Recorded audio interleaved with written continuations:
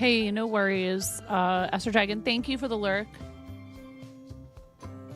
And you got that first.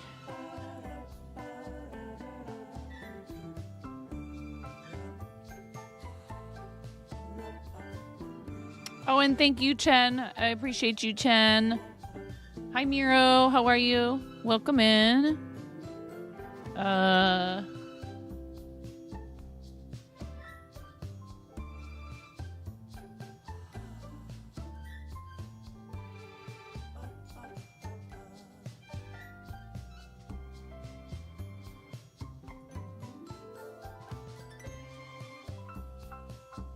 Oh, I'm not bad. I'm just realizing I had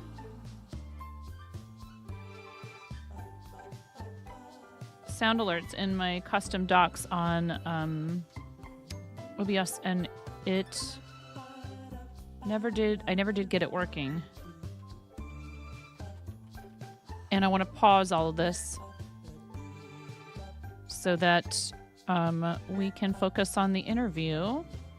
So Tangia's paused. We're gonna pause everything. There's no pause for stickers. I do wish that that was a feature that you could just easily pause it.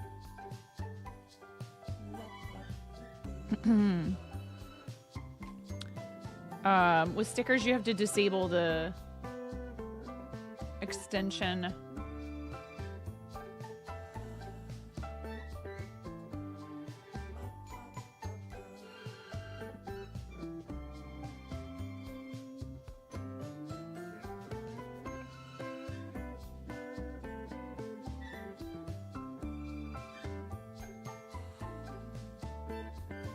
And I put water on to make a cup of tea real quick, so I'm going to go do that, and then we'll get started.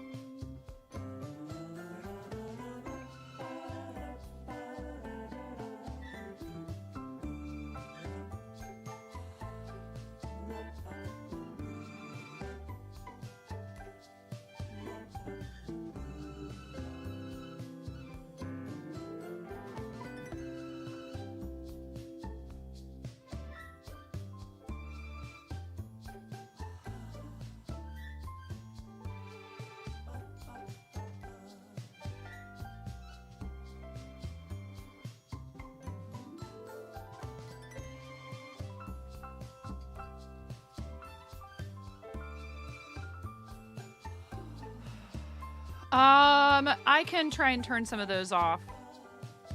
I mean, you could put something about, you know, hey,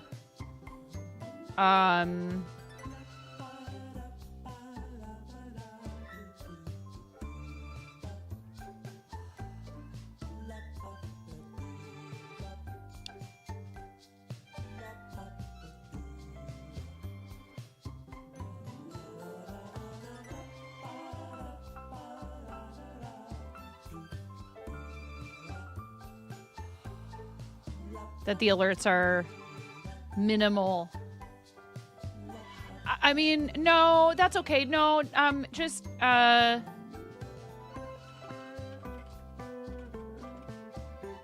hold on.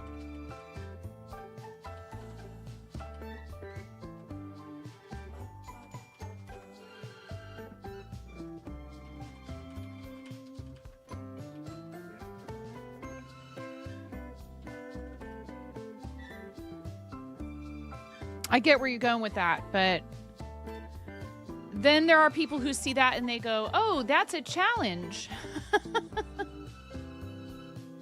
You know what I'm saying?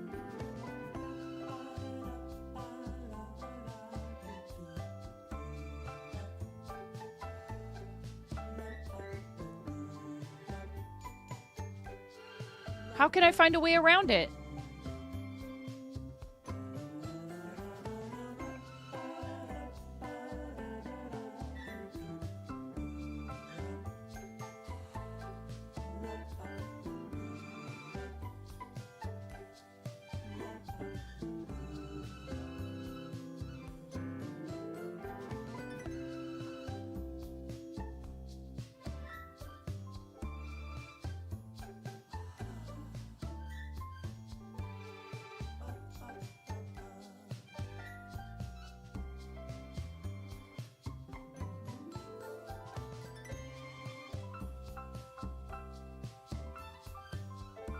I really wish there was like one button I could press and it would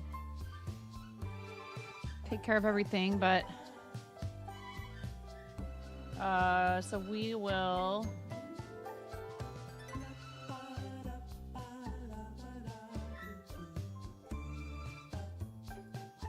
go in here and turn everything off in the channel points. I'm like 13 minutes late. I sent a message to Face Strings and said, could we have a fancy shout out for following Fate Strings? It's just FO, you know, like following Fate Strings all together, no underscores.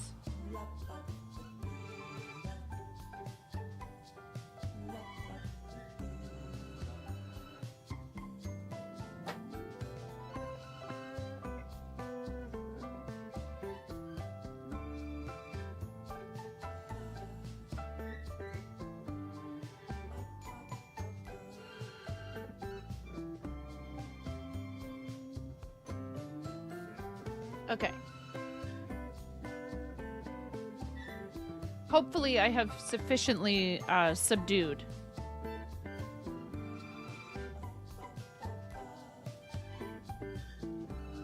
I know, but then DJ, if it's turned on, like there's some things that will still trigger sound in my system sound. I wish it were that simple. My setup has been cobbled together over many years and there's no guarantees. Yeah, that would be great, and it would probably maybe require like an entire rebuild of OBS. It's all good. Hi, I'm gonna go ahead and I'm gonna let our friend know we're gonna try to use Twitch stream together today. We'll see how it goes. I'm ready when you are. And I do have their channel up somewhere. There it is. And looks like I might have already gotten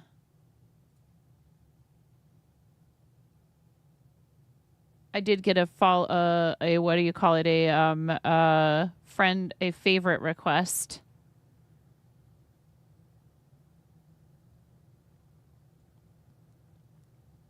The only thing is I need to remember how to pull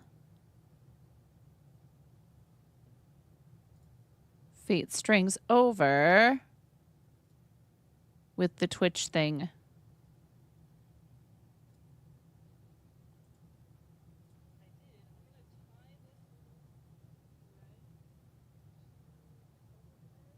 Make sure you follow, okay? Hi,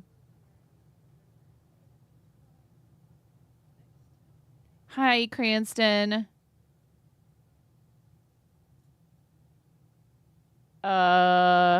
Let me browser source add existing. Do we have guest? Okay. And then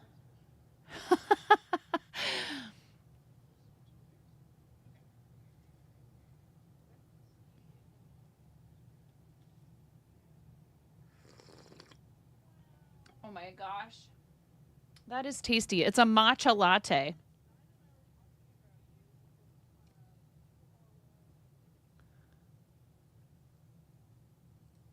So one moment while we get this set up, and then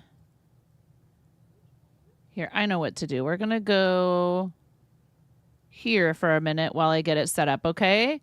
We're going to go to the BRB screen real quick while I get it set up. Yes, I do know that you want me to play scrims with you, but I don't We think are I'm good live enough on for YouTube that. as well. People up here? Hi, YouTube.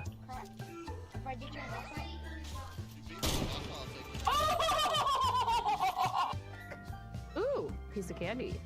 Okay. Ooh, piece of candy. One second piece of here. candy. Studio mode, where are you? There you are. Piece of candy. Ooh, piece of candy. Ooh, piece of candy. Chair dancing. My legs hurt so bad from all the squats.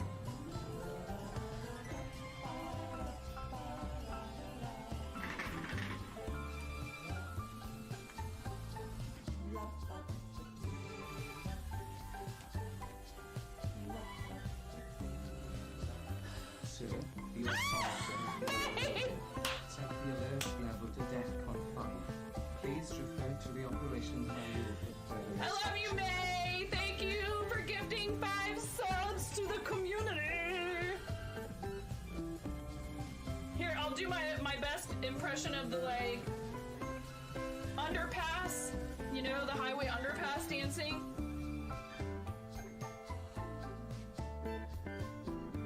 You earned it.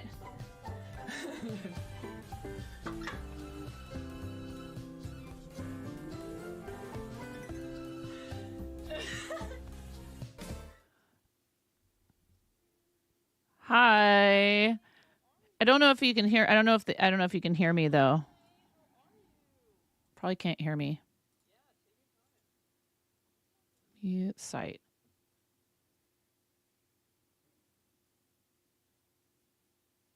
No. We don't want to mute site. We want to unmute site. And I need to. Oh boy. So this is the thing. We don't usually use audio through. It says microphone access is denied. If somebody could maybe go type and let Fate Shrinks know, I am struggling with microphone. Yeah, it's because it's saying microphone access is denied. And when I click on it, it says, please enable microphone access in your browser settings.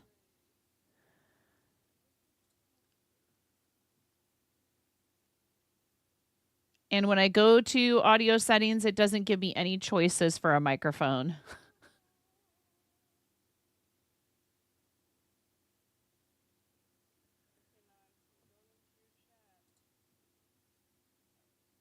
Let's see.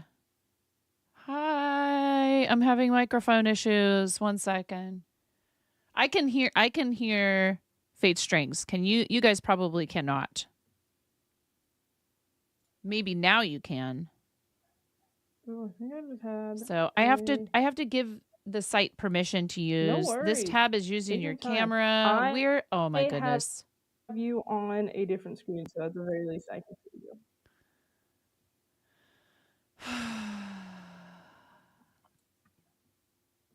Can you hear me now? I hear Fate Strings, but I had to close the browser window in Chrome. Chrome might be the problem. Am I okay? Maybe I How about might like have to try to everywhere? join with This is so Firefox, funny. but let me see if I can open. Thank you so much for doing this with me. I think it's also freaking my laptop.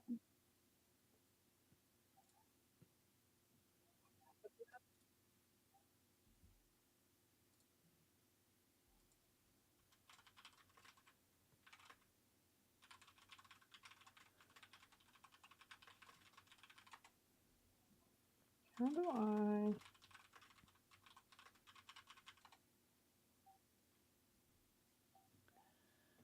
Okay.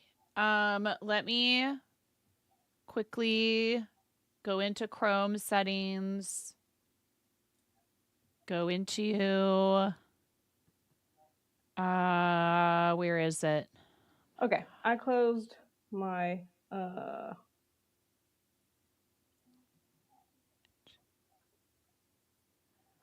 You and Google, autofilling passwords, privacy and security, 9 performance. because Like the echo was getting to my brain, but no, that's okay.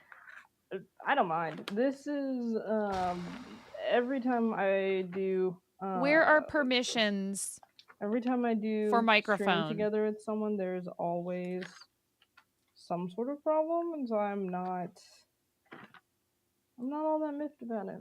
I'm missing stuff in chat because I'm struggling with audio settings. So in good time.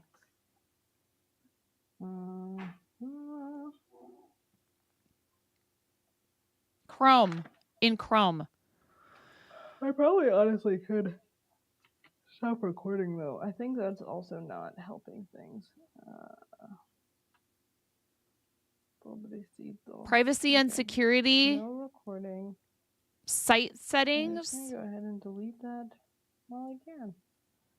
Permissions. Why is it buried? So like this is such a I'm sorry. This is a thing that people use all the time. You know what I could Why is it so hard? I absolutely could have just deleted microphone. Allow. I could have just muted myself on. It was blocked because remember it was hijacking my audio, but now it does have a setting in it. I'll mute. Okay, so maybe now you can hear me. Except now I can't hear you.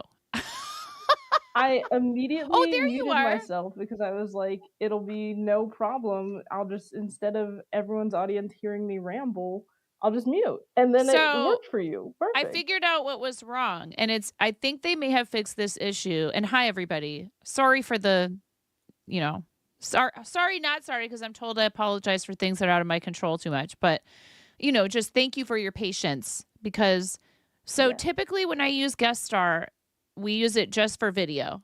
And I actually had to block Twitch from access to my microphone. And I forgot that. So I had to go into Chrome settings and adjust that. So now we have shared chat, you guys. Thank you for your patience. Hi. And hi everyone. Thank you so much for being here. I'm gonna real quickly grab you. Yeah. Copy guest slot. There it is. I've done this before, I promise. I'm telling you, every time I do a stream together, something is off every time. It's almost always audio too. Audio is very finicky. Okay. It's not audio, it's the camera. There we go. Now we can see you. Yippee. But what I'll do is I'll crop so that we're not seeing me twice because that's just silly. Now it's like Streamception. All right. I am ready when you are. to talk about whatever Love you it. want to talk about. I did look over your questions, but like, I don't know. I'm just like, yeah, whatever. I'm a yapper. I'll yap They're all day, they're every pretty day. standard questions, and I've done this. Like, you are my, I think I was telling chat, you're my fifth interview now, which I'm so grateful to all the Twitch streamers who like sat down and chatted with me. It's been like such an honor. But at this point, I'm like familiar more or less with the questions and the things I want to ask, and I think we can just go wherever. I actually had some more questions for you besides the stuff I was talking to other people about. So let's just start easy. What is the name you'd like to be referred to as in the article, and is this your Twitch handle? Um, so I'm not super secretive about my name, but everyone knows me as Nine, like on the internet Heard. with like the content creation stuff. It's totally fine with me if you refer to me as Kelsey. You could even say at the beginning, you know, if you want Nine, Kelsey, aka Nine, or whatever you want. I don't use it here like some people do. You know, some people are more than happy to just Yeah. like go by their first name. Like they might have a separate username, or maybe their first name's in their username. But when I started, I actually had a different username. This is not my original handle on the platform. It was Penny Century, which is one of my favorite comic book characters from a series called Love and Rockets. But anyways, I changed it because this nickname was given to me after I worked with this guy for a while. He knew he could make jokes with me about this. He didn't just throw this nickname at me without knowing that we had that comfort level together, you know? And I don't mind joking about it or talking about it. But yeah, he goes, hey, like something happened, and he just looks at me and goes, whatever, 9.5. And that was like 20 years ago. It was like 20 years ago. So I've had that nickname for a lot longer than Twitch. But yes, I go by Nine. Everyone just calls me Nine. I turn around sometimes when people say Nine in public. That's how you Because know they're talking you've about you, obviously. crossed over fully. Exactly. I love that. And thank you for inviting What's me to your do this. I'm Yeah. flattered, and it's awesome. And then what? I'm sorry. What were you Oh, going to say? my next question was going to be about your stream schedule. So that does fluctuate. The reason why this works for me as a full-time job is, well, I love it. Oh, We lost you. There you are. yeah. I love it, but oh no, now you're having to crop again. What the crop? I just wanted to have you on my screen, you know. Why do you get to have all the fun? No, I'm kidding. So wait, what was the question?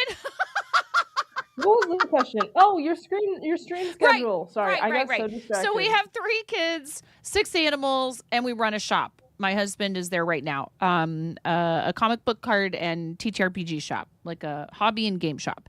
And so typically it's Monday through Thursday at around 10 a.m. Pacific. There's days when I have errands or appointments, and et cetera. Sometimes I do bonus live streams at night. It just kind of all depends on like what's going on with our, you know, with our family's schedule and all that. If it's helpful to you, I can make your video capture a bit smaller and off up to the right hand corner of my screen, if that's helpful to you. Just offering. No big deal this either is way. I don't totally care. Cool. perfect. Perfect. Yeah, Okay. this is totally perfect. I'm like managing chat and recording I know. and writing, but It's a no, lot. this is absolutely perfect. Thank you. We do So have a you second said channel that I sometimes stream on because I typed in your chat on it, because we do so much stuff. My kids are home with me a lot. We do so much stuff for children's charities. I personally made a choice many years ago to do like what I like to call PG-13-ish, or, you know, more towards the family-friendly side of PG-13, sort of. I mean, it's Twitch. You have to be 13 to have an account here, but plenty of people watch with their kids in the background. So I Right. kind of made that choice a while back.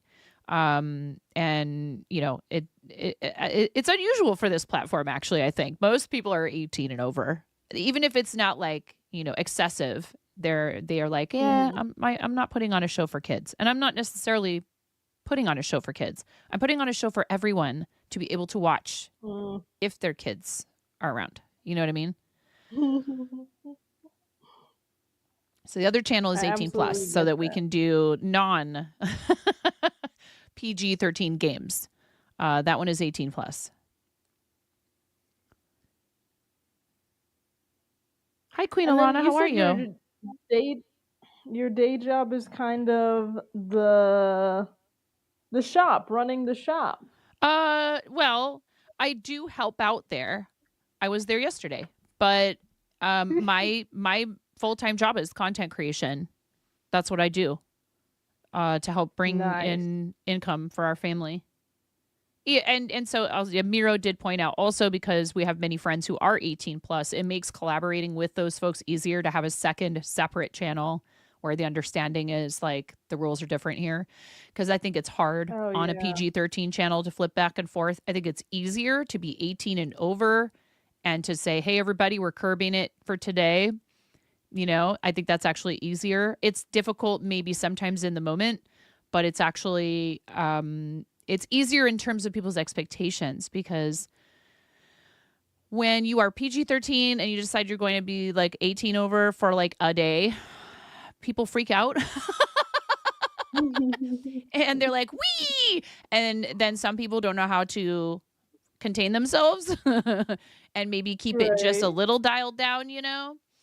Right. But yeah, Miro did point out that we also use that channel to collaborate with people who are 18 plus, because combined chat, right? We have combined chat right now, streaming together, and that poses a problem for moderation levels and other things like that. And I don't ever want someone else to feel like they have to drastically adjust what they do just so that we can collaborate. Right.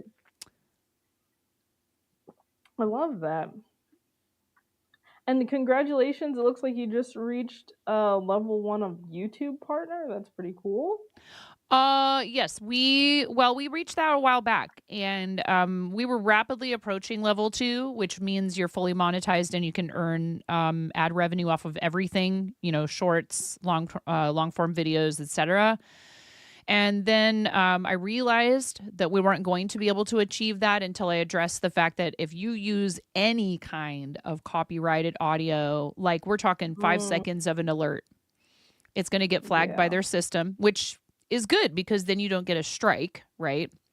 And they'll say, hey, you don't have to take it down, but it can't be monetized, because that Right. way then, you know, you would be in trouble with whoever owns the rights.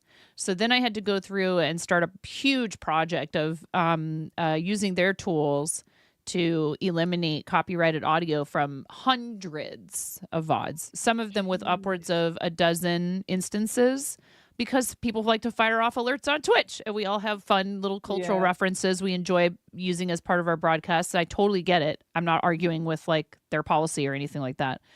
But it's one reason why you should be cautious about how much copyrighted material you use, whether it's background music or anything like that. And think about whether or not you're going to archive the broadcasts, etc. So that is mostly what the YouTube channel is used for, is archiving Twitch broadcasts and you know, sharing some clips to shorts and etc. But it would be awesome, because that would be yet another revenue stream. And when you do Right. this for a living, like a lot of, you know, people who work for themselves, it's smart to, you know, make sure you have diverse income streams. It's not a good idea to focus entirely. You know, sometimes you're just going to have one source of income that is the breadwinner of the group or whatever.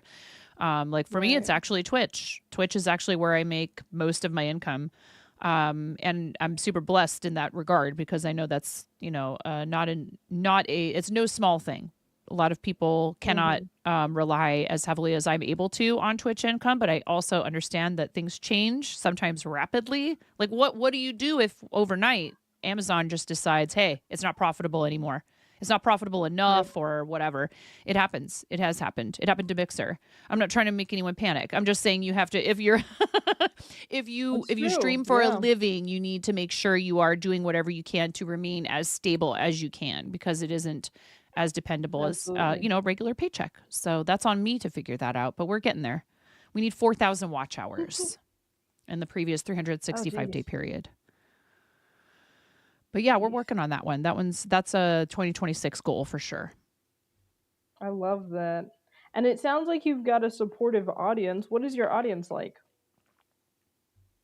They are a bunch of wholesome degens who manage mostly to chaos gremlins. Yes, they're chaos gremlins. We are a lot of crafters, but not everyone. Like now that said, we have people who've been longtime community members. One who may have just typed in the chat, chaos gremlin, who do end up deciding to try out things like crochet and knitting and weaving and cross Ooh. stitch and embroidery as a result of, watching someone do it for so long. And then maybe it's also that we taught someone on stream, which we've done. So I would say we are heavily weighted toward fellow crafters for sure. But then we also have people who come in and they just say, it's just relaxing to be here. Like I enjoy watching you Yeah. work. It's nice to have a comfortable place to have a conversation.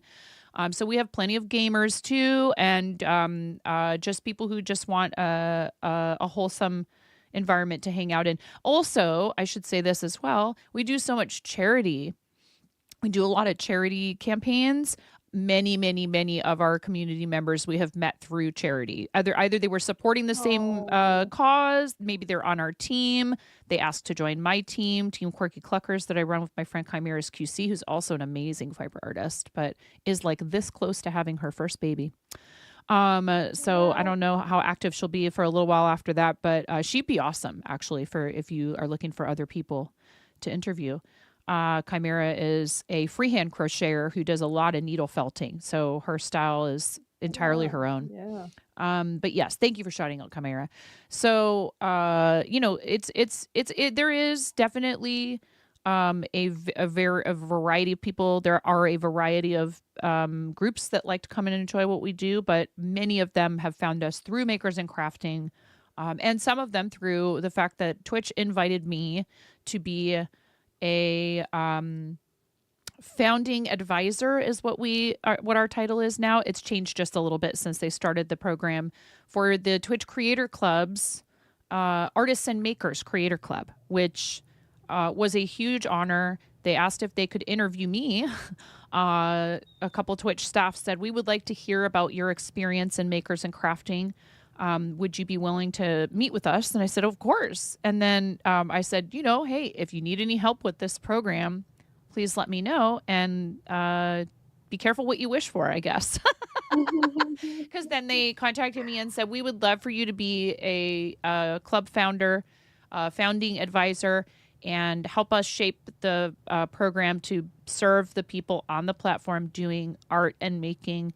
And to answer anyone's question out there who might be listening that's not already familiar with the clubs, no, you do not have to be an exclusive creative streamer. You can do gaming and art on your streams, and you are more than welcome to apply to the club. And there's a ton of them now. So it's not just art and making. There's IRL, DJs, music, coding and co-working, VTubing, Roblox. So they are starting to introduce some gaming clubs. There's a ton of them. There's a charity club. So please apply. Do not hesitate. There is no minimum channel following or viewership. You do need to be affiliated and 18 and over in order to qualify for the program, but it's awesome. And it really has a lot of great resources that I think anyone on Twitch should take advantage of if they're I'm streaming. actually so glad you brought that up because I had so many questions to ask you about that. Like, I'm in the Art and Makers Creator Mhm. Club now, and it has been so helpful. Like, I found other interviewers for this project. It's just nice to have some amount of community. I'm excited to be able to join a team soon. And so I was curious about why did you think this was a valuable thing to get started, and what do you hope creators can gain, especially because I'm more of a, this is like my first year streaming altogether. What did you hope of, what sort of resource do you hope it can be for creators? I think the most valuable aspect of it, and there are many, but I think probably one of the biggest things is the encouragement factor of having a space where Twitch staff are actually interacting with people. Because many people, when they first start out, their channel's small, it can feel like they're just sort of swimming around in the dark and they don't know what they're doing, and nobody really sees them, and they're not sure, who to ask certain questions. And so one thing that's nice is, even though I think that other people's help, right, like other broadcasters, their guidance and their mentorship is important and can be extremely valuable. And that's like kind of partly what we provide as advisors, and many other people in there who don't have a title also still can provide because they have experience. That's still anecdotal experience. And when you have that combined, you want that, right? When you have that combined, thank you, Mama Zach. I love you. Mama Zach is amazing too. She's also like a longtime fixture in the makers and crafting community. If you don't already know her, Zakayla. So, and actually Zakayla and I started streaming makers and crafting maybe like 3 months apart. I could pull the sibling thing and be like, I started 3 months before you. But I won't, because I love her and she is extremely accomplished fiber artist. So anyways, I think it's really great to have both of those things, but it's awesome because if there is a question about something specific to do with Twitch policy or what Twitch considers an appropriate use of something, or, what's best practices, you have the staff, you have Twitch staff right there in the server, and you can ask them questions and they get back to you fairly quickly. There's no replacement for that. It's hard because, so it used to be, if you got to say like a partner, right, you would have a partner manager who was a staff person at Twitch. Well, unfortunately, that's not necessarily a resource they can offer to everyone as the partner program has grown. There's so many of us now that it would be difficult for them to find managers to work one-on-one with all of us. The partners have their own separate Discord and the same thing is available there. But so they're basically making something that was previously only enjoyed by partners available to anyone, as long as you meet the requirements, which are pretty basic. They just want to, I think in order to, somebody asked me why you have to be affiliated. And I think that it makes sense, whether we like it or not. Right. Twitch is a business and they're investing funds in, maintenance of this program. They have people whose specific job it is to work with the creator clubs. Shout out to Nilo and Brandy and all the other creator clubs people who I got to meet at TwitchCon, which was awesome in person. But there's no replacement for being able to go directly to people who can receive your feedback, who can answer your questions with authority, or if they can't, they'll go and find the answer from, the official answer. And also workshops they do. They lead workshops on how do you take advantage of this promotion that we're doing. What are best practices, etc. Again, how can you level up your setup, right? Like say you want to improve how your stream looks and sounds. They're going to give you tips on that stuff. Because, for example, if you're a fiber artist, right, and you've never really done a lot with broadcasting before Twitch, then it might feel really intimidating and overwhelming trying to research options for things like cameras and how do I mount them, and what about microphone, and do I sound all right, and how do I add captions to my stream, all of these things that can enhance the experience. It's not to say, like, the number one thing is be yourself and do things you're enjoying and be truly genuinely passionate about, sharing your creativity and encouraging others to be creative, right? But it doesn't hurt either to improve those other aspects of your stream. So it's awesome that they're there doing that and encouraging people to, explore all the different options, because there's no one way to go about it. So I would definitely encourage anyone, whether you're doing makers and crafting, or like I said, they have programs for, like, I think there's like, how many clubs are there now? Is it like 12? There's like 12 creator clubs now. So there's something for everybody. Tabletop, retro.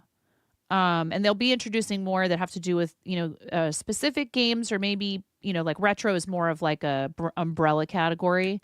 But that doesn't even, talk to Pickstitch. He'll tell you it doesn't have to mean video games produced only before this date, It can also mean that you do artwork on your stream that is inspired by graphics from retro video games. So Right. it's pretty cool. I'm very proud to be part Wow. of I it. love that. Yeah. It really does feel like it's such a good community, and it's fun for me to pop in there and be like, "Oh, I'm a real streamer now."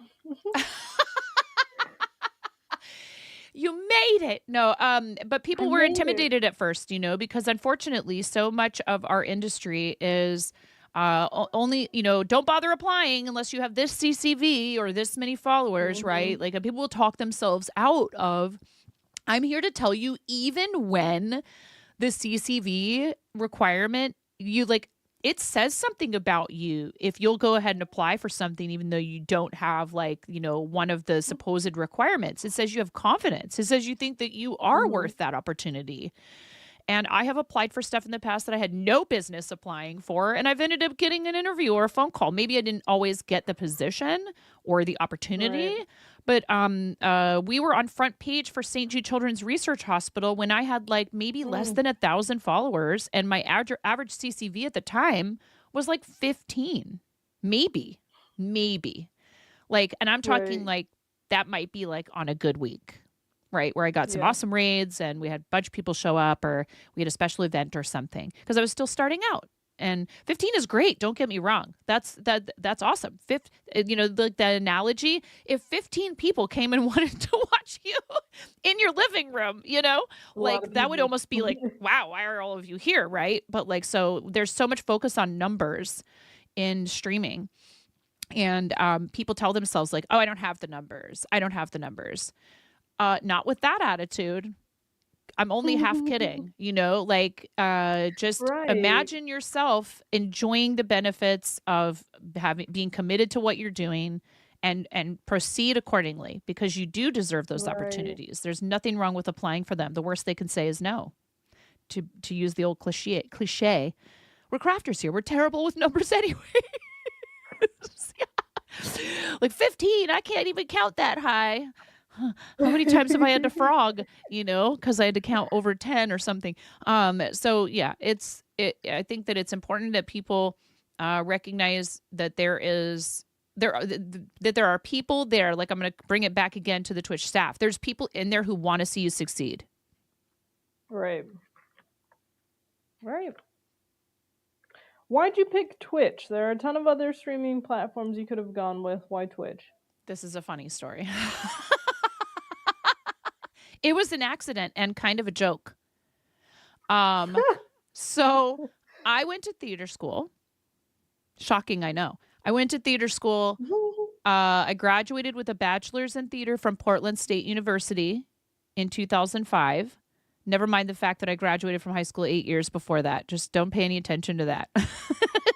I took a break. It takes I time. took some time off and then went back to school. I didn't start at PSU. But anyways, I got bit by the acting bug when I was like 13 years old. My friend dragged me to an audition for a school play. And I never looked back for like however many years that is, like 8 or 10 years after that. I was convinced in high school that was the only future available to me. I wanted to be on stage and also do all the other stuff. I loved doing everything. I liked acting and I liked being on stage, but I loved making costumes. I loved painting the set. I loved doing props. I was happy to be the stage manager. When someone didn't cast me in a play, they offered me an assistant stage manager position. I said, heck yeah, whatever you want me to do, I'll do it. And they told me later that they actually ended up casting me later, due in no small part to the fact that I was always willing to do whatever it took to make sure that the production would get up and running and that we would do the best job that we could. And they said, yeah, we want to share a secret with you. It's not all about whether or not you're the most talented performer.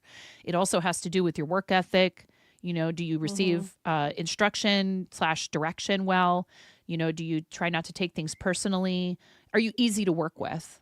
Because that can go a long way with some people. So, that was awesome. And then, fast forward like into my adulthood, I kind of abandoned the whole acting career thing. Long story. It's not a happy story, but it's okay because it does have a happy ending. One day, my husband says, "Hey, my kids we'd had a PS4 for a while, and they'd only ever really played like Minecraft on it because they were little. And most other games are not necessarily always appropriate for younger kids. So he goes, all right, there's a new game. Everybody's playing it. Their friends are all playing it. I'm going to download it. It's called Fortnite.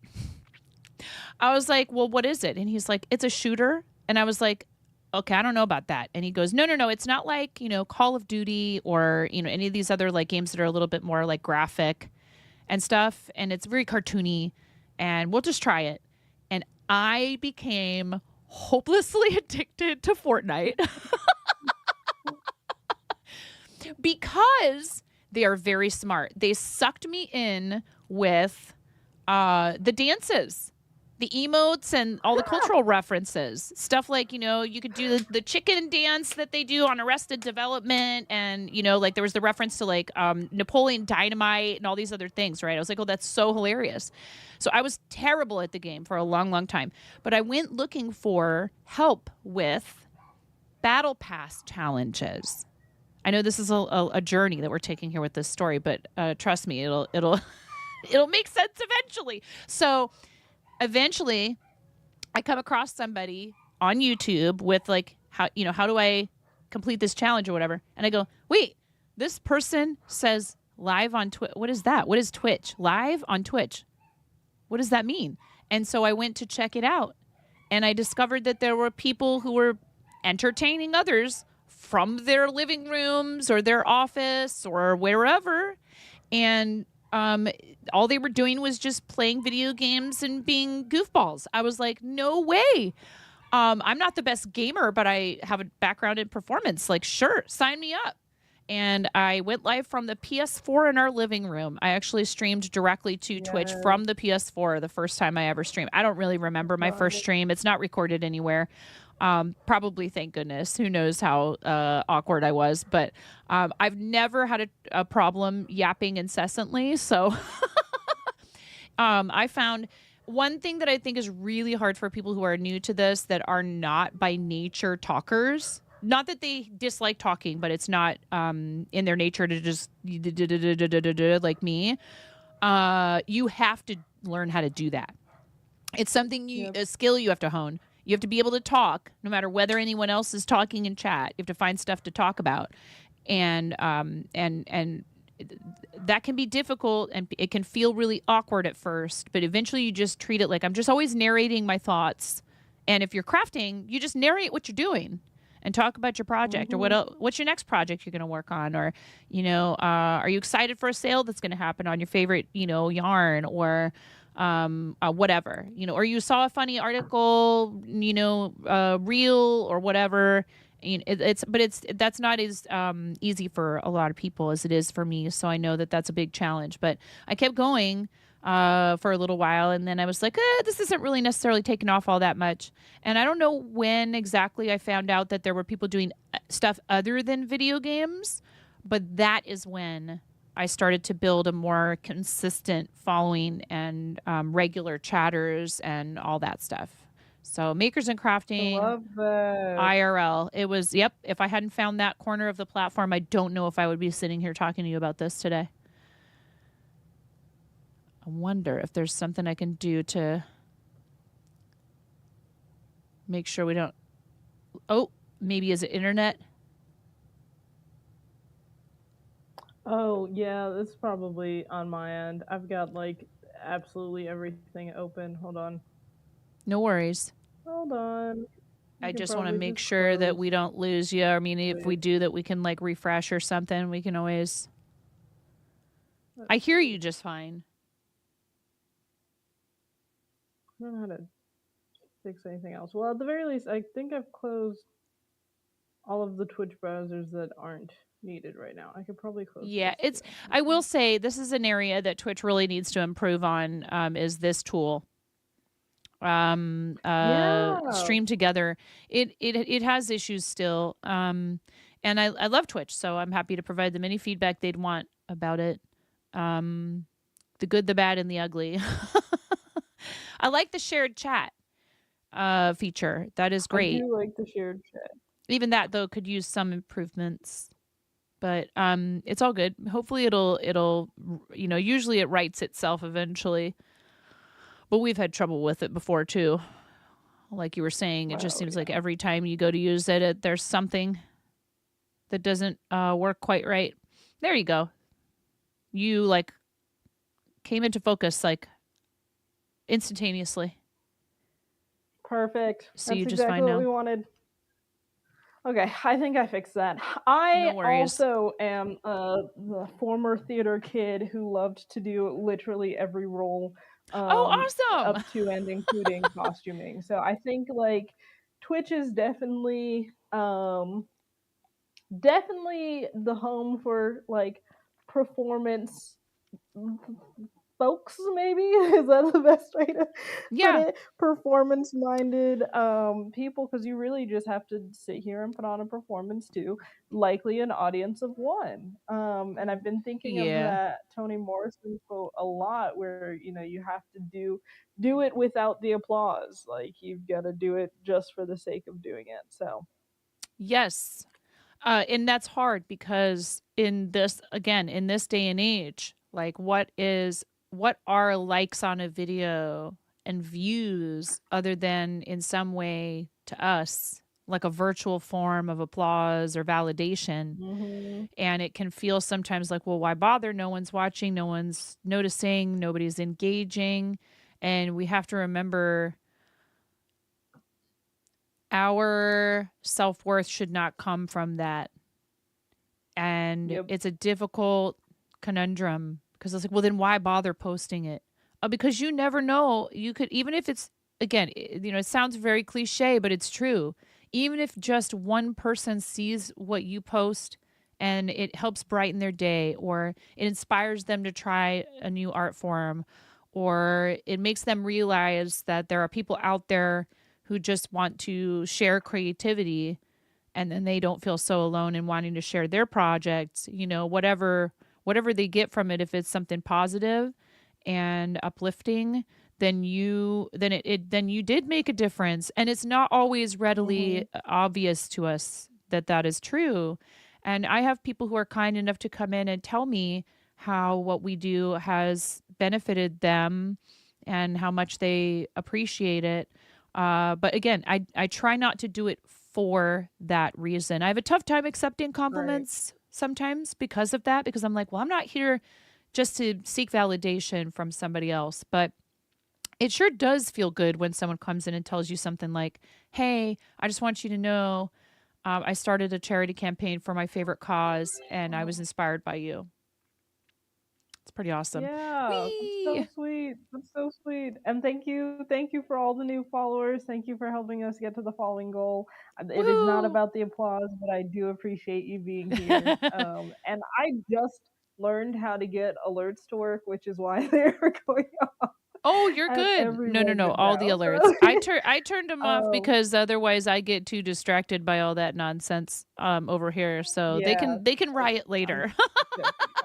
This is definitely gonna happen. We'll deal with it later. But thank you everyone for Yay! following me. It really does mean a lot, and I'm gonna be here with or without you. But it is wonderful to have you. Now, Nine, do you only stream knitting? No, I'm actually primarily a crocheter. Uh Okay.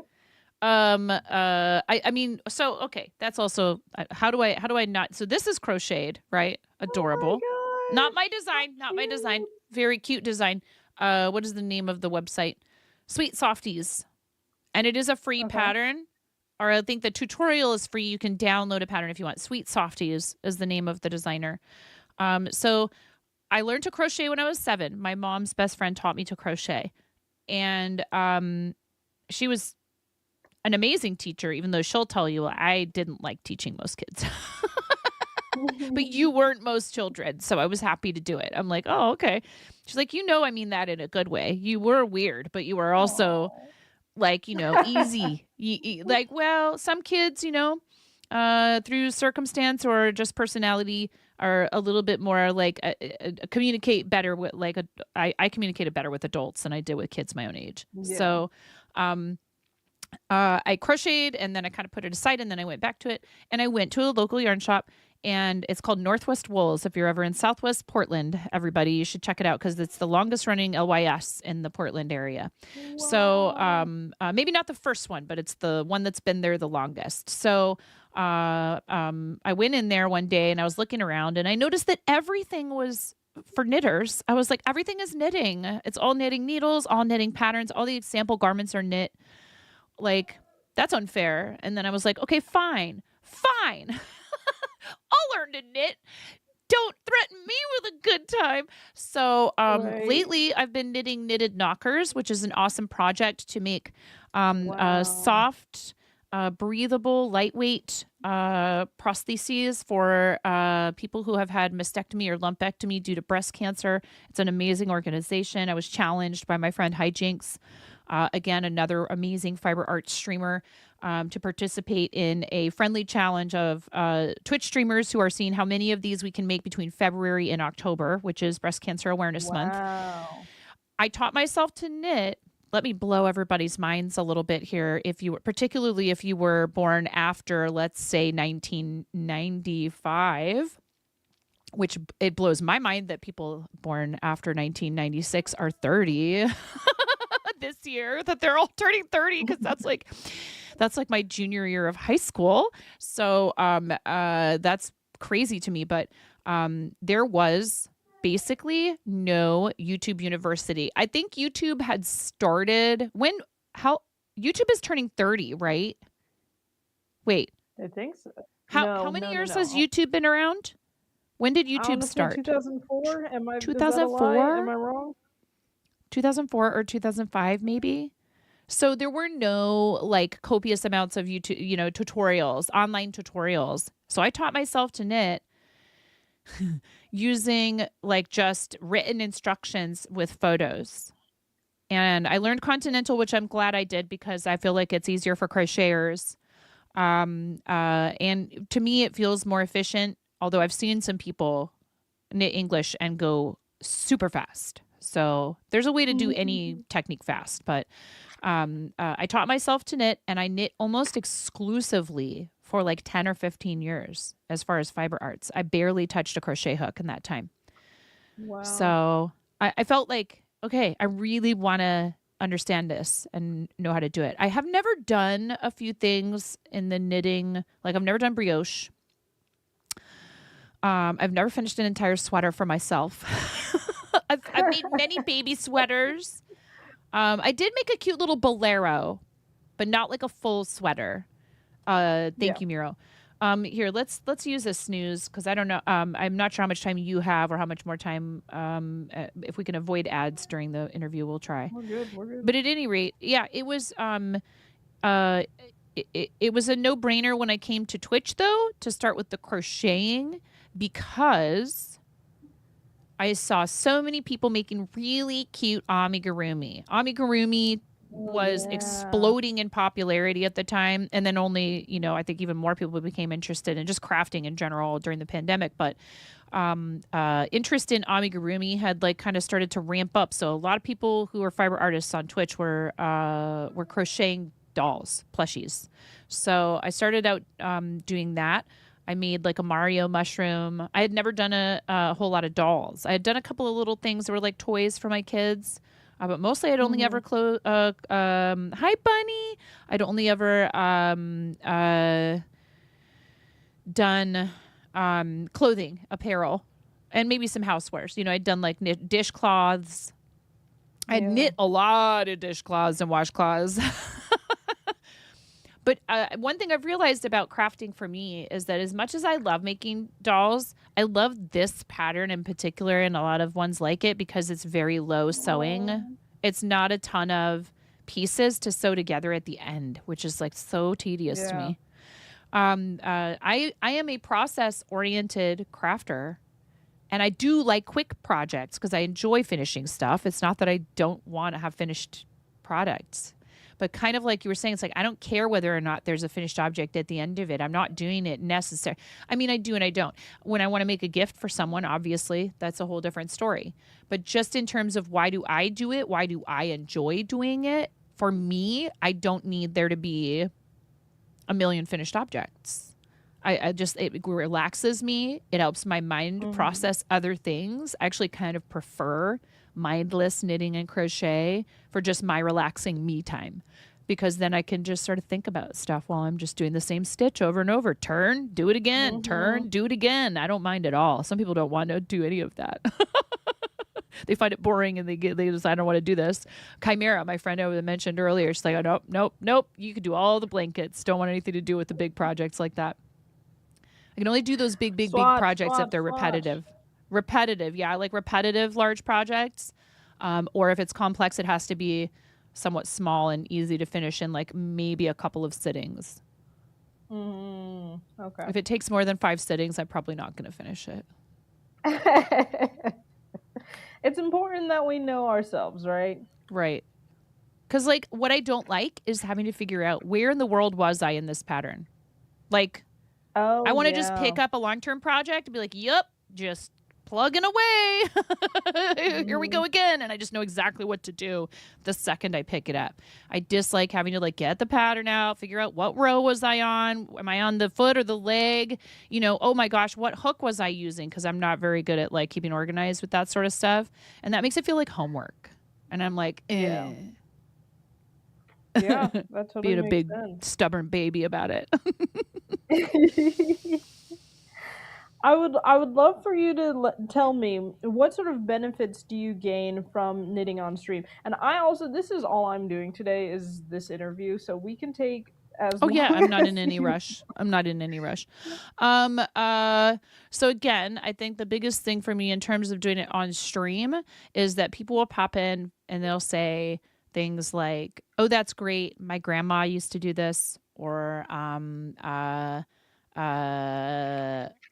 I love watching people make things, etc. Or, "Oh, hey, I'm also a knitter. You know, like what kind of yarn are you using?" It's a conversation starter. It actually really is, and it even in public. In public, people will stop you and go, "What are you making?" You know, because I think that it's becoming again. It has enjoyed something of a renaissance, knitting and crochet.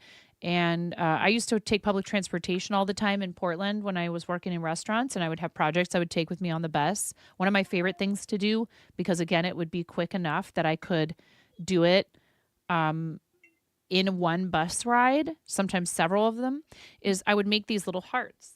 And I actually I keep forgetting about this project because we ended the charity campaign. I need to find a way to attach these all together. I would crochet little hearts and I would just hand them to someone. I would pick a person and I would just walk up to them before I got off the bus and I'd be like, "Here." And they would look at me, you know, some of them look at you like, "What are you trying to hand me?" And then when they see what it is, their expression changes entirely and they're like, "Oh, thank you." And some people, you know, I could look at them and I could tell this person needs a pick me up today. Other people, I would look at them and it was because they had already smiled at me. And I was like, there is someone with like, you know, an open heart. They have the world hasn't turned them into someone.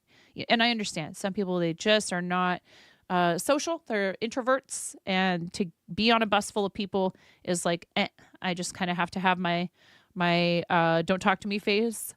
And I would still insist on handing them to those people sometimes for better or worse. But most of the time I got a really positive reaction from people, confused maybe a little bit, but like, you know, and I'd be like, I just made a thing and I just want you to have it. You know, I didn't make it so I could keep it. I didn't make it for some other, you know, grandiose purpose. I like doing stuff with my hands, keeps me busy, keeps me off my phone. Because I feel like I am so susceptible to spending way too much time on my phone or my computer. So if I'm down here knitting in front of the computer, that's different. Then it's okay to be listening and hanging out with someone's channel. You know, it's technically not a second screen then. I love that. Sharing creativity is the number one thing. And whether that inspires someone else to participate in it as well, or if it just at least gives them a place where they feel like they have something in common with somebody, or again, like I said, you know, it reminds them of a loved one. That is why I like doing it and why I think it's rewarding for me. Yeah, I love that. Sharing creativity, rewarding. And then what might you say are some of the drawbacks, if any, to streaming your knitting? There are times with some projects where it's difficult to, particularly if I'm trying to learn something new. It's a technique I'm not familiar with or a pattern that requires heavy concentration because sometimes chat can be a little boisterous. You know, you get interrupted a lot, which is totally fine because a lot of times those interruptions have to do with people being like, yes, that's right. I do enjoy what you're doing. Please keep doing it. But I would say that there are times when it can be difficult. And one thing I've realized that I have to do, and I would encourage anyone who streams their crafts to do this. I used to knit and crochet right over my desk. This problem has been solved, but it used to be a drawback for me that felt very uncomfortable and unnatural. I did not feel like if I were just to pick up a project, I'm holding it here. Like if I pick this up and start working on it, I'm not holding it over my lap out like this, but you have to do that if you have a camera pointed directly down at your desk. Instead, normally I'm going to have it like this, and this is not a good place to point. So I end up, I don't care. I'm not afraid. Let people come in and try and troll about, which parts of my body are visible to the camera. I now have a camera pointed at my lap, basically, because it's overhead, right? So to have an overhead view, the only other option I could think of is to have it mounted somewhere where it would be a side angle. But if you want to be able to see the whole piece, overhead is usually how a lot of us do it. So another way, actually, if you don't, I don't know if you know CNOT Bush. CNOT Bush does custom, like he makes the miniatures. He doesn't just paint them. So he sculpts them and paints them. And he's been on Twitch forever. He's been on Twitch since, the before times when it was just creative and there were no subcategories. Thank you, Prince Jax. Welcome in, readers. We are doing an interview with Following Fate Strings. Thank you so much for joining us. I appreciate you. All alerts are turned off for the duration of the interview, or at least as many of them as I could remember to turn off. But thank you so much. And this is our friend who's you changed your username. You rebranded. It was Prince J Crafts. And I like the rebrand. Very cool. So what we were just talking about, Following Fate Strings, so you guys should all follow so we could smash another follow goal. I don't know if you said it again already. So just so yeah. knows, my alerts are not off. Yeah, do it. Go blow up Following Fate Strings alerts. We are doing an interview about fiber arts and how I got started with doing it on Twitch, and why do I do it, and what are the things that are great about it. And right now the question is, what are maybe some potential drawbacks to doing your crafting on stream, your knitting or your crochet? So I would say, again, like I said, sometimes I'll have to frog a row like 4 times because I'll just keep getting distracted and not really know what I'm doing. I've made some mistakes before where I knew it was because, there's a lot going on that you have to try to keep up with when you're streaming. Yeah. And then again, I encourage anyone and everyone who does crafts on stream, if you feel like how you are doing your stuff is not comfortable for you, experiment with different angles for your cameras, different places for you to seat yourself, different seating, different setup, so that you can be as comfortable as possible. Because it's not fair to you to sit there and be uncomfortable for 4 hours just so people can see what you're doing, however long you stream.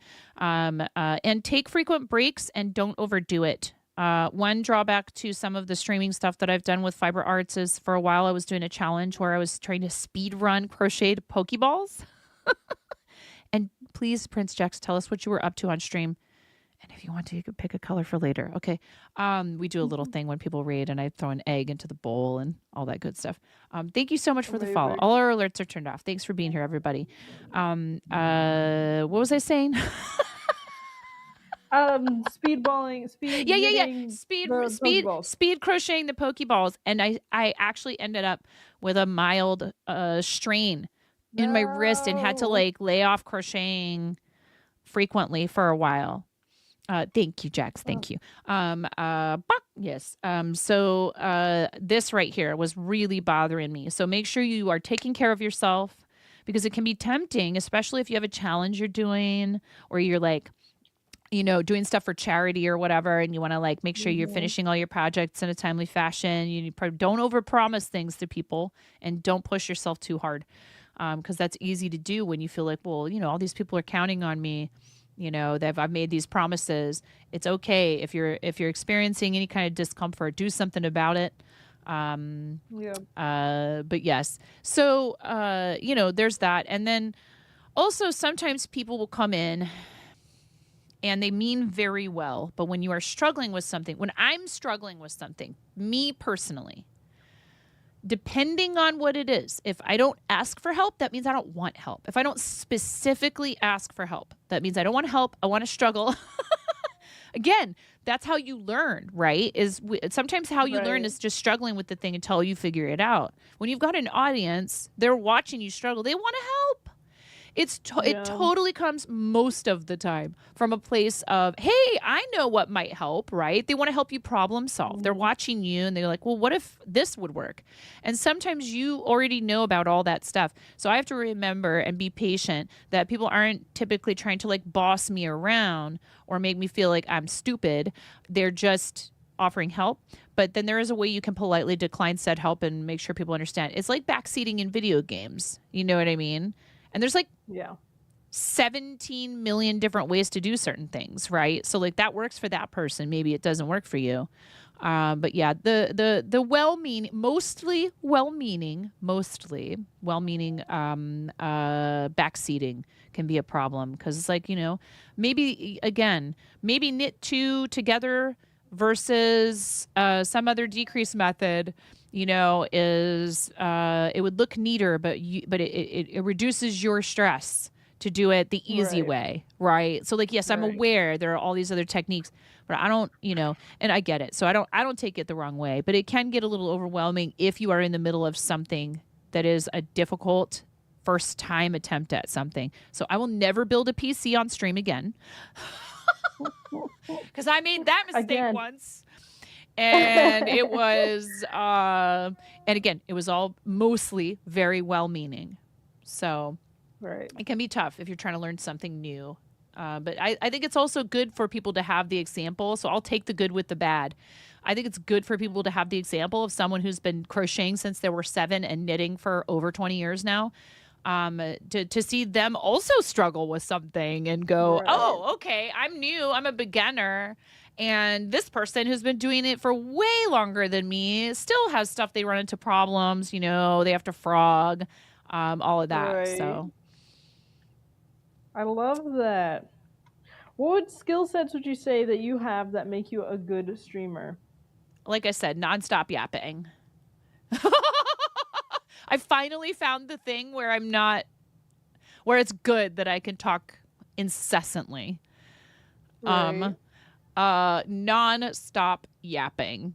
Also, I worked in restaurants for 25 years, so I got very used to. I was never really shy with strangers, but I got used to the idea that like, what? So what? It's a stranger. You walk up, you say hello to them, you say, how's it going?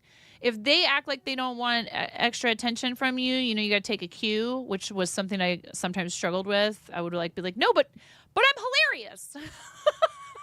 Come on, have a laugh with me. You know, I'd be trying to break them out of their shell, but some people don't want that. Like, leave them alone. Let them have their quiet conversation. Or like, for example, maybe they're doing business together and you need to just back off and let them do their business, you know? So reading the room, as we like to say, or understanding like, what's the vibe here? Are we trying to have a nice romantic date and the nice yapping lady should just go away and let them have their nice romantic date, you know? But I think that's good, right? Because it's a lot of experience, not just with talking to strangers and feeling comfortable, you know, interacting with people you've never met before, even if it is virtual. But it also teaches you a lot about human nature. And over and over and over again, you know, you are interacting with people and it's a different type of service that you're providing. But, you know, we provide a service. But the beauty of this, and why I love it so much, is that if somebody is misbehaving, if they are engaging in, even just unpleasant behavior, not over the top, right? Like clearly there are things we are going to instantly ban people for. I'm talking about if you give it a while and the person just does not seem to understand why certain things are bothersome and irritating and disruptive, you can just be like, we gave it a try. But it's not working out. I don't have to like everybody. Everybody doesn't have to like me. You get to come and go as you please. That's the beauty of this. If I'm not feeling it, I can just be like, hey, thanks for the time you've spent with us, but I just don't think this is working out. And that's awesome, because boundary setting is not something you get to do in restaurants typically. I have had jobs. My last one was very good about that, about the management sticking up for us and not allowing customers to be abusive. And that's unfortunately not the case in a lot of customer service, face to face people, Right. even face to face people will be outrageously rude. Some people are even more emboldened by the internet because they think they have an anonymity because they're behind a screen and I can't see them. But yeah, I don't have to put up with that stuff here. So that's great. And I think, however, though, that I am very fair and I try to give people a chance because I want to give people the opportunity to learn and to grow and maybe understand that it's not always about them, which is a hard thing for a lot of us to get out of our own, to realize we're part of a bigger picture. If more people in the world could do that, we would probably have a lot less problems. And just relate to one another, that not everybody has the same preferences for how they interact with other people. So I try to be very respectful of that, I love that. Yeah. Well, how would you pitch your community or live streams to a larger audience? How would you pitch it to a wider world? We are super friendly and not afraid to be dorks. We let our nerdiness and our dorkiness. We don't try to curb it or tame it necessarily. So like here, it's okay to be goofy. And I think that growing up, again, being a kid who didn't fit in all that well, a lot of the time with my peers, I felt very ostracized. I had kids that would pick on me for being different. I was a very advanced reader. And immediately, as soon as I got to school, I'm talking preschool, somebody harassed me about how I couldn't possibly actually know how to read. I must be just making it up. I'm not joking. Somebody in my preschool accused me of lying that I could read. And I was like, okay. Like, I just didn't even know how to deal with that. I was like, what do you mean? Up to that point, I had only ever gotten like incredible positive attention over the fact that I could already read. Quickly in school, I realized, the world is not full of there are people in the world who do not approach others with love, tolerance, compassion, and understanding. And that's an extremely unfortunate experience to have that early in life with socializing with other people, with your peers. So what we do is try to combat that, because even as adults, we can feel that way. You can feel like you just don't fit in, like people tolerate you, but they don't really get you. So we do our best to provide an environment where everybody should feel, welcome to come in, hang out with us, enjoy themselves. And like I said, I made that choice forever ago to be PG-13, and I am glad I did it. I'm happy we have the other channel now where I can let it all hang out a little bit, because I mean, you work in restaurants for 25 years, you learn a couple of naughty words, and I have like a body sense of humor, but it just doesn't need to be the main focus all the time. And one thing that restaurants taught me was, hey, there's a time and a place, and you have to have a switch that you can flip. So, I'm in front of a table. I've never met these people before. I don't know what their comfort level is with certain types of humor. I'm going to go ahead and I'm going to just be respectful and learn to be funny without bringing certain topics or certain words into play. And I understand for some people that's really difficult. I'm not saying that everyone has as easy a time as I do with like these different modes sort of to my personality. But I think it's worth trying, because what that is again trying to respect boundaries and wait and read the room, read people, and not just assume everyone has the same exact comfort levels that you do with everything. It's again, functioning as part of a group. And it's something I think a lot of people are struggling with these days, now that a lot of things can just happen online and you don't have to go out and socialize. in order to access them, which can be great for people, particularly for people with disabilities, right? Who have trouble getting out. It's a huge resource. Like if movement, if mobility is a struggle. But then, like, Mhm. also, why aren't we making spaces easier for those people to navigate? That's So the both question can be I'm always true. more interested in. Yeah. Both can be true, right? For me, sometimes this does present issues, but I don't expect Mhm. other people always to adjust to my situation. I'm but one person, but it does feel good when somebody says, "Hey, would this help?" Or, but also asking if they need the help, because typically I don't need any help with anything to do with this. But we're all still figuring this out, and the internet is still very new. Like, people don't Yeah. realize that. Like, human history is like, this is a tiny sliver of our Yep. history. And we need to be patient with each other, and we need to understand that it has great power, and that goes both ways. Mm. So we need to use it the way that we want to see it used. I mean, I Wow. don't know. Maybe that's just like the Well, most basic thing ever, right? The golden rule. But, like, we're still in the, if you ask me, in the nascent stages of this particular branch of technology. yeah. So, Yeah. I mean, it bears repeating, right? It's the golden rule for a reason.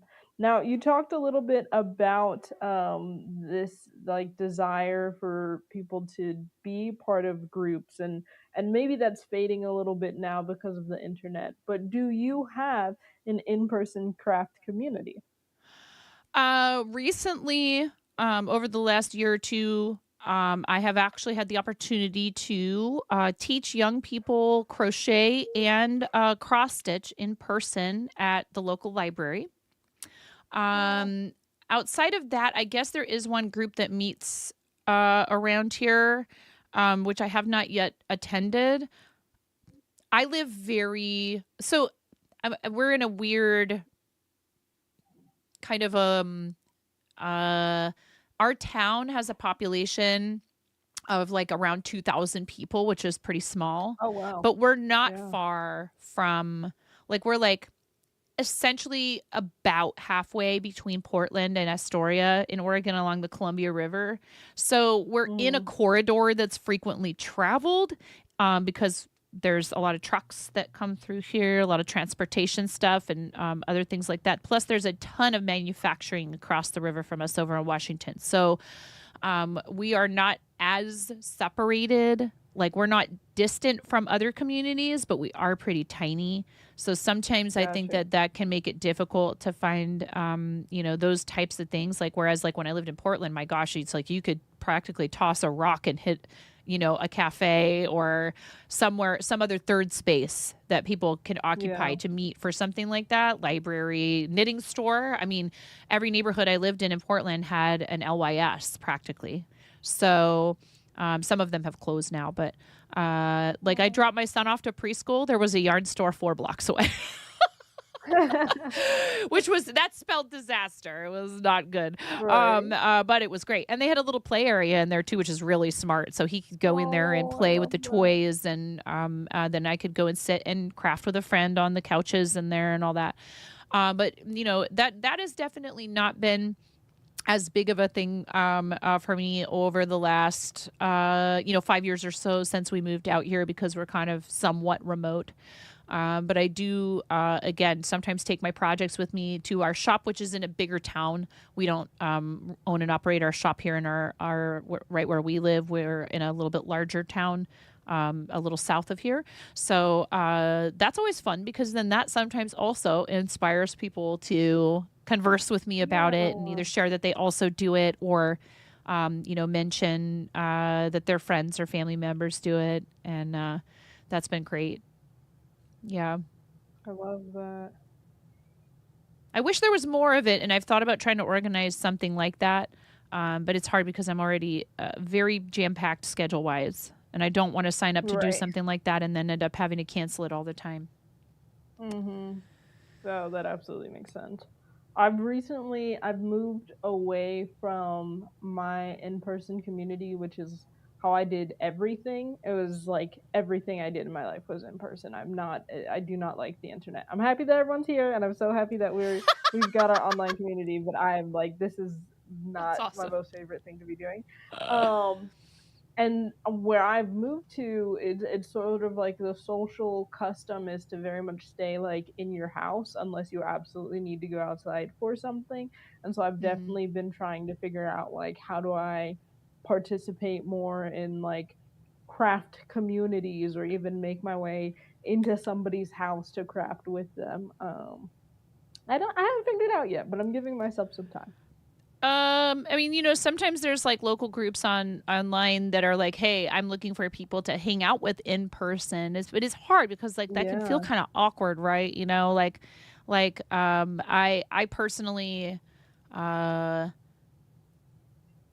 so long before my husband, I did meet someone who I dated and lived with for a long time, through the internet, but not through a dating website. But people were like shocked that I was seeing someone that I had met through the internet at the time. At the time, that was not. Right. People were like, "Oh, what if he's a serial killer?" I'm like, okay. I understand your. I'm glad. Yes, people should proceed with caution, but like I also, think that there's a lot of issues with meeting people online when it is specifically about dating, because they're going to put the best version of themselves that they possibly can in that Mhm. dating profile.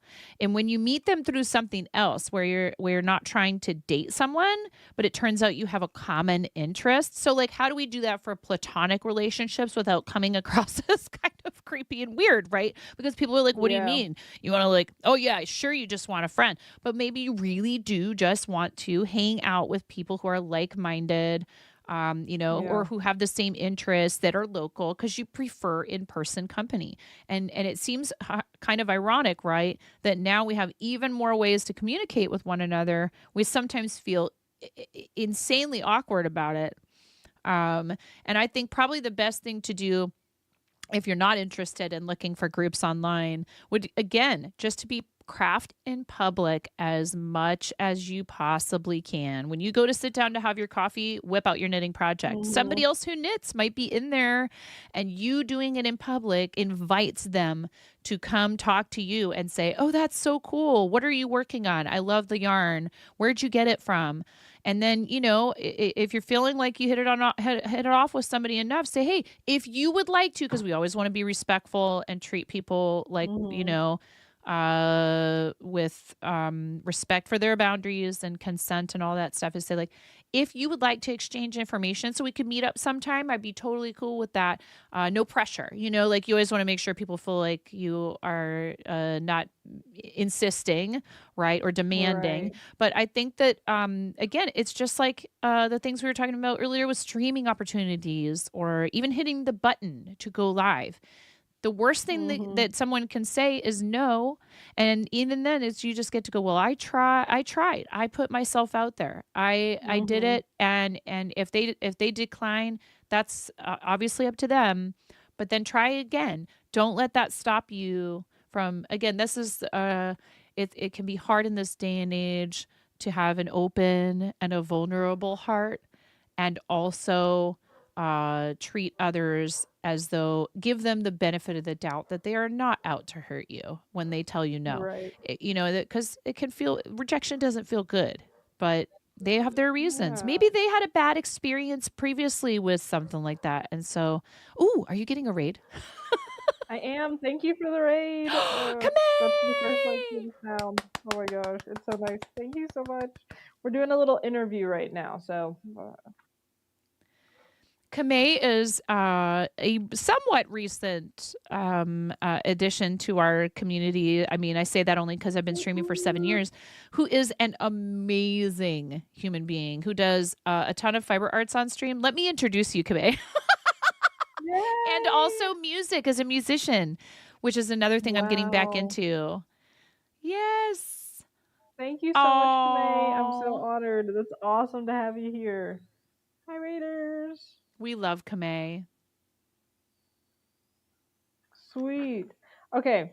What is your stash like, and what are some of your favorite materials to use? Entirely too much yarn. Entirely too much yarn. Way too much yarn. So much yarn. I have like a small yarn store in my house that we are trying to figure out how I'm going to get rid of some of that. Actually, I did contact someone from our local high school because they had put out the call to all the teachers and staff since I worked there with the drama program. I got an email that said, if you have any scrap fabric, and I responded and said, I do have some scrap fabric, but I also have a lot of yarn and tools that I don't use anymore. Would you like them? She said, anything you want to give me. I was like, oh boy, get ready. Amazing. And some of it is really nice stuff that I might see if I can sell just so that I can afford to, we're trying to build out a new studio. But I do enjoy also just parting with it, knowing that someone will make use of it. Un segundo. Give me 1 second. No worries. You're just fine. I'll yap at the Raiders. I'll yap at the Raiders. Everyone following Fade Strings because I don't know if you have a new goal set up, but you need to do that. Because it's always about increasing your numbers. Always. Fade Strings. Always. I'm kidding. We could do an ad break. Yeah, let's do an ad break. But seriously, do go follow. I'm having a fantastic experience. It's been a very fun conversation. And hey, there's nothing wrong with goals. But my friend Brooks O'Brien made a point once that I think is actually worth thinking about. When you hit a goal is really like the best thing to do to immediately, as soon as you hit that goal, be like, okay, new goal. What's the new goal? Or should you maybe like have a moment and celebrate for yourself and with your community that you hit said goal? Like, yeah, exactly. That's exactly what I'm talking about. We're celebrating.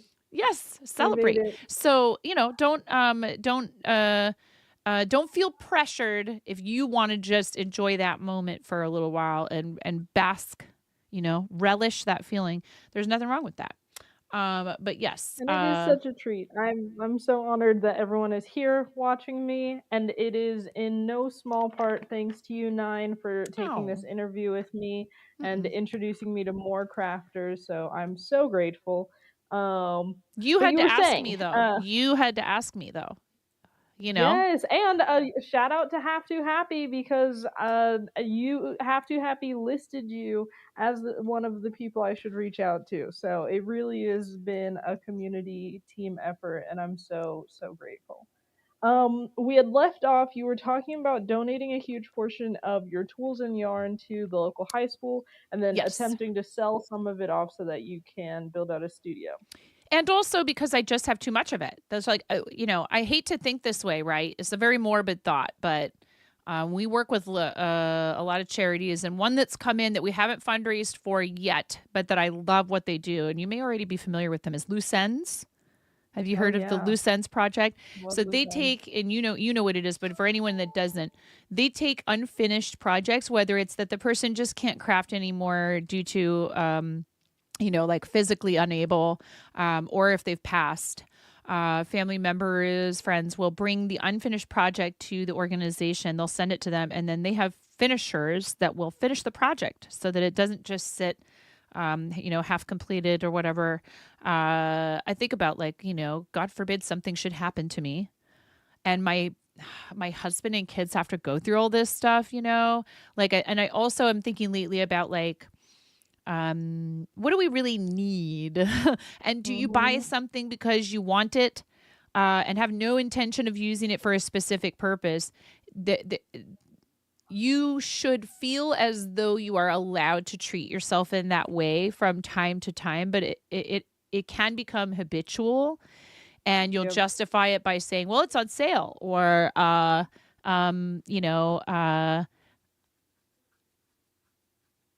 you tell yourself you have time for a project that clearly you're probably not going to be able to start or finish anytime soon. So then you have all this stuff cluttering up your space, and maybe not an immediate purpose for it. So just kind of making our space more easier to use. And then if someone else can get use out of it, gosh, why am I hanging on to it? You know what I mean? I'm hoarding for what reason? Let someone else have fun with it. And what are some of your favorite fibers to work with? I like everything. I'm not, there's not one that I'm like, but I do, strongly believe that beginners should stick to things that are not like novelty yarn. Please don't try to make, a clutch out of like eyelash yarn for your first project. It's not going to go well. I mean, there may be somebody out there who figured that out easily on their first try, but I think, I do love natural fibers. They can be spendy. It can be tough sometimes to buy the things that we like because they have a higher price point, but it's worth it, especially when you're purchasing it from an indie dyer where that makes a bigger impact for them. However, I am a We Crochet ambassador, and I do love that they work to try to provide some of those luxury fibers at a more affordable price point, because not everyone can afford, $30-$40 a skein, 100-gram skein or hank, for that price point is tough for a lot of people. So Right. I think, you should use what you have. You should use what you can access. Like, I'm never going to shame someone for shopping with certain retailers, even if I would personally not set foot in there and spend my money with them. That's not up to me. And I also understand that for some people, that is their only local option. So it's different when you have multiple options. I do love merino and other, fine wools, and love dyeing them. And I have done a bunch of different dyeing projects with wool. I haven't dyed cotton yet. I think that would be a fun thing to tackle when I have a better space for it. But there's another fiber that I found out about. It's like outrageously expensive for a reason, because it is a very specialized, it's like comes from one animal, is kiviot. And it's like really spendy, but it's also the most lightweight and warmest fiber maybe out there ever. Something like that. Is it Canadian based or Alaska? Alaska. Like... It's from the musk ox. It comes from the musk ox. I was reading about it. Yeah. It is a very hard to procure fiber because it only comes from that one animal, and it's not like, and also, again, there's some unintended consequences sometimes when a fiber like that becomes super popular, right? Or people want to buy it, as it becomes very hard for people who have used it in their traditional way of life to afford it. I mean, it's the same thing with certain crops that become fashionable for diet reasons. People want to enjoy it. It's not that I think they shouldn't. But then those countries catch on that there is a need or a demand for it elsewhere, and they would rather sell it for the higher price they can get, in another country than make it readily available to locals. So, it's hard. Being ethical whilst purchasing fiber can be very difficult. And I will never shame anyone, because I use acrylic yarn, I use nylon, I use polyester. I buy from big box stores from time to time. Depends on the project. But when I can, I really do make an effort. This is how I put it, is try to divide up your purchasing power, because it can feel like, well, there's no way, but yes, there is. You can buy that $30 skein for a very special hat for someone, for a gift, or for yourself. And that does offset it to me in a way, because you are helping someone, even if it's just the one skein. You're helping them continue doing what they love and source their stuff sustainably. There is a yarn available on Knit Picks and We Crochet that comes from a farm out in Eastern Oregon that is working. I keep forgetting the name of the yarn, but it used to be the Imperial Stock Ranch. Eastern Oregon is known for its wool production. Pendleton, Oregon has a big fiber mill that I think is owned by someone else now, but made lots and lots and lots of like blankets and jackets and things like that out of locally grown wool. What is it called? I can find it easily. And they sent me some to dye. Oh, it's over here. I could just look at the label. 1 second.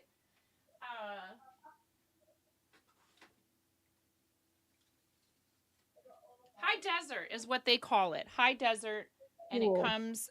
It comes from out in Eastern Oregon. It is 100% American wool, but it's very similar to merino, but it's nice and squishy, It is beautiful. And they sent me 2 bear Wow, skins so I can gorgeous. dye it. But they are working Wow. with several different types of certification to show that they are committed to stewardship of the land and Right. responsible environmental practices and, animal welfare and stuff like that.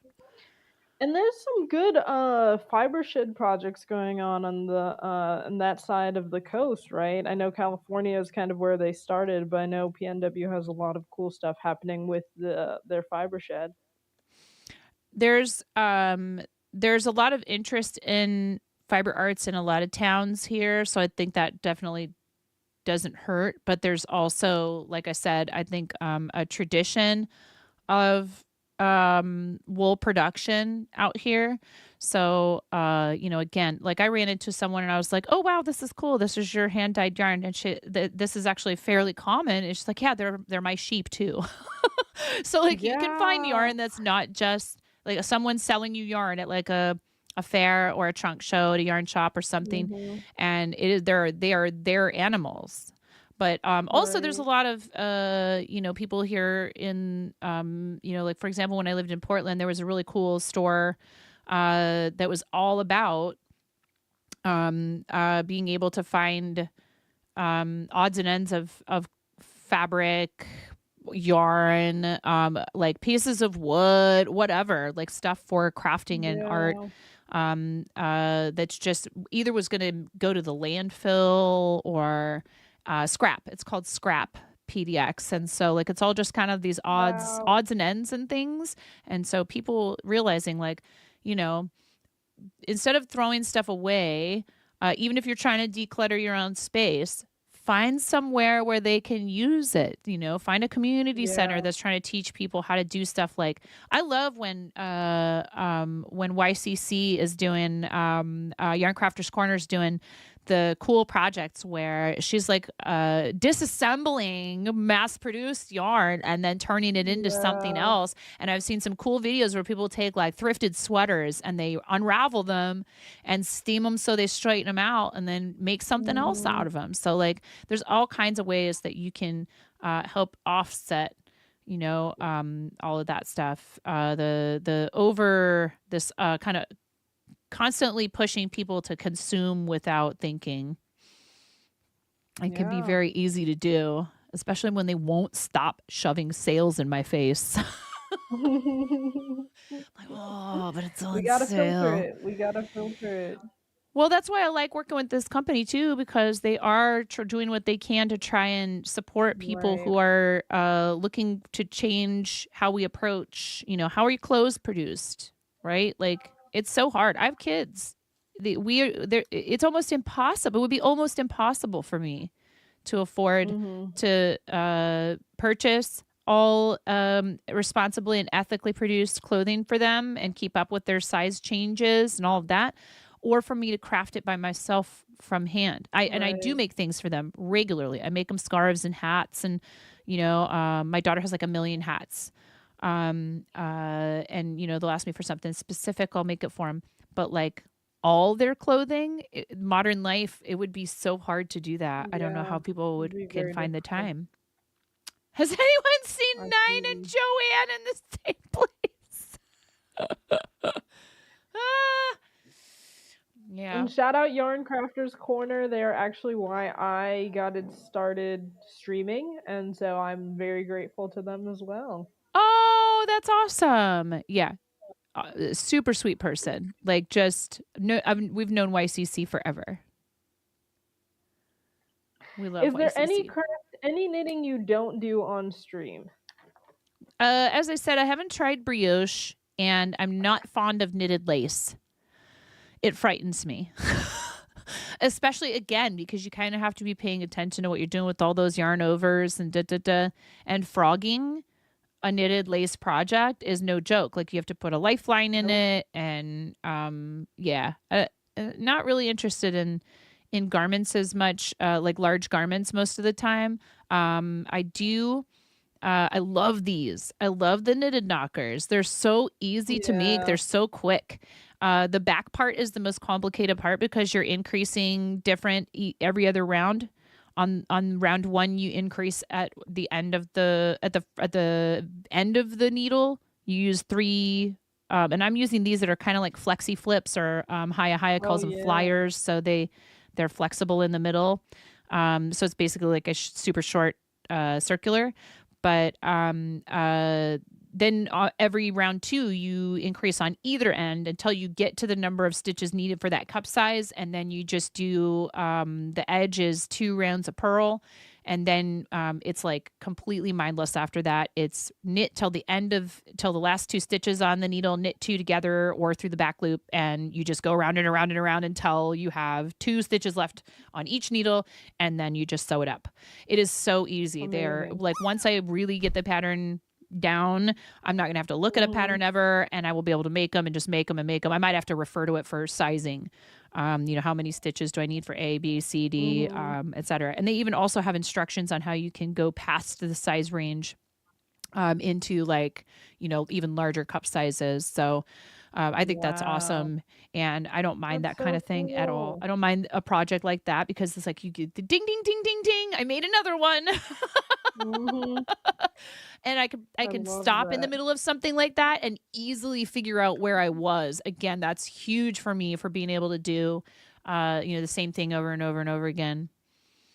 For sure. But yeah, I don't do Right. a lot of Yeah. knitting typically on stream until recently, because I've kind of felt like I want to get back into it more. So maybe we'll try brioche. Maybe we can have a channel points challenge for me to learn brioche knitting. I That'd be cool. personally love brioche, and I don't know why I did this, but I refused to learn. I learned two-tone brioche before I learned like solid brioche. I would almost kind of recommend it, but I wouldn't. Like it worked for me, and it because I now know how to do brioche, it all makes sense. Mm-hmm. But yeah, that's a fun stitch. I think you'll enjoy it. Cool. Where do you see the future of the knitting community going? One thing I'm super happy about is, like, we had the raid from Prince Jax earlier, and then we just had our awesome friend Kamei, and I don't know Kamei's age, but I can only assume probably Kamei is younger than me. We have a lot of people of varying ages, genders, identities. I think it's really awesome to see so many people who probably would not have felt comfortable in like fiber art spaces, maybe saying, no, yeah, of course I'm going to give it a try, because that's important. And some of that starts with stuff like, I don't know if you know Gigi Made It, who is it's Gigi Made It on pretty much all of her socials. And when she first started going, she actually just posted about this the other day, when she first started going to fiber festivals and all that kind of stuff. She would look around, she'd be with her daughter, and her daughter would walk around a huge fiber festival, and she'd be like, I counted 21 people who weren't white. Out of like the thousands of people that are here. And Gigi said, that's changing, because if you show up, somebody else says, oh, okay, there is a place for me there. And now, that is changing, and I just want people to show up. Doesn't matter if you're different. Doesn't matter if there's only 20 other people there who look like you. Just keep going. Just keep showing up. Are you Kamei? I would not have assumed that. You're very youthful. I mean that in the best way possible, actually. I really do. I would not have assumed that. And that's not old anyways. Besides, what does that even mean? I'm 47 and I don't feel like it most days. But yes, I think that it's important for people to feel, and men, I think men are also starting to feel more comfortable in crafting spaces, which is great, because it's for everyone. And when I start my classes with the kids, I tell them, I say, hey, we're going to learn about something today. You're going to learn a new skill, but I also want you to learn a very important concept. And that is that fiber arts is for everyone. I don't care who you are. And I've seen, there's a thing called the Lucky Finn Project. So like this, right? There's people who will be like, oh, do you struggle? Like I am familiar with, not feeling like, oh, should I try that? There's been times I've been like, I don't know if I should try that. I'm learning tin whistle, and I'm going to have to adjust positioning. a little bit because of this, but I'm not going to let that stop me. Why would I let that stop me? You know what I mean? I played all kinds of instruments. I craft. I'm right-handed. This is on my right hand. So like, don't feel like you can't try stuff. You can't do things because you are differently abled. It is important that you just try anyway, because that's for you. You don't need to worry about what anybody else is thinking. Who cares? You know, like let them, if they're going to be like that, let them be that way. And you still deserve to be part of that space.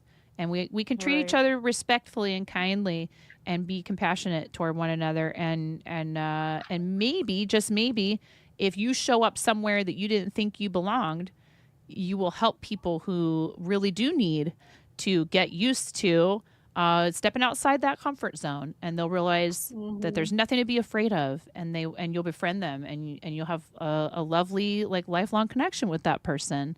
I believe that we have to approach the issue of feeling as though we don't belong somewhere. It doesn't mean that you have to stick around where you don't feel wanted, but if you choose to take the risk, then something really lovely could come of it. You know, having optimism in the face of that kind of thing can be very difficult. Absolutely. So I think it's for everyone, and I think it's awesome that it is providing people with not just a way to pass the time, but also to, again, you know, make things for themselves so they don't have to rely on big manufacturing corporations, and just to have something to learn, because it makes you feel good when you accomplish that kind of stuff and you gain new skills. Right.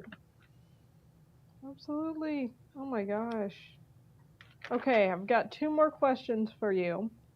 Where do you hope to see the future of your craft/streaming career? And bye, Have to Happy. Thank you so much for being here. Time is soup. Yours is boiling. Oh, Have to Happy. You're so sweet. So it's funny you should ask that. One thing that I know is a big problem for me personally, and I have to struggle against it sometimes, is if I start to feel bored, I will find some way, surreptitiously or otherwise, to like just burn the whole thing down. Yeah. It's a not so great aspect to my personality, is I will self-sabotage when I'm starting to feel bored or like I'm done with something, rather than just, you know, make the decision to like stop or change gears. And so I'm working on that, right? Like I'm working on, okay, so you start feeling bored, like what is the point of just tossing everything aside, or even worse, you know, blowing it up? Because it feels like, I think part of you goes, well, but then you get to start over with a clean slate. But it's like, well, but what about all the things that you built, you know, and that you spent this time? Now, sometimes it does make sense to make a clean break. I'm not saying that that's never appropriate. However, what I'm trying to do this time is to organize myself and start something without constantly yapping about it to everyone. Because one thing I think my brain does is, if I say that I'm doing something, it goes, check, ding, and the thing is done in my brain because I said I was doing it. And that is not so. Karen Day's my name just powered up with 100 Karen, bits. thank you. Thanks I love for you. the gigantifying emoji. Smile. That checkbox is too easy for my brain to feel like it has happened, you know, that I've already done it. I'll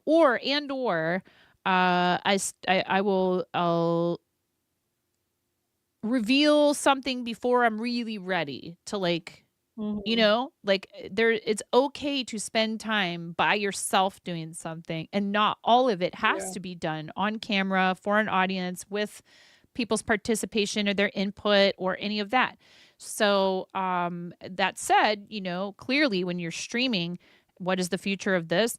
You are including your audience. They're along for the ride, and I like that they get to help me make certain decisions.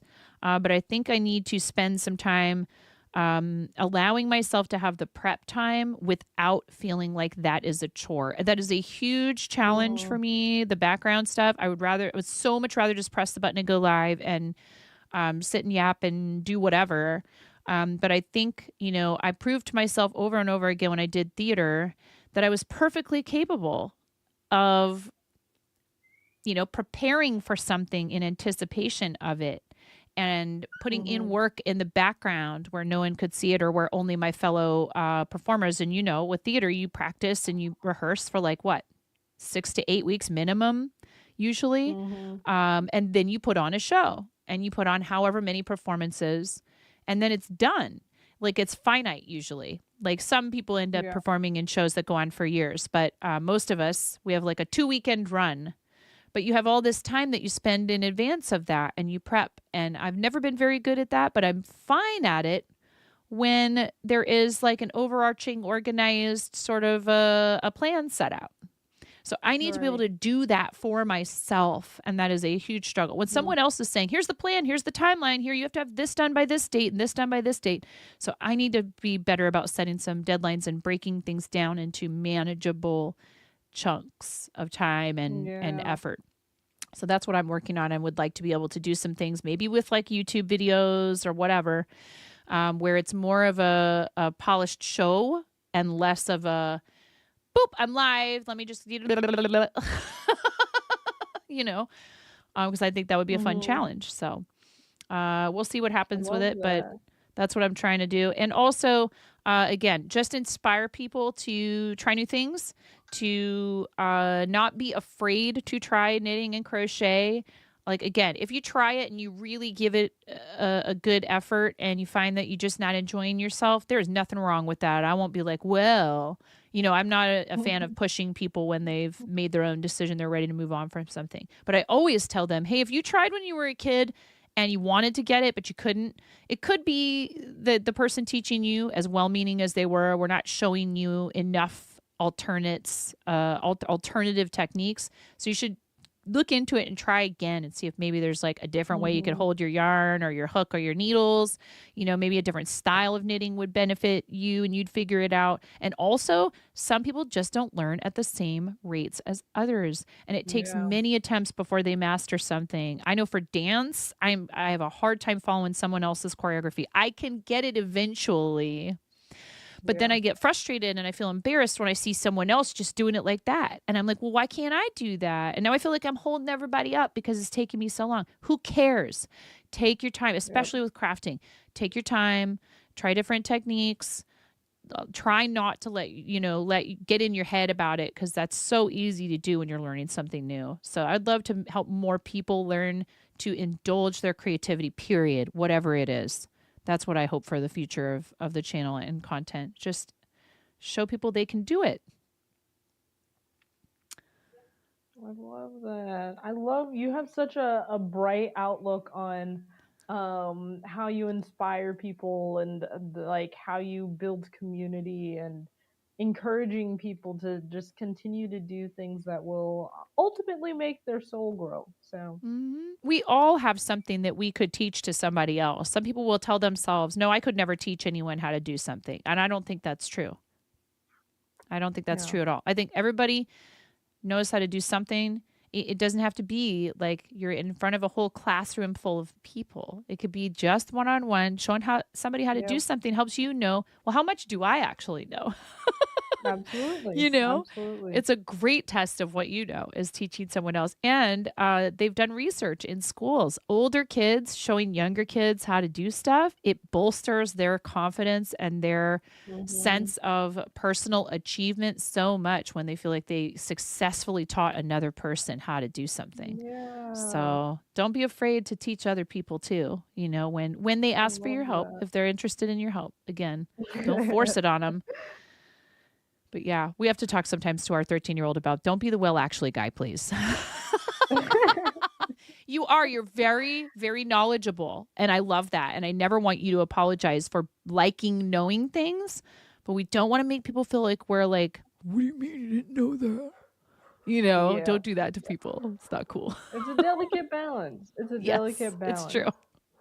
So our final question is, what is your stream setup like?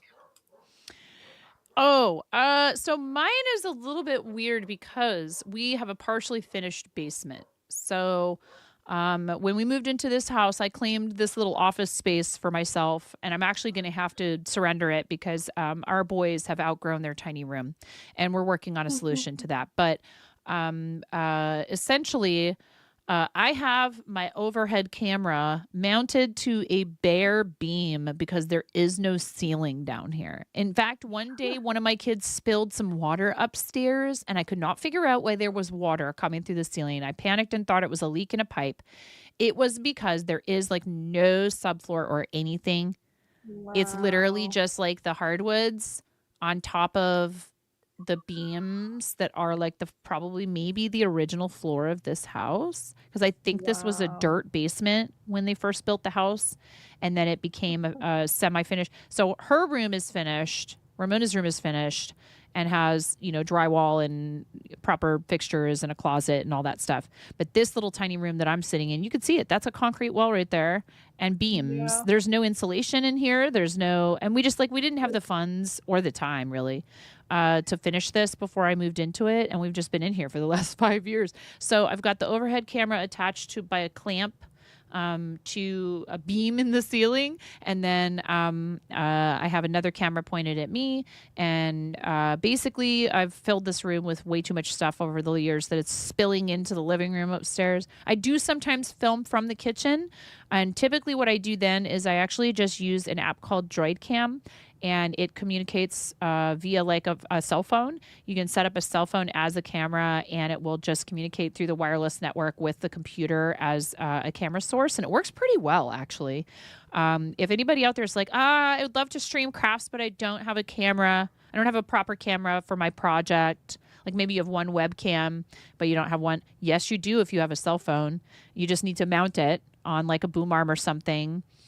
And then download an app like that. One drawback to that, if you only have one cell phone, if you don't have a spare one, like that you're not using as your main phone anymore, is just that like if someone calls you, obviously, you know, you like then you're busy streaming. So I would say mine's a little unusual, but it's not that unusual. And you could replicate the way I have it done with one of the setups that clamps to the desk and has a bunch of like areas where you can then attach things like a key light. So I have a big Gotcha. key light here, small key light there, small key light there. And then I have another overhead light that kind of just does some fill lighting. But I don't have like, you know, infinite space in here either, and my kids can just walk right in. Like there's no door, there's Right. no, and it's fine. I love when they come visit me down here. I did insulate my walls with yarn at one point. Yes, Miro, you're not wrong. I had a huge yarn wall behind me for the longest time. I finally put everything in totes because I'm trying to slowly get myself out of this space and open it up for our kids.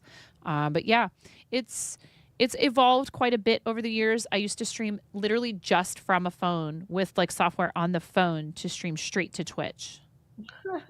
That was the trip. I love that. Hopefully you'll be able Well, to trim that this is- down because I'm so wordy. I don't know. I I'll appreciate figure it you. I'm sorry. I don't mean to make you have to do I'll more figure it out. editing than you know. Hey, it's my own fault for taking at least 5 interviews when I knew that I had 500 words. So I will figure You're it good. out. Feel free to, you know, chop it up as much as you need to, because I am a yapper. I said that in front of my Well- kids, and they were like, and I was like, yeah, I know that you guys, your generation thinks that that's like an insult to someone, right? Like they just like won't shut up. Well, I embrace it. Hey, we have to own it, right? Yes. It's worse to hide cringe. Well, I want to give you the opportunity if you want to just share absolutely anything with the audience, any questions that I didn't ask or anything that you just, if you want, the floor is yours now, and that is how and where we can close this off. Sure. Well, first, I want to thank you for inviting me to do it because, you know, I love opportunities like this to get to sit and just sort of, you know, we talk about these things on the channel sometimes, but to have a whole, you know, structured, like, you know, questions guiding the conversation and stuff, there's a lot of value in it. So thank you for inviting me to be part of it. I just would like to encourage everybody, if you're out there thinking to yourself, oh, I could never. Yes, you could. Yes, you can. And if you put your mind to it, you will. But you have to abandon the idea that you will do everything perfectly. There's absolutely no way. So just get started. That said, you know, make use of the resources. Again, kind of circling back to the beginning. Like the creator clubs is such an awesome resource. So if you get yourself started and you feel like you're having a hard time, please make sure you make use of that kind of thing. And don't be afraid to go and make new friends on Twitch in fiber arts. Everyone is so friendly. I think that that's a huge and important step is to have, work up the courage to just hop into someone's channel, ask them about their projects. Definitely read up on some etiquette if you're brand new to streaming. Sometimes people, they don't understand. They come in and they just immediately start talking about their own stream. They probably don't mean anything rude by it, but there are some folks who will just instantly ban you. And so I would rather tell people like, hey, look up what the standards are for etiquette. Get to know a community first before you find a way to let them know that you stream, just so that you can actually participate. It does feel a little extreme for people to just instantly ban someone for that, but they do it because they've had enough problems with it in the past. And if they don't enforce the rule, then it gives people the impression that they can, get away with certain types of behavior that are considered kind of rude. It's everyone's comfort level with that stuff is different. And most people in makers and crafting want to support one another, and they're excited to find out that you stream, but there's a way to go about it, which is hard because I know if you're new, you don't always understand. But also another thing I would totally love to mention is that we have a couple of charity campaigns coming up in March. March 10th, every year we participate in Mario Day to benefit Starlight Children's Foundation, which is an organization we've worked with for many, many years. They bring creativity, like art supplies and books, all kinds of cool stuff, including video games and VR, but tons of things for kids to do with their hands and reading and all of this amazing entertainment type stuff to kids that are stuck in the hospital who are sick.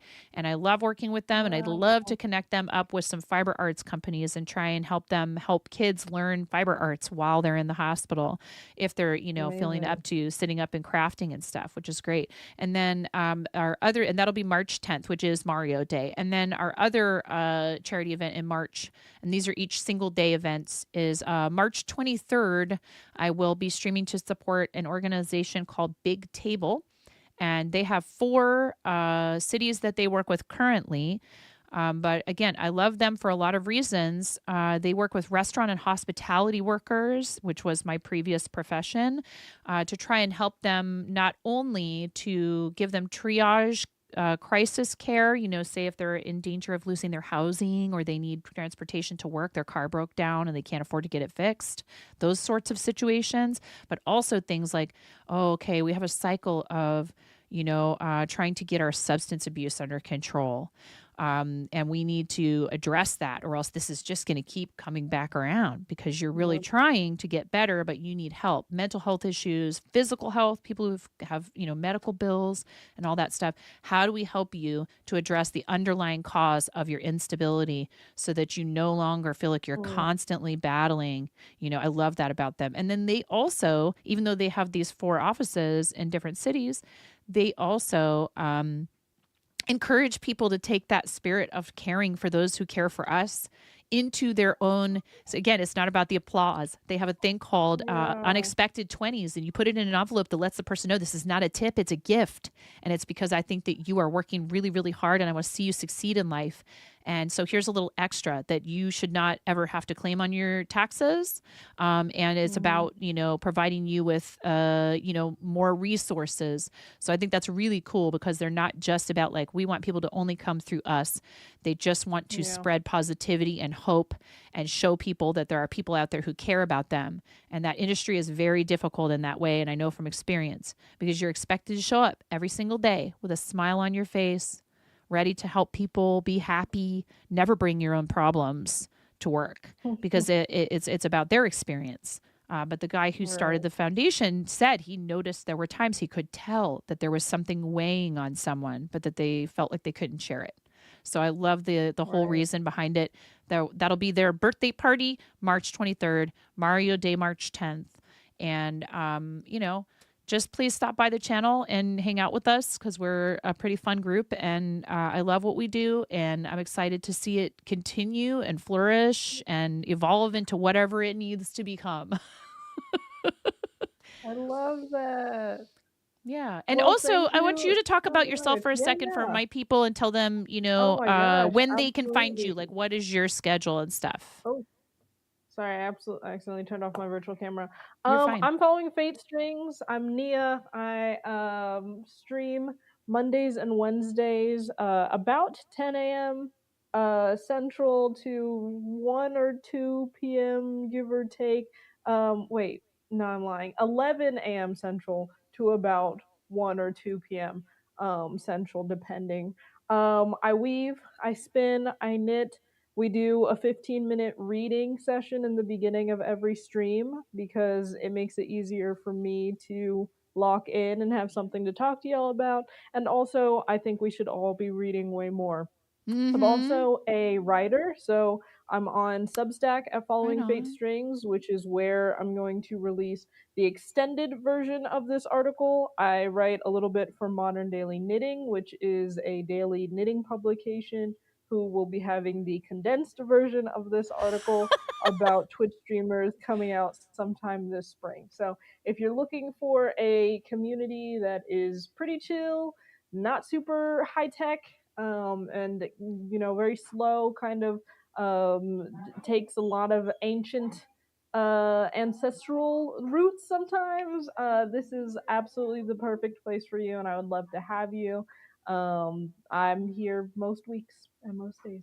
So I need to get my eel wheel. I have an eel wheel, 6.0 that I've nice. had forever. And I just am struggling with the whole like, I'm not doing this perfectly right away. Yeah, yeah, yeah. And just give it, I absolutely more get with you. time and be patient. Like you said, slow yourself down. It can be so hard. Modern life feels like it's just Hmm. like go, go, go, go, constant pressure and etc. That's awesome. Thank you for sharing. I like again, Thank I am you. so honored. I am very honored and I'm thankful to have Too Happy who has been amazing. And again, all the people and again, YCC, Have Too Happy found us through YCC. YCC Hmm. is a really great friend. Like again, that's the beauty of this is that we can end up. I've said it before. Like, how would I have met Karen Day is my name? How would I have met Miro? Who lives in Slovenia? Like, how would I have met these people? Ella, who lives in Germany, Crochet Bunny, who lives in Poland, and all the Right. people. Even people who are from around the area. I've sometimes met them through the stream first. Which is really bizarre. They go, "Oh wait, you're in Columbia County." So that is it is. It's always fascinated me since the first time that I was in an internet chat room. The idea of being able to expand who you can connect with meaningfully is pretty cool. It's like Yeah. for all the things that go on the internet that are not so great, there's plenty of it that's good. And it's just that we hear more about the negative stuff a lot of the time. And the reading thing, my daughter is doing a challenge at the local library where they have like a binder and they have like cards that are kind of like a Pokemon card, and the little characters they evolve the more times you come in and tell them that you've read books. And I got a call from her teacher recently that I was so happy for my daughter, because she said, I'm calling to tell you that her iReady scores, which is like some kind of like, a standardized test, which I don't really care about, but whatever, we're like way, way, way, way, way off the chart. And that she just is so good at reading out loud. And that made me feel great because I was like, it does Wow. make a difference. It did make a difference for my Yeah. kids that I really read out loud in an animated way and really put a lot of like enthusiasm into the voices and stuff,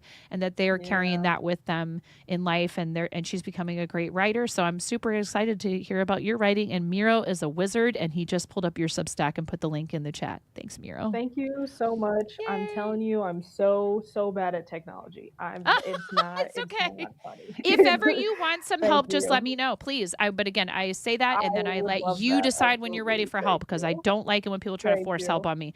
So, yeah, Because there's a I'm looking at Discord it right link now. too, and it's broken. So like, just thank you for anyone who is sticking around. Weaving, Yeah, that's I also I will something I most want to get certainly into. be reaching out to you. I will most certainly be reaching out to Oh, you please again do. soon. This was wonderful, and y'all check out Modern Daily Knitting. Yeah. Eventually that article will be out, but they've released new publications every day. and I'm sure they will be excited to have a new audience. So thank you so Yes. much, everybody. More people knitting and crocheting and working with their hands. It feels great. Don't be Absolutely. afraid to try it. Absolutely. Thank you again. I appreciate you, and please, yeah, just hit me up anytime. Will do. You have a great rest of your day. Bye. Say bye, everybody. Okay. Let me find the window that's buried now. Where we joined. I think it's here. Yes. Please go follow following Fate Strings. What a lovely experience that was, and I am so happy that we did it. Thank you to everybody for being here. And I deeply appreciate being asked to do something like that. You know, it's almost we have an ad starting any second. It's almost like feels like, well, what do you mean? Why would you want to talk to me? We're going to take a 3-minute break. We're going to take a 3-minute ad break, and I will see you guys on the other side, and we'll figure out what we're doing for the rest of the day. Thank you. Oh, I didn't hit the button soon enough. 90 seconds. That's okay. We'll be right back. Yes, I do know that you want me to play scrims with you, but I don't think I'm good enough for that. People up here.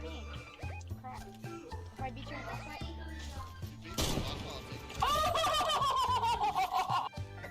Ooh, piece of candy. Ooh, piece of candy. Ooh, piece of candy. Ooh, piece of candy. Ooh, piece of candy. Ooh, piece of candy. Chair dancing. My legs hurt so bad from all the squats.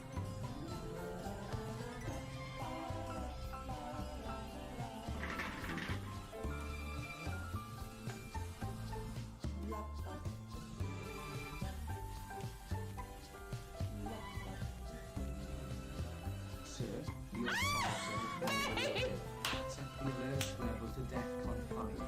Please refer to the operations manual for further I love you, May. Thank you for gifting 5 subs to the community. Here, I'll do my best impression of the like underpass. You know, the highway underpass dancing.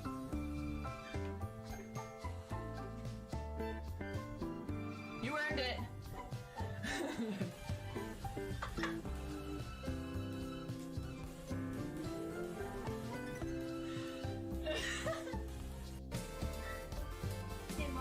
Yeah, hon.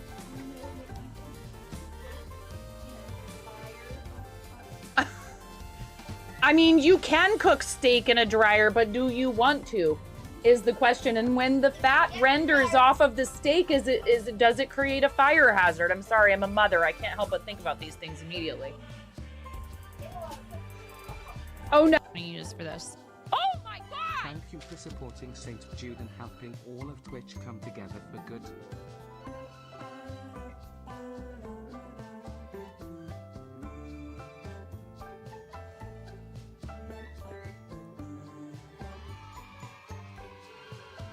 I am sorry, but that is a really large number. That is a very large number, everyone. That was a very large number. Twitch just donated $5,000. I am 9.5 and I'm called that because I'm that close to perfect.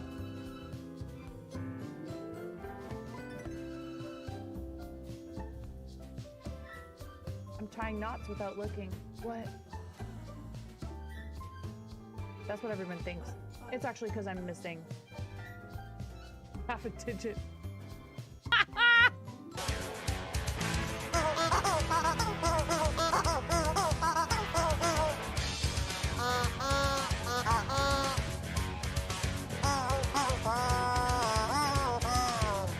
Welcome to the Fat Zone.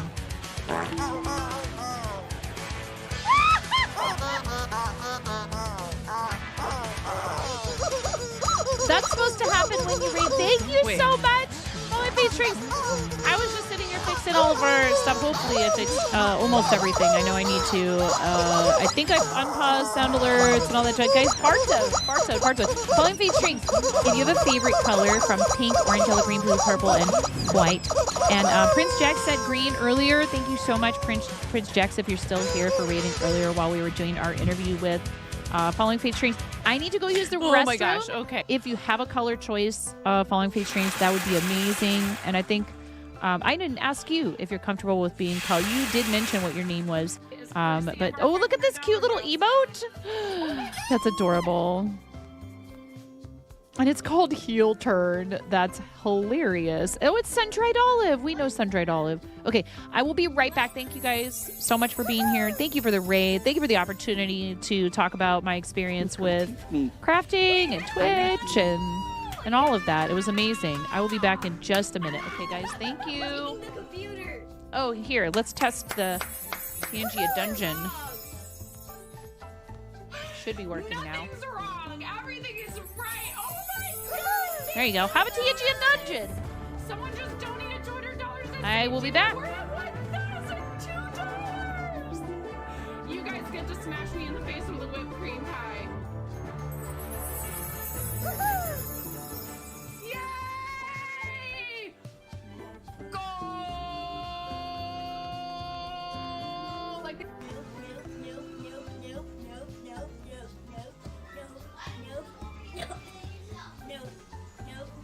you can play at this game. Nope.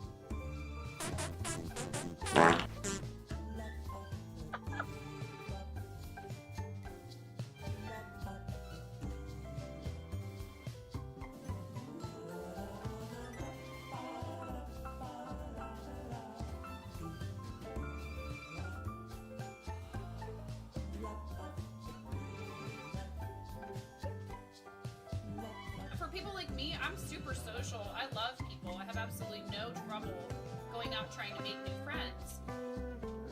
I'm a little bit of a dweeb. There's some people who definitely just don't get me. They're like, what is the deal with that chick? She is crazy loud.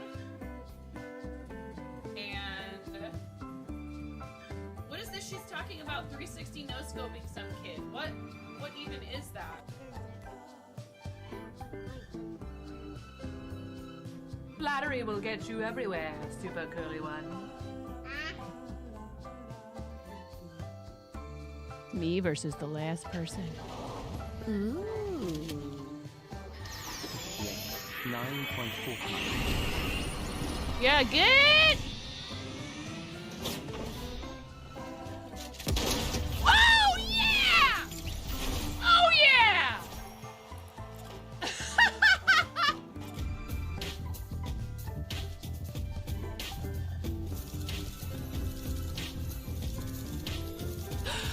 Oh yeah! Oh yeah! Woo! Take me down to the paradise city where the grass is green and the girls are pretty. I don't know why I turned into like a cross between Michael McDonald and Tom Waits. I'm sorry, I'm woefully undereducated. Oh my god, she just smeared her hand that has like pumpkin pie filling all over my face. You're a mess.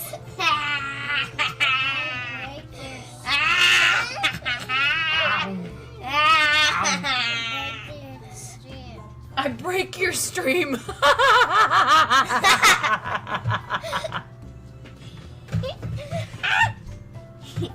She says, I break your stream. It's you. You're a witch, dude. Can't. Okay, welcome back. Thank you guys for hanging out during that interview. It was great fun. I hope you enjoyed it. I definitely enjoyed it. And if you're not already, please make sure that you go follow our new friend, Following Fate's Strings. And I think it would be fun and cool to do some knitting now, because I am all about knitting up these knockers, you know. Yeah, we had an interview actually with Following Fate's Strings, who just read it in but then took off to go get something to eat good.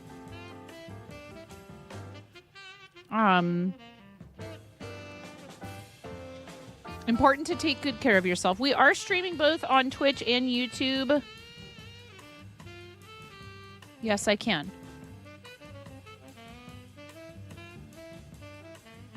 Oh, okay.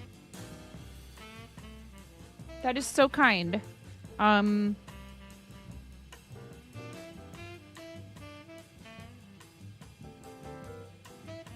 Did we get more details?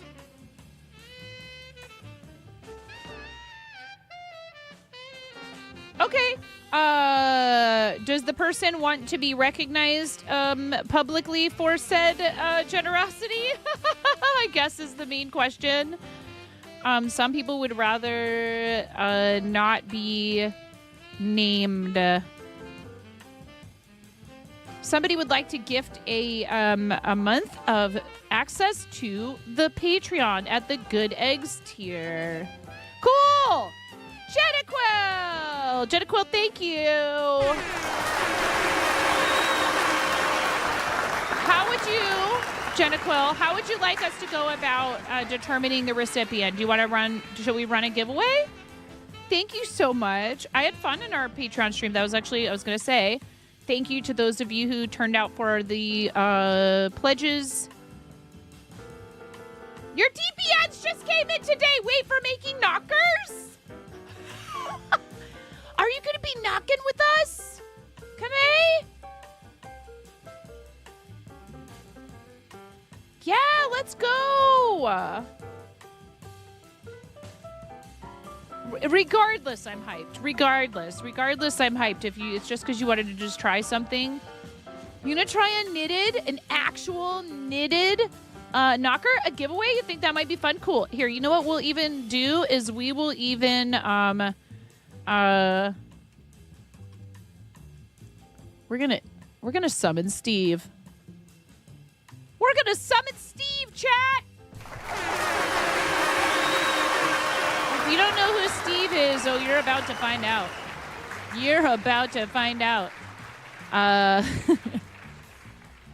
If we go over here and let's make sure that we edit the text first. So what should we call this giveaway? What keyword should we use? What's the keyword? Do not feed Steve. Steve in this economy. DFS. Do I be a complete and total troll and make you guys type !DFS?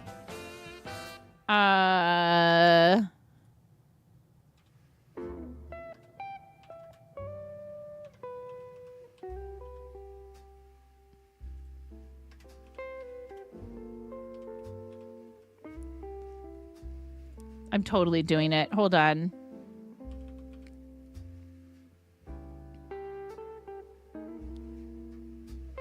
Giving away one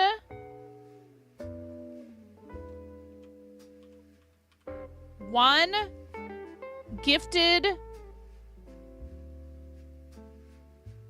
We are knitting some boobies 25. Is that what you meant?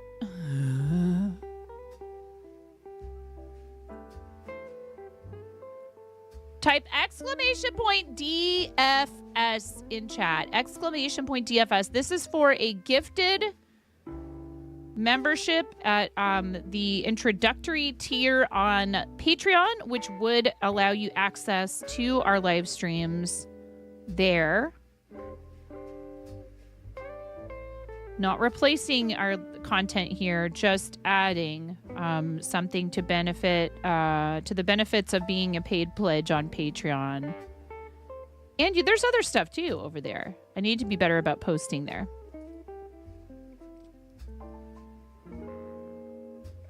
But it's also, if you choose to sign yourself up for any paid tier on Patreon, one of the ways you can support what we're doing.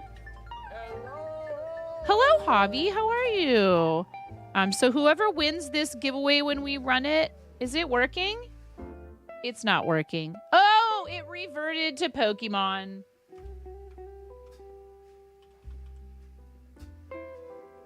Try again. I'm sorry, 25. Kame, type it again. It said, no, you want to give away Pokemans. Wait, why did it nerf work? Oh, I turned all those off too. Hold on. Hold on.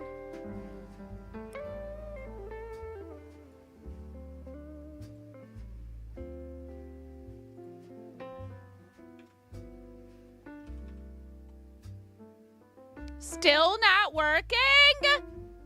Hello?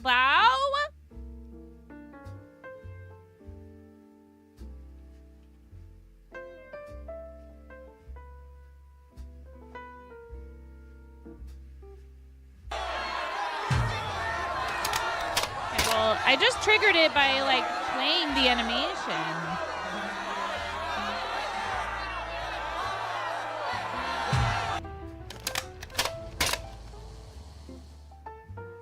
Oh, was it just thinking about it? There we go.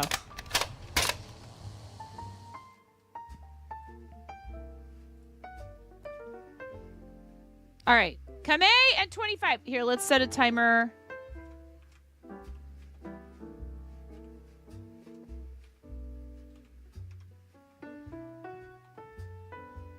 Three-minute timer. A 3-minute timer for you guys to enter this giveaway for a gifted Patreon membership courtesy of Jenequil. Thank you so much, Jenequil. And yeah, they're nice, chill, kind of relaxed streams. We get to kind of be able to have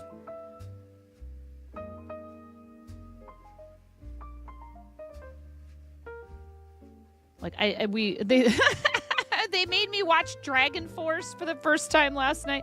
Actually, and they made me watch the Dragon Force, someone shredding the Guitar Hero version of that song. Type exclamation point DFS in chat to enter a giveaway for a 1 month in the Patreon at the Good Eggs tier. If you find that you're enjoying yourself and you'd like to, of course, you can sign up to turn that into a paid pledge. But you can join the Patreon for free. And there are some things I have been considering whether or not we would maybe do one stream there that is open to everyone.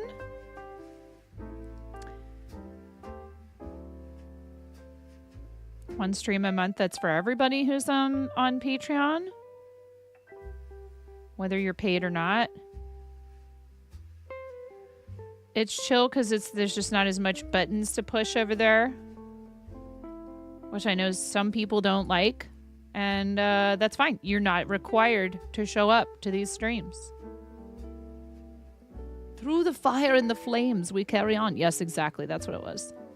And it was fun. So we watched somebody doing the Guitar Hero version, and then we watched the actual, a concert footage version of Dragon Force performing the song.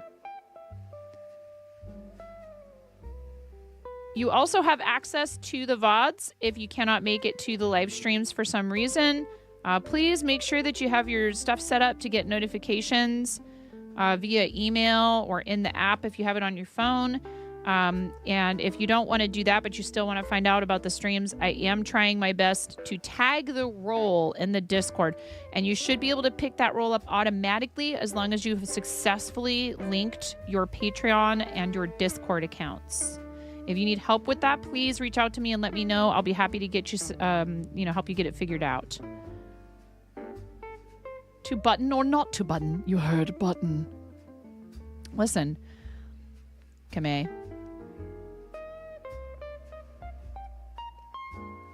I mean, I don't think there's really anything I could do to stop you now that I turned all the buttons back on.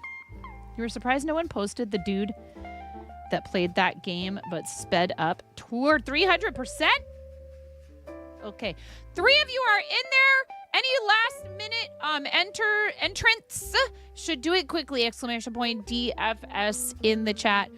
If you've never been here for this before, remember, chat, I am aware. Oh, look at that. That's funny. This is Chrome. It's trying to capture Firefox. Because I switched it over to that last night when we couldn't get the sound to work.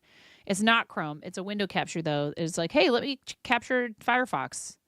If you've ever been here for this before, then you know that if I don't do this, there are people who will definitely riot. Speaking of rioting, Steve, whoops, and Snack, and oh no, I did the thing, chat. I forgot to hit append and I hit enter. Kame 25, and who else had entered? Type it again. Exclamation point DFS if you would like to win a complimentary membership. Yeah, Kame Cbus 25. Who else is in there? And this will be in the form of a link. So you need to be comfortable with either myself or Geniquil, or I don't know if Geniquil provided the link to Miro. Someone DMing you the link to redeem the membership. Okay. Whoops. Who else was in there? 25. You got to do it again. I can. Okay, cool. Great. You did it. I can add people manually, but so when I did that, I was supposed to say append and I hit enter. I'm sorry. And then also Smack Steve. We have to put Smack Steve in here. And you're like, what is all of this? Append. What is all of this? Like, why are you putting feed Steve and Smack Steve? Donna, you're already a paid pledge in the Patreon. Donna, and so I'm gonna boot you unless that has changed, unbeknownst to me. You're already a paid pledge. Have been for some time. Unless my memory fails me.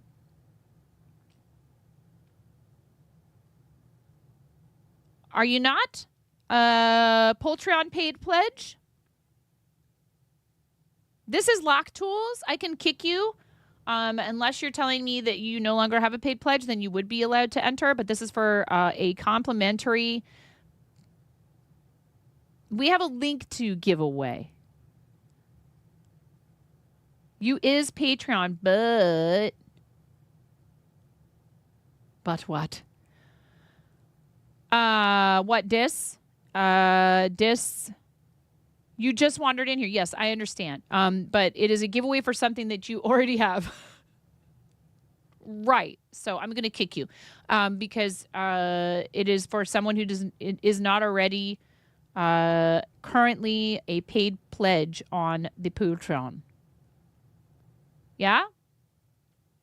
It never stopped working for me. I don't know why.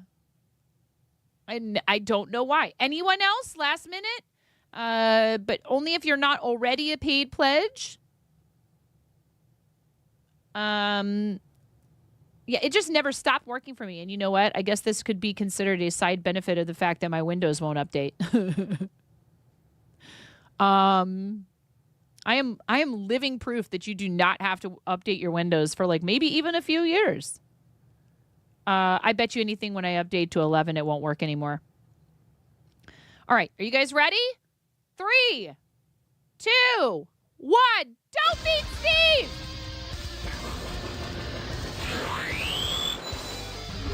It's Mother Cluckin' giveaway time. That's our friend Zunderscore. Go follow Zundi. Aw. Fond memories. No, don't. Well, you can feed that, Steve. You can feed that, Steve. Don't feed the worm. Do not feed the worm. Smack Steve! Let's go! Let's go, chat! We're going to smack Steve. We get to smack Steve. You know what that means. We start the animation. Get wrecked, Steve!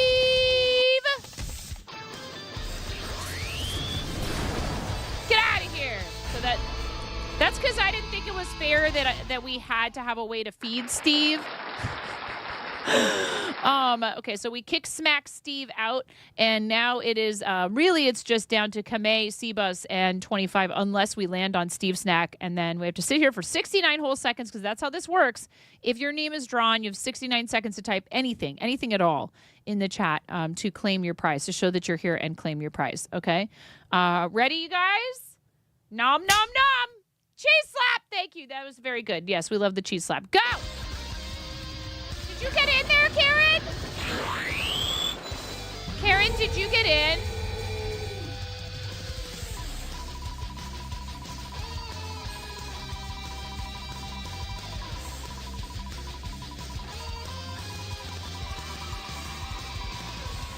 You did! Your name is in there.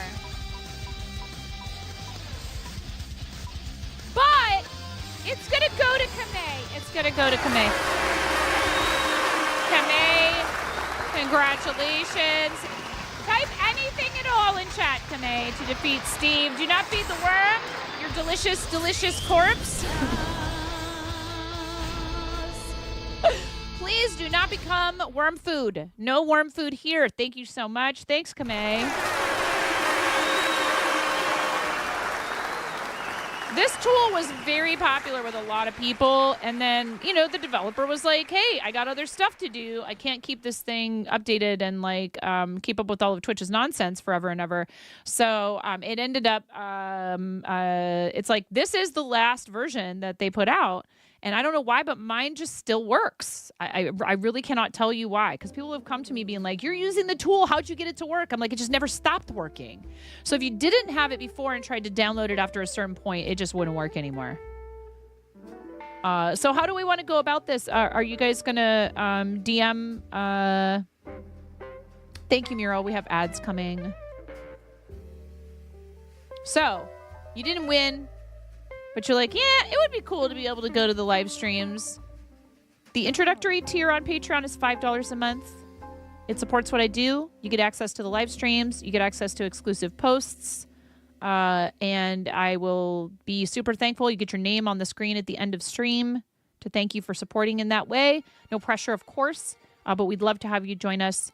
And I do giveaways every once in a while. You know what? I was going to do this the other day. Let's do it again. Except this time, it's on me.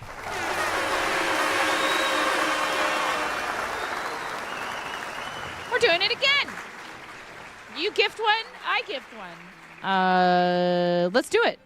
So I'm going to kick you, Kamei, because you won. I'm going to kick you. Get out.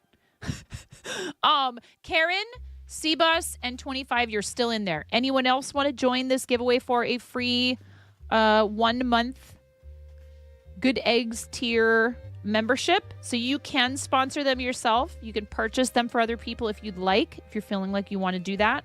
You can also sign up, like I said, at the basic tier is $5 a month. And there is a discount for paying for an entire year up front. If you choose to commit to an annual membership, you get, what is it? I think I have it set at like at least 15%. For 15% off if you do it for a whole year. Never any pressure. However, you also get some merch at different tiers. I think it's like the $10 tier, you get some cool stuff every few months. If you stay subscribed at the $5 tier, there's like a sticker that you'll get mailed after so many months. And people have said they like the stuff. I don't have any of it myself. I don't know if there's a way for us to order it. I should see if I can order samples somehow. There's like a long sleeve t-shirt. There's a tote bag. I tried to make it things that aren't also practically the exact same thing available in the fourth wall so that it's exclusive. So thank you to those of you who do that and have been doing it. Thank you.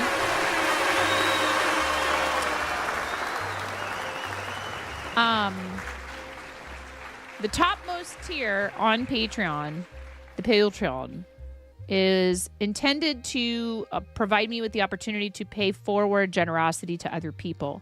So kind of like how our friend do more cool stuff says, yeah, if you tip me, I support other creatives. We support people doing charity. We could do some membership stuff to people's Patreon, Ko-fi. Thank you, Jenna Quill. And hey, listen, any and all support, it all combined. Thank you for shouting out, do more cool stuff. Maybe he'll come in here and harass me about my partner badge now. He loves to harass me about my partner badge. So then I just don't show it whenever I'm in channels where he is. And then he complains that the big partner stream, him and Brenda both. But the big Twitch, get your partners under control. Speaking of Patreon, Brenda has an amazing Patreon and was one of my inspirations to try to do more with the Patreon and offer you guys more stuff there and work on it. So huge shout out to Brenda, who is amazing. And if you're not following Art and Jest, you need to do it. Relentlessly promotes other people's patrons and their channels and their art, and is just the tagline on Brenda's page on twitch.tv/artandjust is 100% true. It says, I make things, I also make things happen. It's 100% true. She does such a great job. She does lots of art and no chaos. Yeah. So we have ads right now, so I'll wait until the ads are over to pull a winner. But let's do it again. And I think this one, I'm not trying to one-up you, but I have a code generated already. I think let me look at it. I don't know how many months it's for. 0% chaos over there. Yes, exactly. It's very orderly. Very orderly. Never any kind of shenaniganizing. Why do I have notifications on Patreon? Why? The recording of your live event on February 10th is now in your drafts and ready to share. Oh, also, we're collaborating with Kamei tomorrow, you guys. I'm super excited.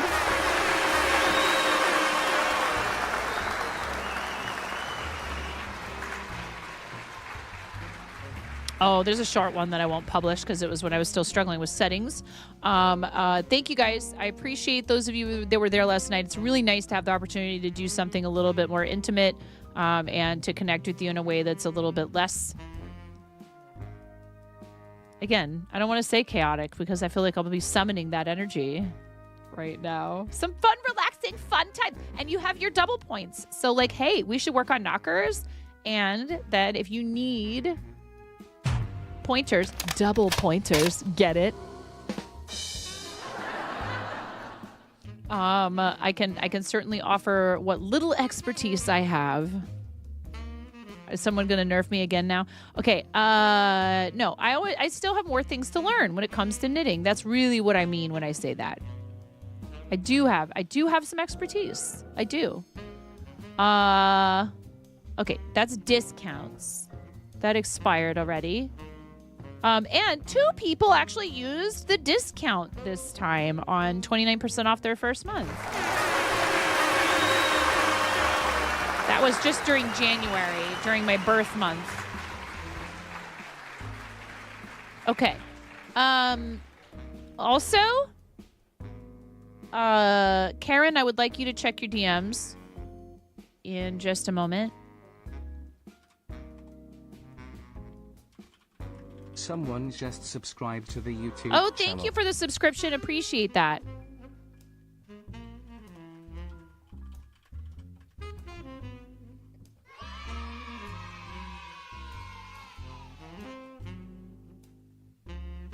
Oh, you're so welcome, Kamei. And Karen, if you're listening, please check your DMs. You are amazing and I love you.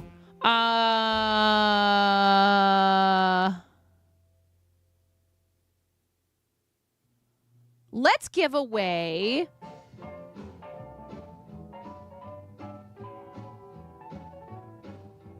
I almost did, Karen. I almost just kicked you out and said, get out of here.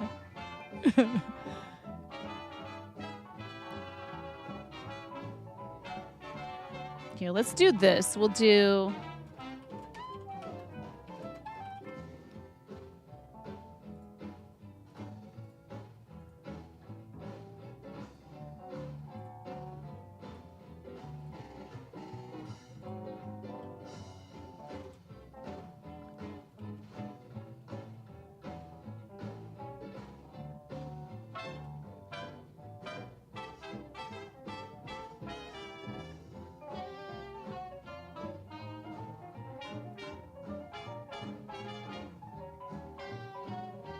Thank you for your patience. I'm just working this out.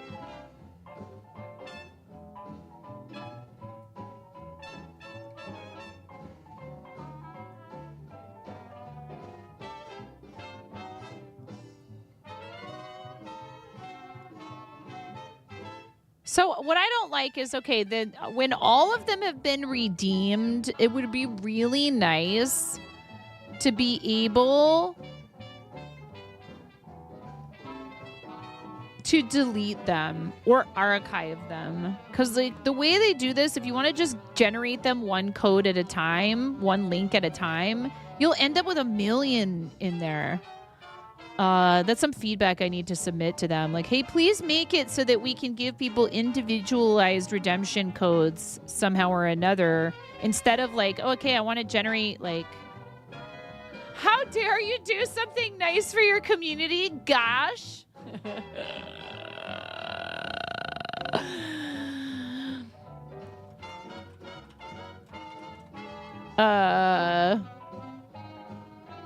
Okay. Ready? I'm gonna roll. We're gonna roll. I don't want to lose people and end up feeding Steve. We do not feed Steve here. Chat. Okay?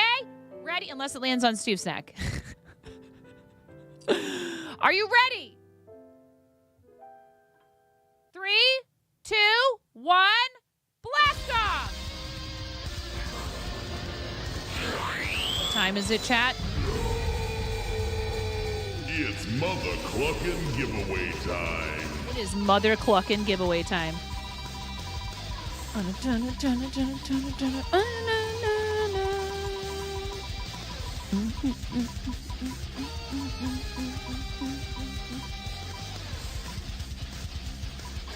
Ooh, Seabus, it was so close, my friend. It was so close. 25. You have 69 seconds to type in the chat. 69 seconds. 25. Please do not feed the worm. Don't fear the Reaper. Don't feed the worm. Don't feed the Stever. Don't feed the Steve. 25. You got to type something in chat to claim your prize of a 1-month complimentary membership. There we go. To the Patreon. All right. 25, do I have your permission? Do I have your permission to message you via Discord or Twitch Whispers? What's your preference? Let's get you your code so you can redeem that, which means you will be able to attend our upcoming exclusive Patreon live streams on tentatively we will try to do I'm shooting for a bonus stream. We might have to do it on this Saturday and not on this Sunday because so basically my husband is going to try to take as much of the day off on Sunday the 15th as he can. Discord, you got it. Is your username the same there? And that's because that day falls. It is a weekend day. It is Sunday, and it falls directly between our two boys' birthdays that are coming up. 13th and 17th. We have 2 February babies in the house, so he's going to try to do his very best to get out of there as early as he can on Sunday the 15th. Maybe even because we've got a cashier now who works on Sundays, just basically not have to be down there. So I don't know about the 15th, but I'll try for maybe the 14th, and I will keep you guys updated. Then the other date is the 28th, which is a Saturday. the 28th, because I think we're going to try to do the boy's birthday party on his weekend off the next weekend, the 21st or the 22nd. So it is 25 Alpha. You got it. Okay. And let me grab that and get that out to you so I don't forget. Thank you so much, everybody, for being here and for being part of what we do. Like I said, if you are so inclined and you want to sign up over there, deeply appreciate it. Absolutely no pressure ever whatsoever. Your presence is appreciated, and I will try in the future. We'll see. We'll see how things go over there. Maybe we can do some. Cool. Maybe we can scent. Scent 25. Maybe we can do some streams there every so often that are accessible to everyone. So please join. There is a free membership available. There's a free membership tier available on Patreon. And like I said, if you decide at some point that you want to upgrade your membership, I think we have a built-in offer for upgrading. Take advantage of the sales when I do them and stuff, or, every once in a while I'll give away a link for you to redeem.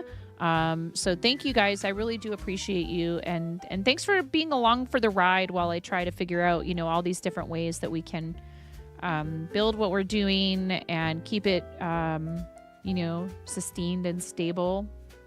And there's plenty of ways you can do that don't cost you anything. But I would like to remark that we are currently at 74 ? Let me double check that. 74 out of 300 plus points. We are on the PP push. I'm reluctant to ever call anything a push because I want it to be like, it just needs a little nudge. 76 on your end? What? It went up. Let's go. Once again, I've said this a lot, and it's still true. I am so appreciative of every month that we re-qualify for level 1. Like, I will never, ever, ever stop squawking about that because that's huge. It really does mean a lot to me that we have managed not only to qualify for that program, but that we have repeatedly re-qualified for it, which means that we get a 60-40 split on subscription revenue for not just paid recurring. You qualify with paid recurring points, but you the revenue share applies to gifted subs, which is awesome. So that means those of you that are paid recurring subscribers are helping ensure that everyone's support goes further. We are on the nudge. That's almost 25%. It's true. And we are, on the 11th. Lurk for foods in practice. No problem, Kamei. Oh, Kamei, did I play the tin whistle for you yet? Before you go?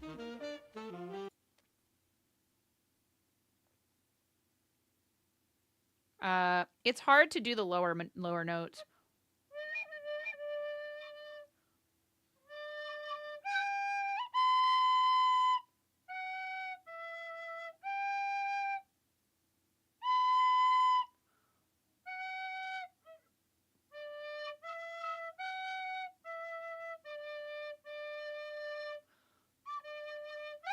Ah!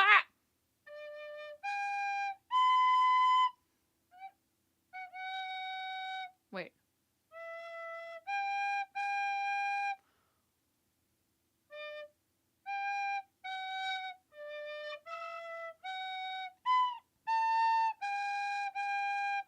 It's going to take some practice to get those low notes down. The low notes are difficult because you kind of have to also adjust like the airflow.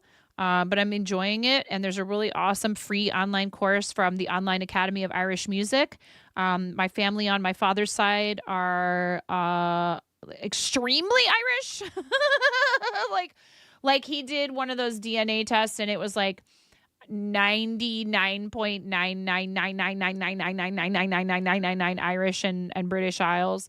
The lower range on those are difficult. It takes time to get used to where your finger has to go to cover the hole exactly.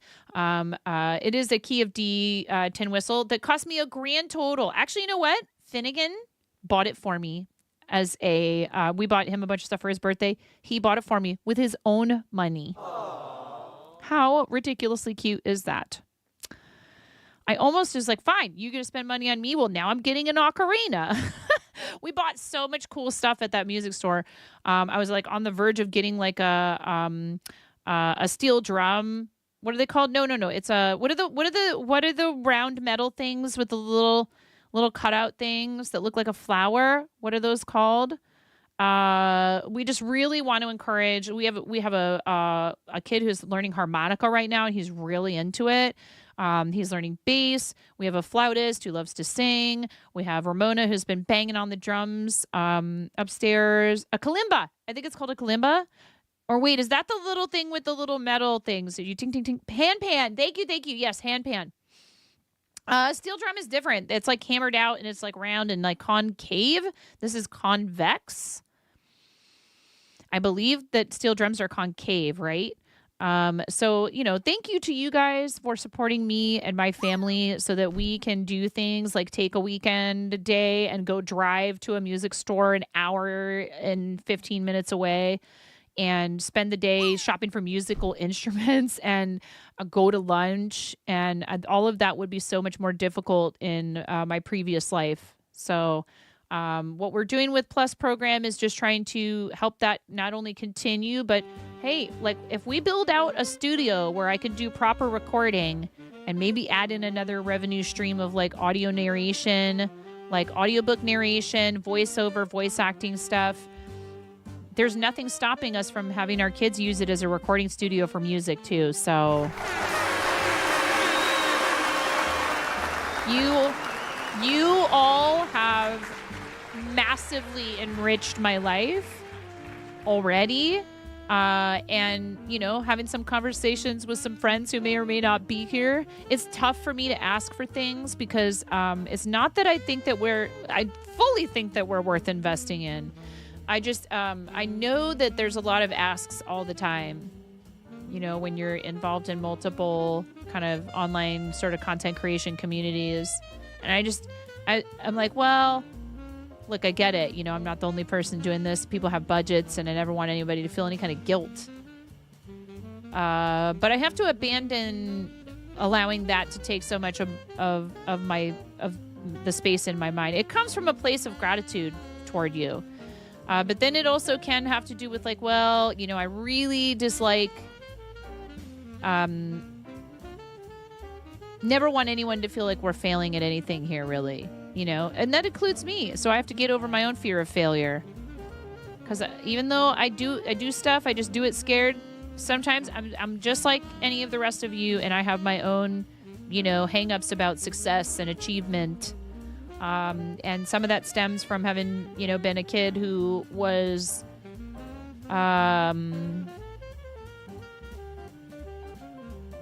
academically inclined in school and recognized for it, and people had high expectations of me, and I feel sometimes still like I let people around me down when I didn't pursue that more coming out of high school, but that's in the past, and there's nothing that we can do now to change it. We have now we have all the beautiful things we've already built here that we can continue to build on. So why allow those past experiences to dictate how you move through this moment, right? Don't let it drag you down. But it can be easy to be in that headspace. Trust me, I know. So,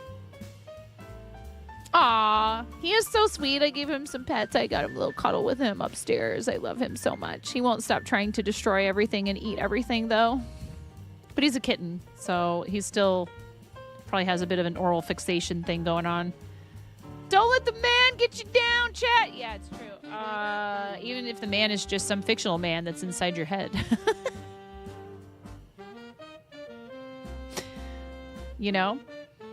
I'm excited for tomorrow.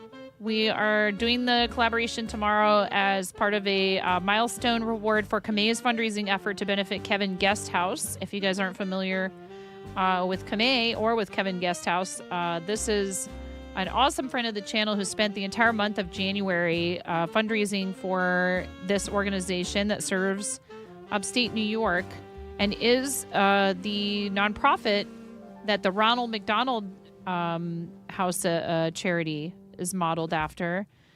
They help provide accommodations for people who are receiving medical care or their families and try and take some of the stress and difficulty out of an already hard to navigate time.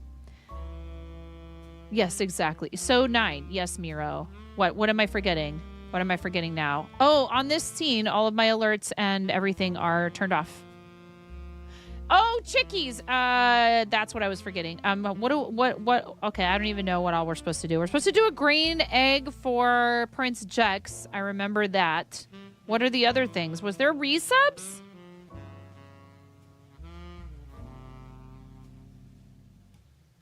That I missed?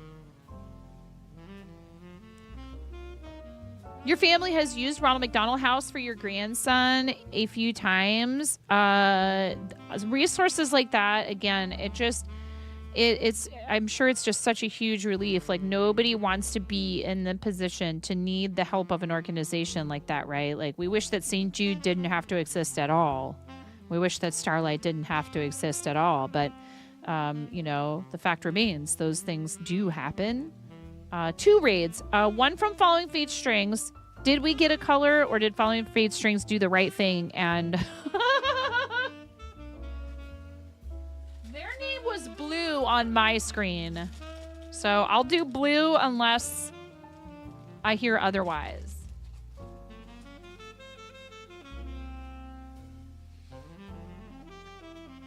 Yeah, blue.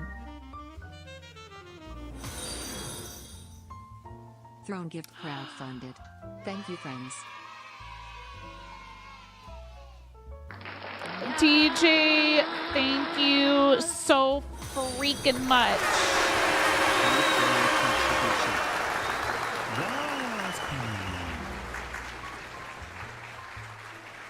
Thank you, DJ. Thank you for crowdfunding entirely by yourself. Oh, wait. Maybe that might have been one of the ones that RC contributed to. But so either way, it doesn't matter. Thank you so much. Thank you for doing that. You beautiful soul. You have done so much for us here. My heart is going to burst. Thank you. I know it brings me great joy when I'm able to do things like that myself, and I'm just supposed to say thank you. I really, really appreciate you. I am so happy that we get to be a part of each other's journey, and it's right there in the name. Please go follow DJ, because I see DJ doing all of this work and really putting in the time, like I was saying in the interview, in the preparation and in the self improvement and the work that is very hard to do, that sometimes it just feels like it'd be easier to just ignore it and avoid it and just keep doing things the same way. Change is hard and it's scary, but it's really important sometimes, some types of change have to come from us deciding to do it. And I know that it's not easy. Just because it might feel like the right thing to do doesn't make it easy. So I'm so happy that that you feel like what we're doing here is worth something like that. It means a lot to me, and it's nothing to do with the dollar amount. Thank you. Hugs. Now we got to put some eggs in the bowl. That's so awesome. That's a very useful item for not just me, but also for my kids. So thank you for helping me create a home where my kids feel like just like my mom did for me. My mom did not play music growing up, but she bent over backwards so many times to make sure I had those opportunities. That is the hugest gift. She wanted me just to focus on learning and being creative and finding who I truly was. And I am so lucky to have had someone like that in my life. And then you guys just keep, you keep it rolling. You believe in me? Aww. We haven't met yet. You never know. I could be a figment. Maybe I'm just a really well fleshed out NPC. All right, are you ready? We're gonna put these these eggs in the bowl for our raiders today. Prince, Jax, and Falling Fate Strings. It was so great to be part of the project that Falling Fate Strings is working on for Modern Daily Knitting. No, you are the bot that is running the whole thing. We've flashy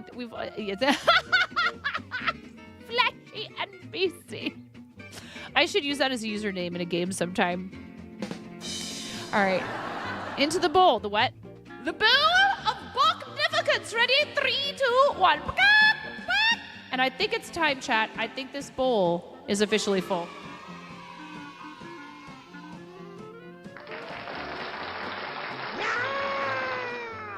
Uh-oh. Oh, no! The basket? I'll have to figure it out. The basket is full. Basket is also full right now. It's okay. We'll figure it out. We can fit a couple more chickens and eggs in there. Just, just take it easy today. Has that ever worked for a streamer, telling their chat to take it easy? Has that ever worked?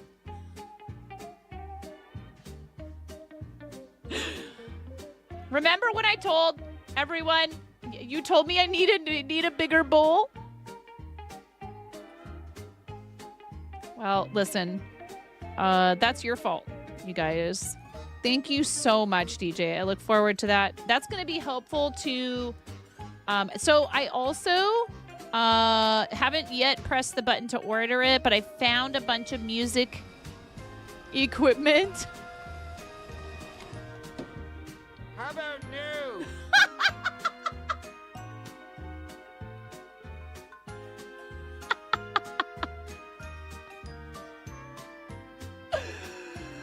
Oh my goodness.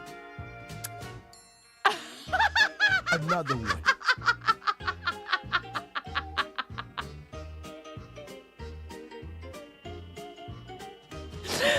I deserve that. But frankly, this is my karma coming to... It's the chickens have come home to roost. Jennifer, the tier 1 gifted sub to take it easy. Thank you. I adore you. Do you have a color? Do you have a color you want for that? I mean, I would never gift subs with trolley names in several channels on this platform on a semi-regular basis. You're doing what you're told. You'll mix it up, Blue. Thank you. I will gladly do that for you. Thank you so much. Thanks for gifting a sub to Take It Easy. It would be funny if Take It Easy came in here right now, wouldn't it? I wonder who actually has that account.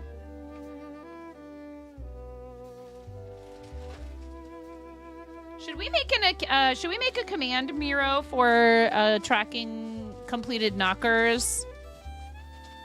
Aster Dragon with the 3-stream streak. Thank you.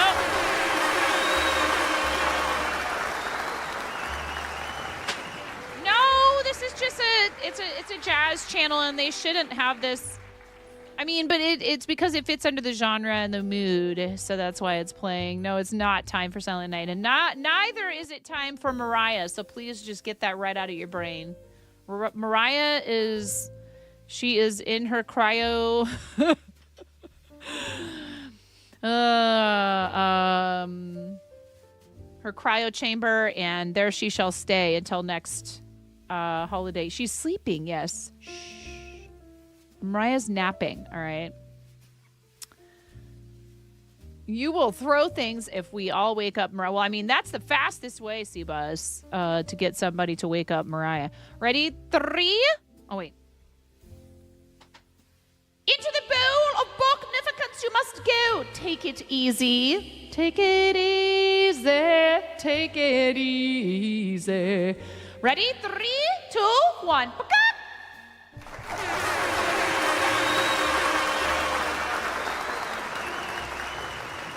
Oh, and Rom. Oh, I forgot. Everybody's doing it. When somebody streaks, you guys, I made you a thing. Everybody's doing it. You guys can all do it. Everybody can do it. Everybody's doing it. Everybody's doing it. Everybody's doing it. Everybody's doing it. Everybody's doing it.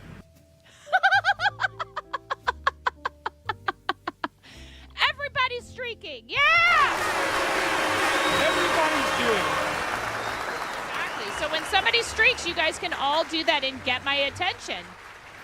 You can get my attention. Everybody's doing it. Everybody's doing it.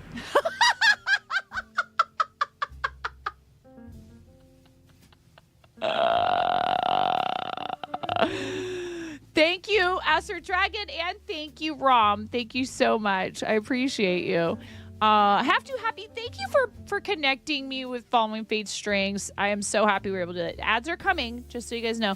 We'll see you in 90 seconds. But I wanted to thank you again. It was so great. I hope you guys all enjoyed it. We'll be right back after the ads. Yes, I do know that you want me to play scrims with you, but I don't think I'm good enough for that. People up here.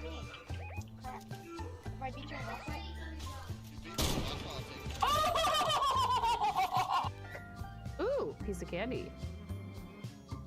Ooh, piece of candy. Ooh, piece of candy. Ooh, piece of candy. Ooh, piece of candy. Ooh, piece of candy.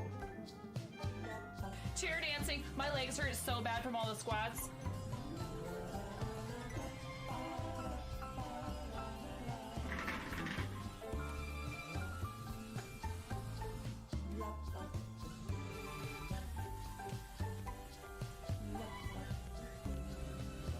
Sir, you are sorted.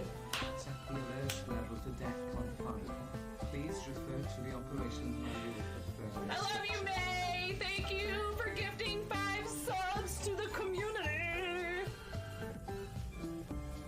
Here, I'll do my best impression of the like underpass. You know, the highway underpass dancing.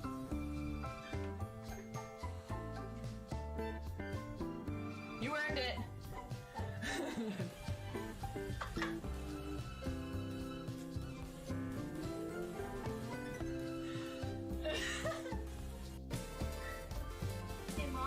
Yeah, hon.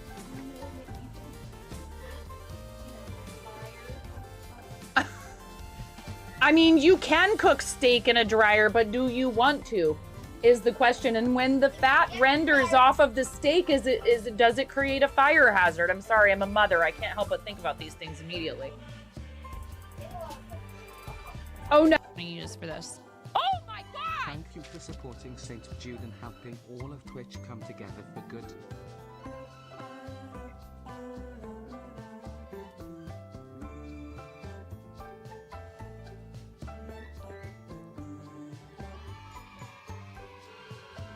I am sorry, but that is a really large number. That is a very large number, everyone. That was a very large number. Twitch just donated $5,000. I am 9.5 and I'm called that because I'm that close to perfect.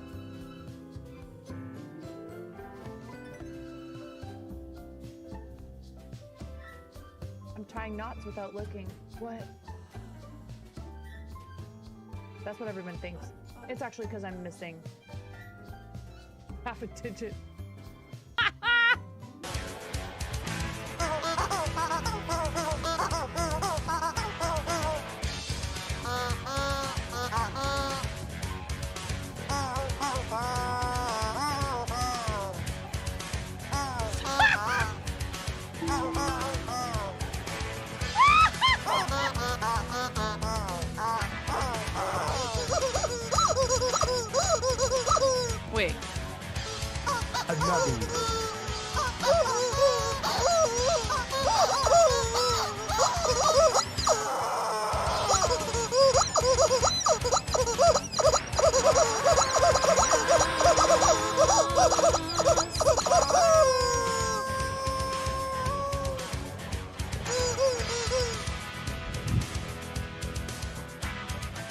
Oh my gosh. Okay.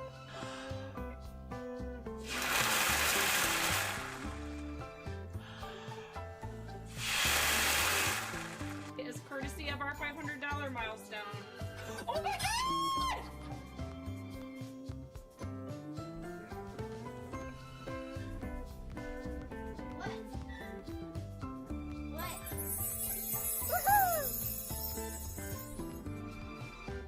You complete me. I love you.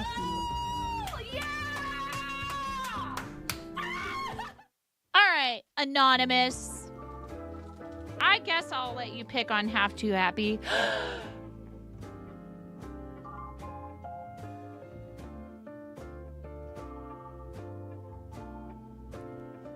That was so weird. I swear I was going to sneeze. I guess I'll let you pick on Half Too Happy. Thank you very much, whoever just did that. Thank you for gifting a tier 1 sub to our awesome friend, Half Too Happy. You know, maybe it was a show of appreciation for having been willing to recommend us and our community to participate in such a cool project. Thank you. I choose to see it that way. It is your karma, Half Too Happy. Ready? Into the bowl you must go. Unless, actually, would you like to pick a color? I was going to do a white chicken. A white chicken because it was an anonymous gift sub, but why did you pick? You're here. If the person's not here and it's a we do a white chicken. How about pink? You got it. It's kind of like clear chicken. It's not. If your chicken is clear, you might want to take it back to the store. Okay, ready? Into the bowl you must go. Thank you, Anonymous, for gifting a tier 1 sub to Half Too Happy. Ready? 3, 2, 1.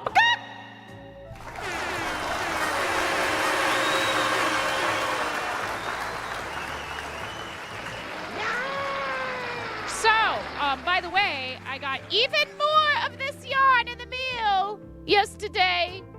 So now we have, and I have another couple of balls of beige coming, and then I'm stopping for a while. No more new yarn for these knockers. They're not going to stay. It's not going to stay in my house, right? But I'm trying very hard to cover as many colors as I can with this yarn. They do ask for like neutrals. They might have black, and maybe I would consider black and like kind of a more like a regular white. But so beige, a couple of shades of like kind of a more tan color. This one's really pretty. They call it tobacco, but I could only order one ball of that, and then they ran out. So I'll see if I can get more of it either on Amazon or somewhere else if we end up needing it. I mean, if we're gonna do this through October, we're gonna need a fair amount of yarn. But I want to work through what I have first before I worry about purchasing any more. Now that said, if you buy me, if you decide to fund an Amazon gift card, I cannot promise that I won't use it for this particular project. And also, if you want to buy yarn yourself, I would like to try the Shine Sport, but I'm going to work through some of this first before ordering any kind of other new yarn to make these. And that link right there is an affiliate link. The Tidley link is an affiliate link. But if you decide you're going to do that, please use the discount code, my We Crochet discount code, and I will use. I also can't promise that I won't use my affiliate commission from Knitpicks We Crochet. Now that link will take you directly to Shine Sport.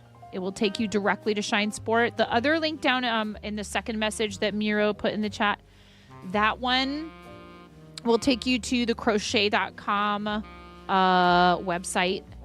I do have a Knitpicks affiliate link. I do not have a discount code for Knitpicks. My AWC 9.5 code only works on crochet.com, but they carry the same yarns, so you should be able to find whatever you would pick up for yarn on Knit Picks. But knitting needles, unfortunately, I don't know that they sell those on crochet.com. I think they just sell hooks. Yarn of the month on crochet.com is Tough Puff. Save 20% on Tough Puff, which is a super bulky. For instant gratification, our super bulky yarn will have you completing projects in no time. Tough Puff offers the resilience of 100% wool with vibrant colors and an extra woolly feel. It's sure to become your large gauge favorite. It just says 100% wool. It doesn't say what kind. Super bulky, so 2.5 stitches to an inch on number 15 needles. 7 to 9 single crochets over 4 inches on M/N 13 hooks. 44 yards to a ball, 100 grams. It's actually a skein is the put up. Hand wash cold, lay flat to dry. This is not a super wash. You would not want to wash this in the washer unless you want to felt it. Country of origin says China. Yeah, hand wash, dry flat. You can make a wall hanging, a pillow cover, some big chonky hats. You could make a blanket out of it, certainly, but you would have to be cautious about how you wash it.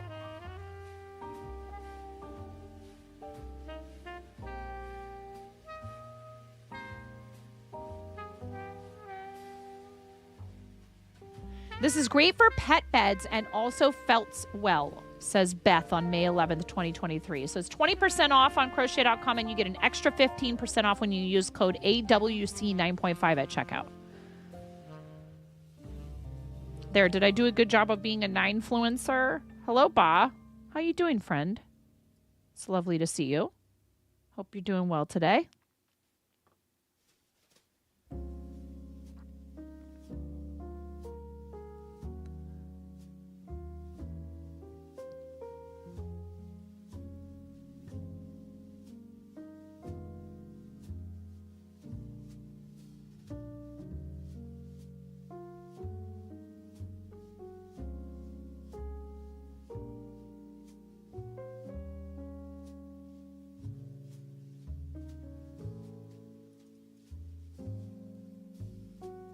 Just back from, I don't get it. You worked a shift in a tipped position and made no tips? Who do I need to talk to? Who do we need to talk to? Did you get some people come in and not compensate you? Like, hey, newsflash. Off you go. Gotta go follow your mom to her car repair place and then take her back home. I see. Well, hey, good for you for being such a good kiddo and helping out your mama. And a good dad. Have a great day, Seabus. I hope everything goes okay with your mom's car. February people stop tipping. Like, are you waiting tables or like what? Are you door dashing? Are you bartending? Are you a golf caddy? I would imagine where you live in February that would be a bad idea.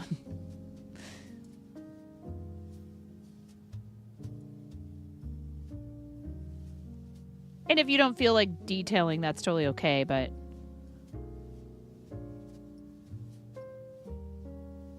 quarter the usual amount. Some days are just dead. This is a rough time of year. Retail actually kind of picks up a little bit. Oh, coffee. I'm so sorry. Retail actually picks up a little bit sometimes this time of year to an extent because people get their tax returns. If they're getting a refund, they get their refunds. The refunds start coming in. That's wild to me. I mean, like, I understand maybe not tipping like a full 20% on coffee if that's your thing. I do. I tip $1 on like a $3 drink. $4 drink. taxes. I know. I'm sorry. I don't want to think about it either. We have someone who does them for us, but I still have to sit down and like go through all my stuff because I'm not good at tracking it the rest of the year. But I need to get better. How you doing, Brian? How's your February treating you? Did I see an update about Pro Gamer's Guide that I failed to read the entirety of? You are cooking, literally or figuratively, or maybe both.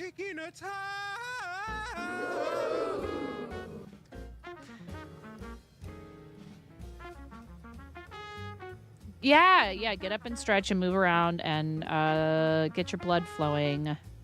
Jenniquel, both. You warmed up a nice taco bowl for dinner. Yeah.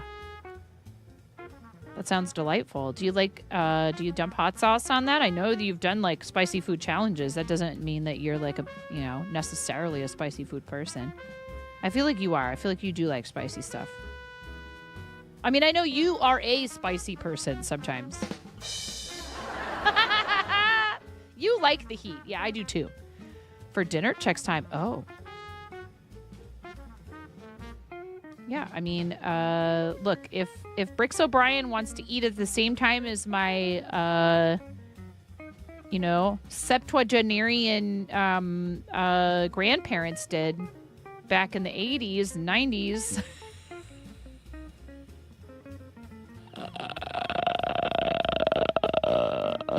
Listen, this is the same guy who tells me, okay, Meemaw, let's get you into your chair.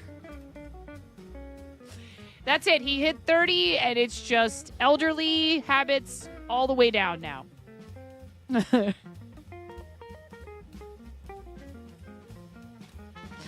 Oh, yeah, welcome to my world. You're okay. You're good. I'm not like, well, blocked, banned, and reported.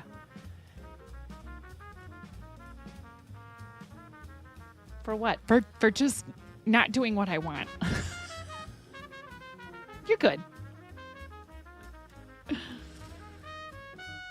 I know you got a lot going on too.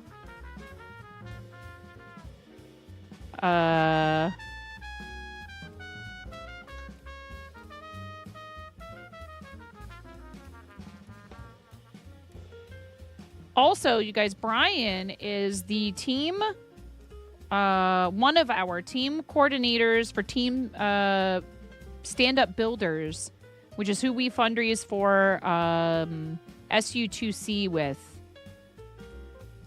And you guys should definitely give Brian a follow. And if you are a streamer who enjoys, you know, doing anything creative, really, and like gaming is fine too. Yes, many of the people on the team are those Lego nerds here on Twitch, but that doesn't mean you have to. But like, if you've never done a Lego set on stream, it'd be a pretty rad way to like introduce that into your streams, and it is fun to do on stream.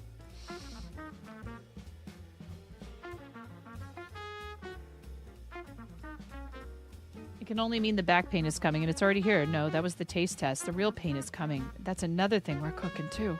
When is my paid vacation?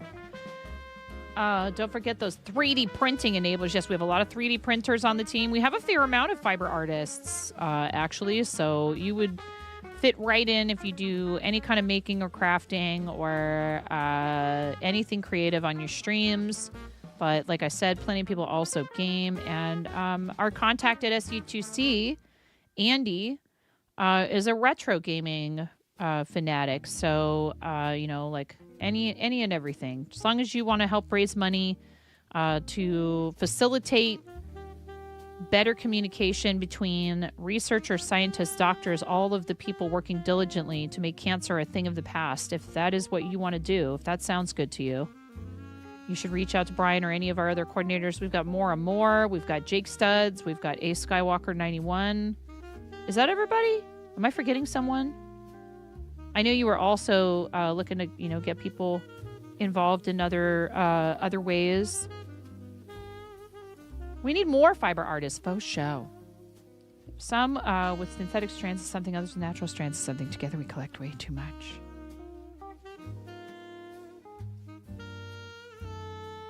But like, for example, you know, BCRF, SU2C, St. Jude, and then by extension, something like Knitted Knockers, like Starlight, like these other programs that work with people after their procedures, etc. I mean, even if you think about a big table, right? Like they work with people who've been through cancer treatment, and it you know, takes a toll on you, and getting back to work can be difficult. You know, it all contributes to the greater good. So totally understandable if people are already, you know, fully committed as far as that sort of stuff goes. But one thing you can help with is, for example, like for our campaign for creative season, we do an auction every year. Brian was saying he wasn't sure if he'd do another auction. I think it really lends itself to the streams where they are heavily focused on handmade, people who do handmade stuff. I loved what you did with like the I'll yell at you from a parking lot. We are not. Nope.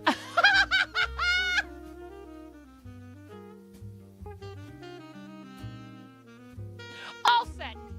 I'm good. It's like when the server comes by to try to fill your water for like the 1700th time. And like, so then you feel obligated to take a couple sips out of the glass. And then she comes back and she fills it again. And you're like, well, you came here and you filled my glass. And now, no, I'm all set. I'm good. Here, please take the glass from me. I don't want any more water. If you keep filling it, I keep drinking it. I'm all set. No, I don't want any more coffee. Yes, I know. You're about to close in 15 minutes. I promise you I'm not going to sit here all night. You're trying to get me out of here. You want me to leave. I promise you I'm not going to keep you past close. I promise. I promise. I do understand. I see you guys putting the chairs up. I'm not going to stay here forever. I'm all set. No, I don't want dessert to go. No. I'm all good. You drink the water so much you had a waiter put the pitcher on your table. Oh yeah. Hey, look, don't ever be afraid to ask for that. They could say no. Some places, RC, won't be able to do that for you because they have a very limited amount of pitchers. So if they give you a pitcher and they've only got 4 for like the whole, you know, the whole place, they can't part with them. But what they should do is invest in some, what we used to do at one place is we had tiny water glasses, just so stupid. Don't get me started. Stupid, tiny little water glasses. And there are people who would just, like, it's gone. One gulp and it's gone. And so what we did was we had carafes. And we could fill those and put them on the table, so then people could fill their own water if they so. But then I worked at places where I would make that suggestion, and the ownership would be like, "Well, then what you're saying is that you shouldn't have to be responsible for table me." I'm like, "Shut up then, and get some bigger glasses."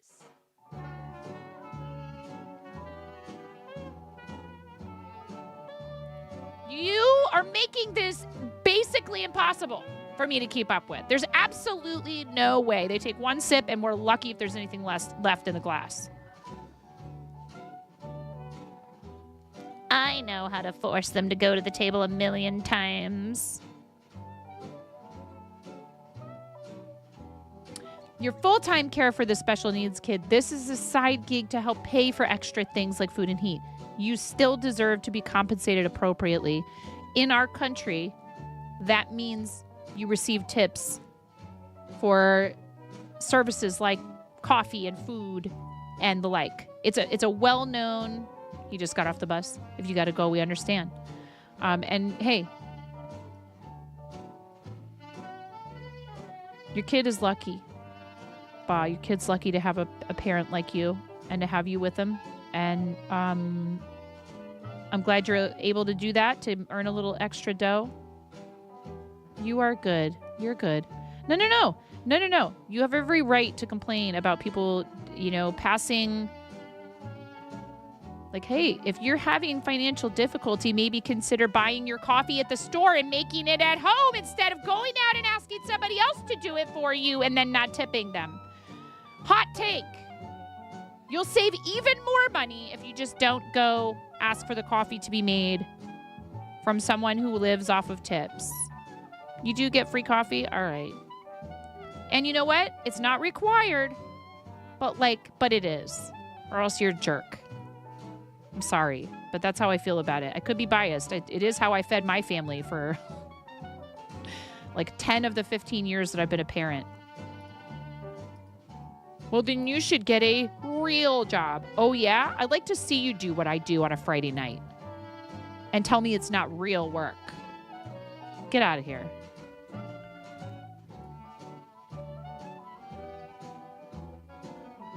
Nonsense. Anybody who spends, especially if they're doing it full time and can't pay their bills,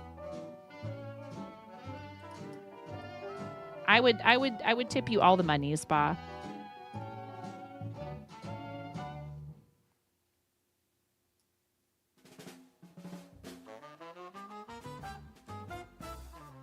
But even if it is just a side gig or extra money or whatever, we all know this is the thing here in the States. Like, come on. Sure, lobby the government to force companies to pay their employees a standard living wage that does not include tips. It ain't going to happen anytime soon. We're too, like, I'm not saying it couldn't happen, but it would take, there would be a lot of pushback from the big corporate restaurant chains. You think they want to have to start paying all of their servers and bartenders 2 to 3 to 4 times as much money? Well, we're going to have to raise all our menu prices. Yeah, no, really? Guess what? They're still paying it. But you get to say that you're only charging this much.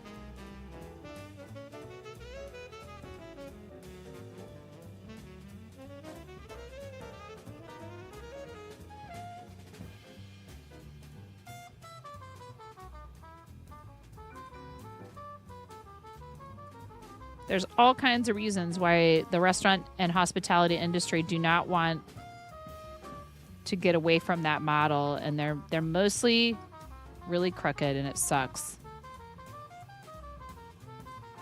I'm not saying every restaurant is crooked or every hotel is crooked. I'm just saying, like, the people at the top who help influence those decisions definitely do not want that convention to go away.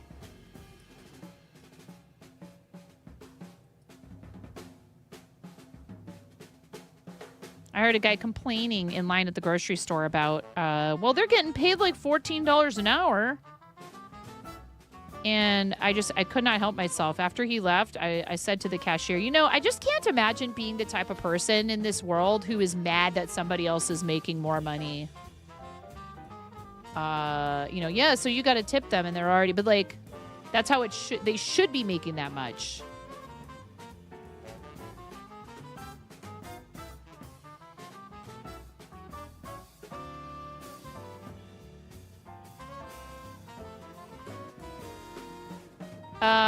No, that's generally not true. It depends on the percentage of your income that can come in some place. So I don't know about coffee in other states. That actually would be a good question. Oh my goodness, Athena has a toy and she's just wow, wow, wow. She gets in like this trance. Yeah. No, I know. I'm just saying, I feel like that's a slippery slope with certain professions because people who make coffee for a living are usually not getting paid that much more, if any more, than servers.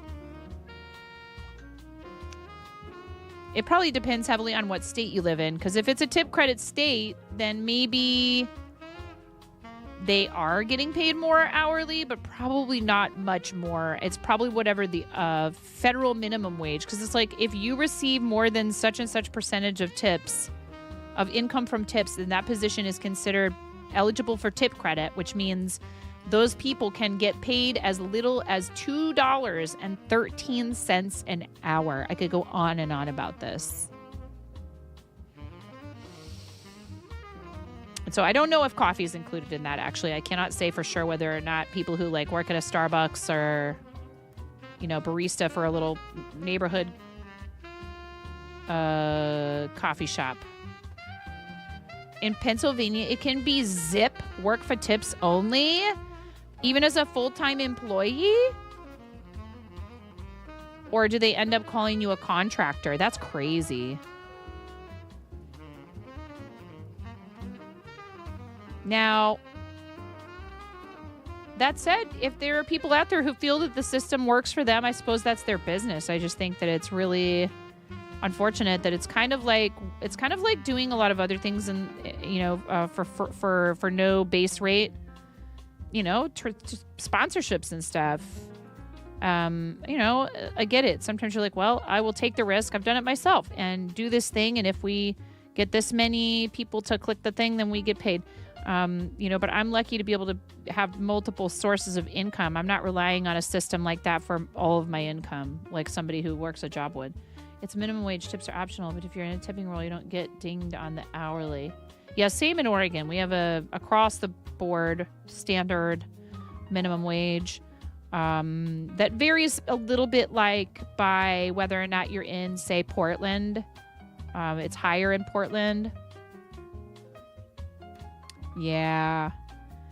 And it's very low some places. So, like, if you worked a whole shift without getting any tips, you would not be making the federal minimum wage.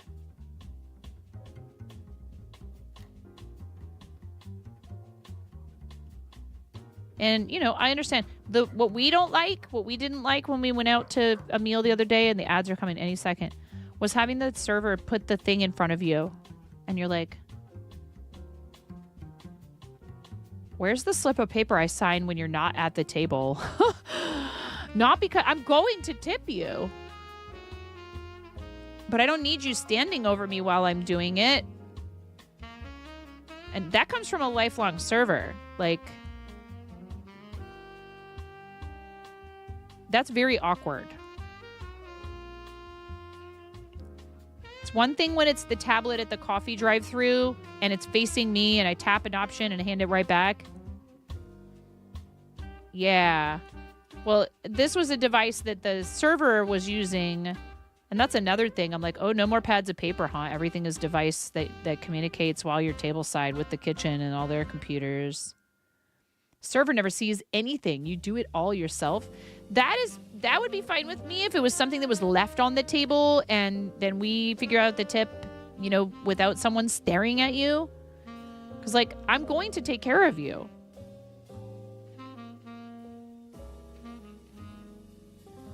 But I feel that's awkward, and it kind of goes against the whole experience of a sit-down place in a way, but maybe I'm just being old-fashioned. I don't know. It's like, we take good care of our servers. But I don't need you standing over me while I decide how much of a tip to give to you. Trust me, I really do wish we could do away with tipping altogether. I feel like it has so many problems associated with it. Pay a wee bit and play some games. Yeah. My kids love that at, where do they do that at? Olive Garden, Applebee's. Yeah, there's some chain restaurants that have them on the table where there's games and stuff on them. Another revenue stream, and handles the checks for the wait staff, right? And I mean, I will say there is an advantage to the system you're describing, because if you're in a fat hurry and you need to just be able to pay, and if you can just do that at any time for the things that have been ordered on your bill, then that's awesome, because then you can be paid before you even finish, maybe, and then leave the second that you're done. Because I know when I worked in hotel restaurants, that would have been really valuable for the guests who come in first thing in the morning. They've got a flight they have to catch, and they want breakfast, and they want to get out as soon as they're done. So them being able to pay their tab without my involvement would be awesome.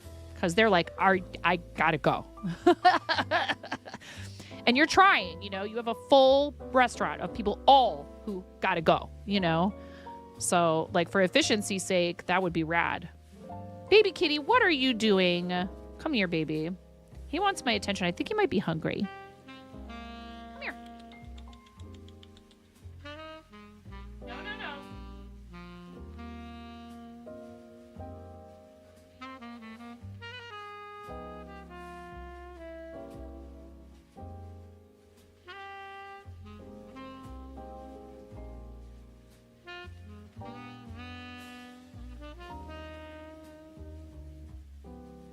Go on. You can't go that way because you'll step on my power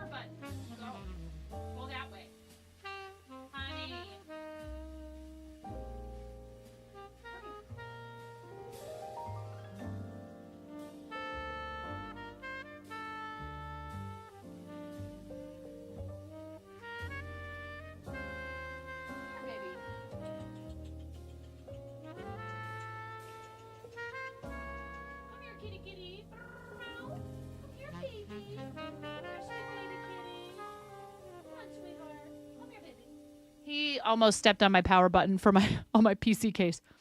I don't know how he wedged himself in there. He's getting too big for that. I'm glad I noticed him there. He was like wedged in between my PC case and the desk.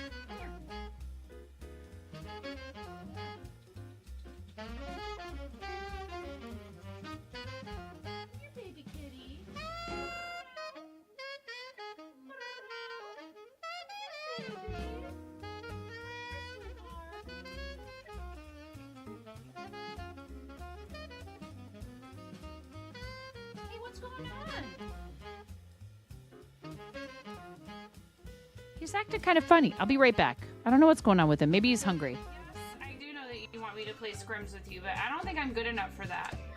People up here.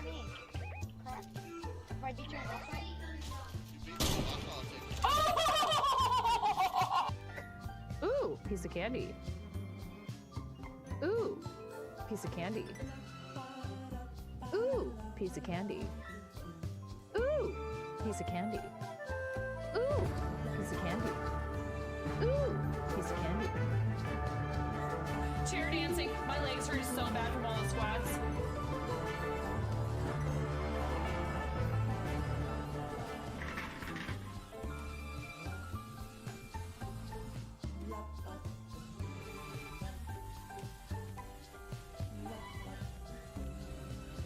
Sir, you are assaulted. Set the alert level to DEFCON 5. Please refer to the operations manual for further I love you, May. Thank you for gifting 5 subs to the community. Here, I'll do my best impression of the like underpass. You know, the highway underpass dancing.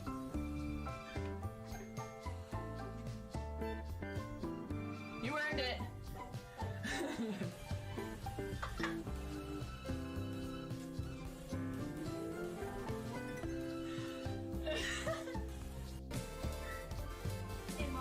Yeah, hon.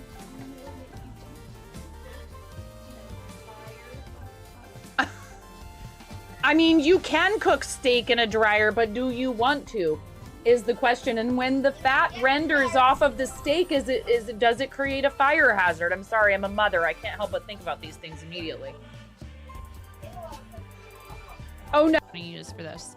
Oh my god! Thank you for supporting St. Jude and helping all of Twitch come together for good.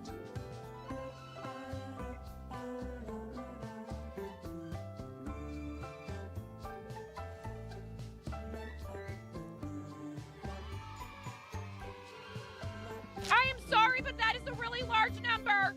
That is a very large number, everyone. That was a very large number. Twitch just donated $5,000. I am 9.5 and I'm called that because I'm that close to perfect.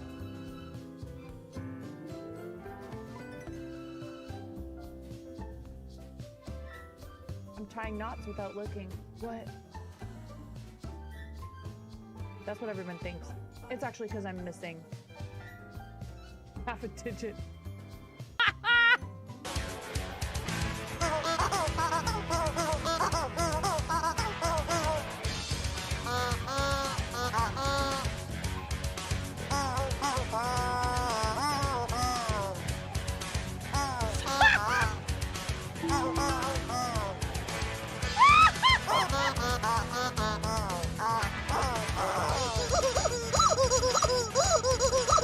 Wait.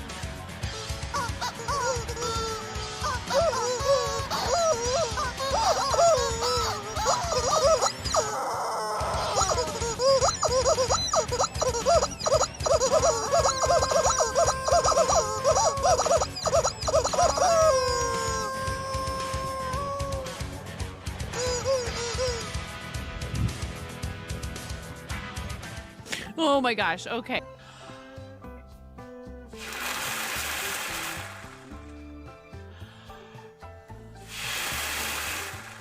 As courtesy of our $500 milestone. Oh my god!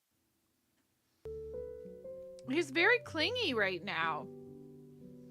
He followed me back down the stairs and welcome back. He is very clingy. What's with you? You okay? Oh, mister. Oh, he's a good baby. Oh, baby kitty.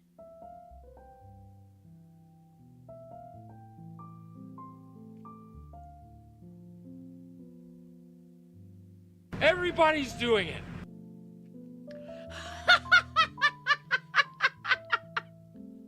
Everybody's doing it.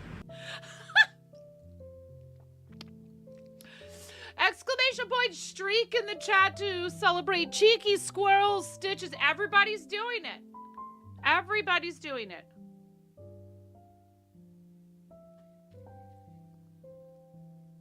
Everybody's doing it. Yes, Everybody's doing it. Yes, exactly. Oh, it's the dispenser. Everybody's doing it. Oh, it's okay.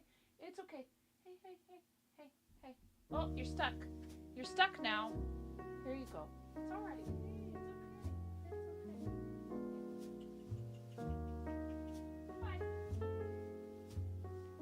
I scared him by laughing too loud. Everybody's doing it.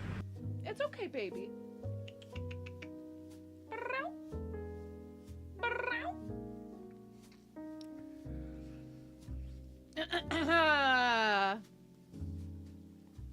Haven't you learned your lesson? You thought that was the case once before, remember?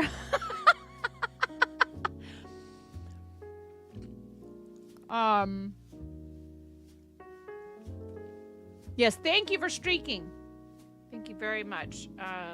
Everybody's doing it, and they're doing it respectfully and mindfully. Demurely. Unlike Will Ferrell's character in that movie. I am getting close to finishing another knocker chat.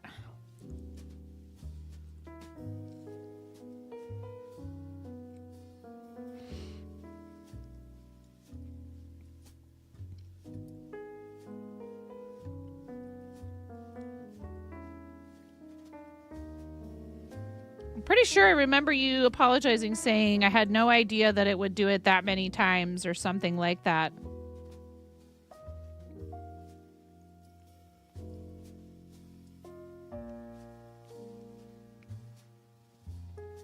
But it's all good.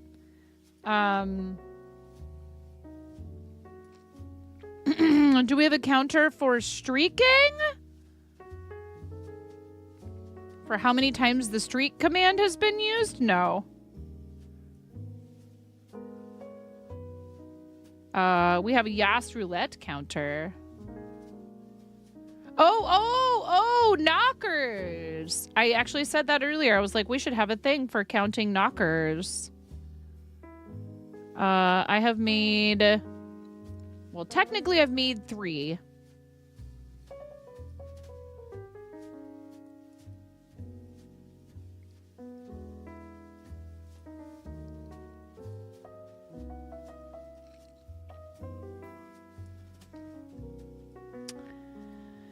We had received a raid right before, and pretty sure that you commented that you were not aware it would do it that many times, or that they would pile up quite that way, or something like that. We can just check the spreadsheet when 9 makes it. That's a good one. That's a good one.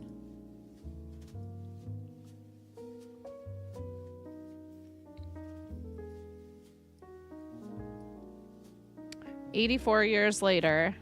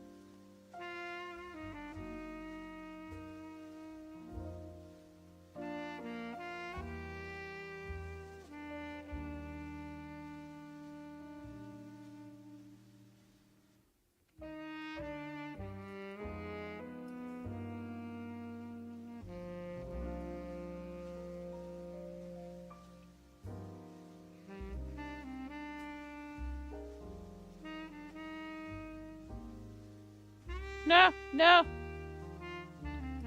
Almost dropped a stitch. I mean, I did drop it, but then I picked it right back up.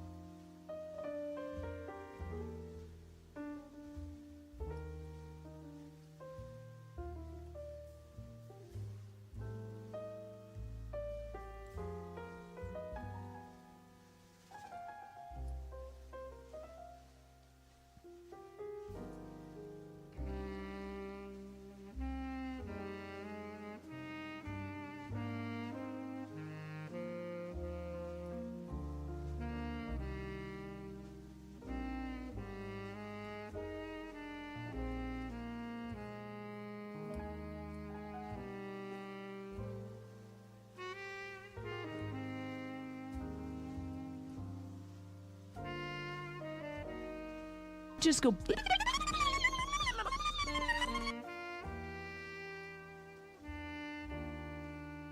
Yes.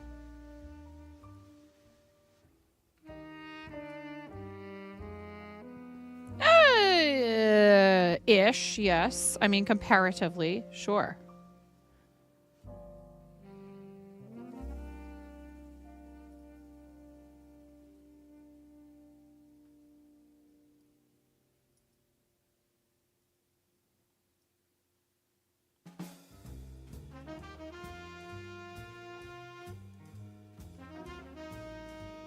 Maybe new to you. I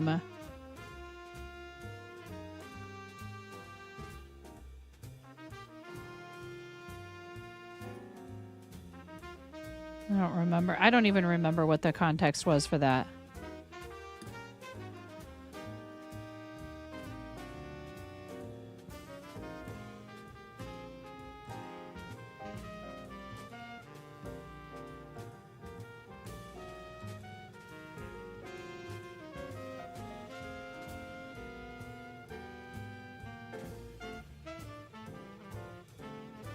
Nah. Hello?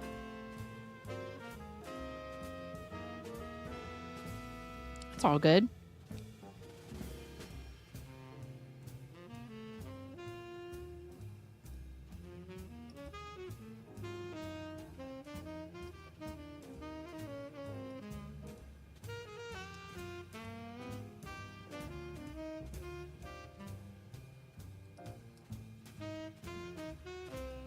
Have you tried that dye kit yet?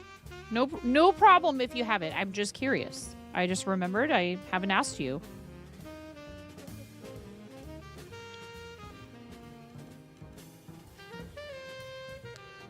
All good. Just curious when you do try it. I'm just curious about how it works. I have one.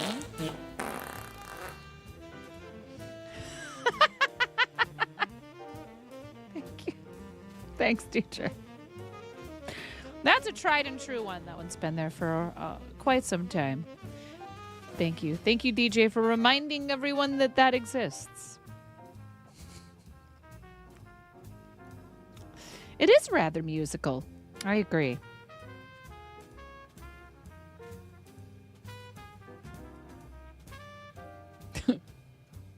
Anytime.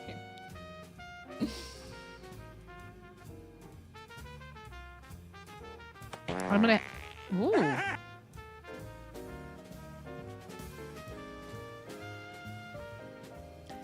I am gonna have to go let the puppies back in a moment here.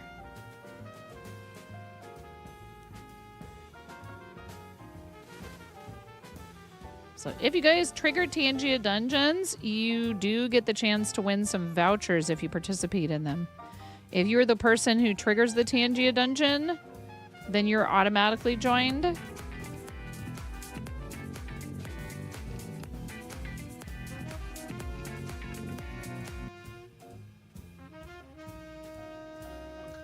Dance party!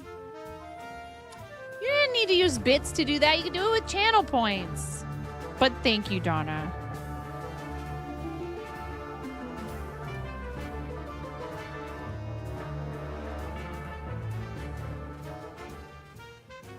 Thanks, Donna. Are you guys all following Donna? Donna is awesome. Streams. The inner machinations of my mind are an enigma.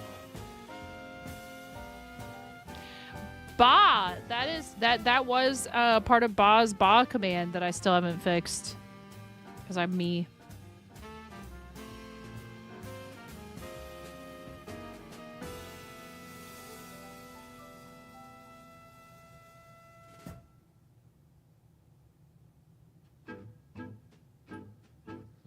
Oh my goodness. Well, of course that couldn't be the needle that I'm about to take the stitches off. It has to be the very last needle. There's stuff just falling on the floor. It's fine.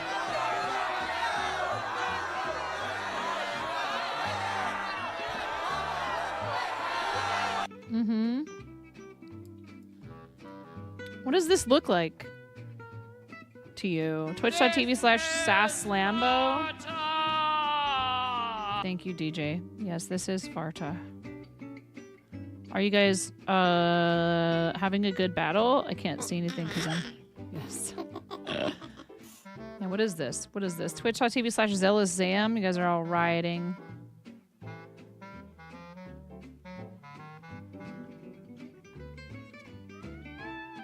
And I swear, and I yell, and it's because that's my personality.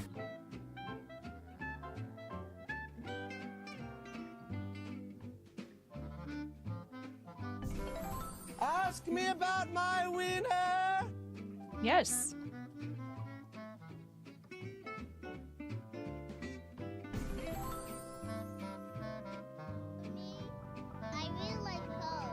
What do you like about corn?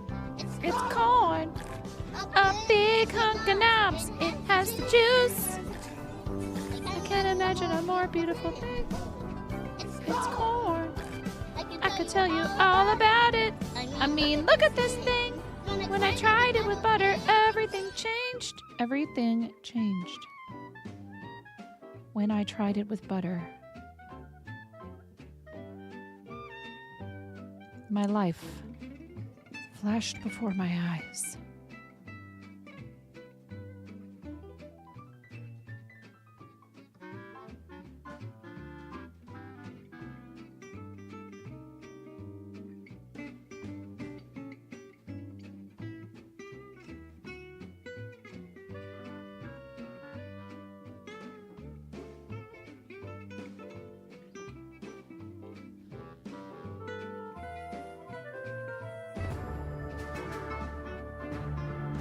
Smokey also deciding to go ahead and throw another Tangia dungeon our way. Thanks, Smokey.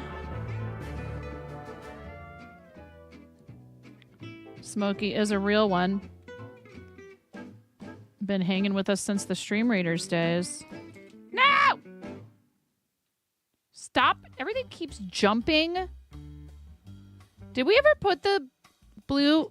Have to happy. Did we put your blue chicken? Whose blue chicken is this? Whose blue chicken is this? I don't know who it is. Ready? Peacock! It must go in the bowl. I don't know.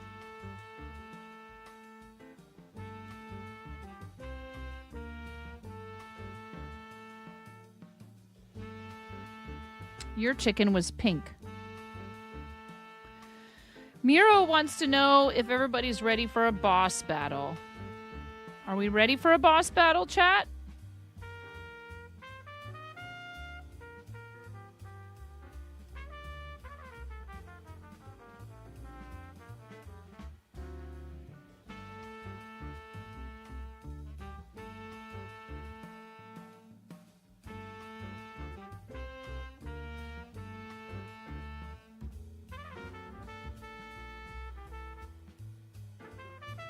I don't even know. The chicken is in the bowl. That's all I know.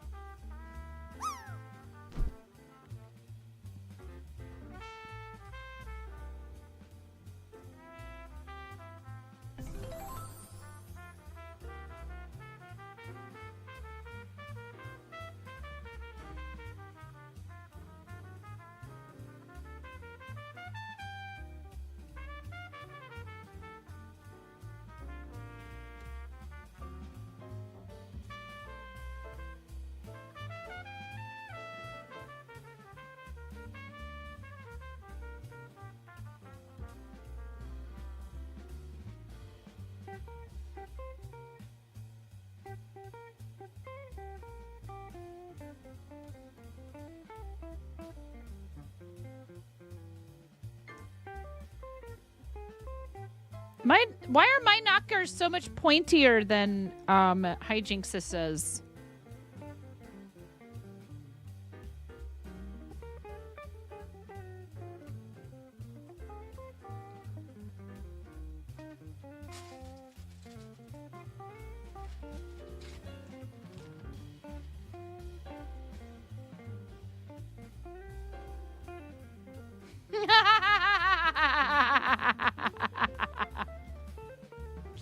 Hi, the third eye.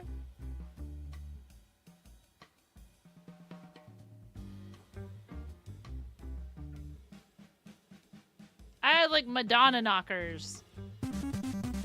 Oh, there's that boss battle, chat. Get in on the Tangia boss battle. Type exclamation point join in the chat, you guys. Exclamation point join. Do it.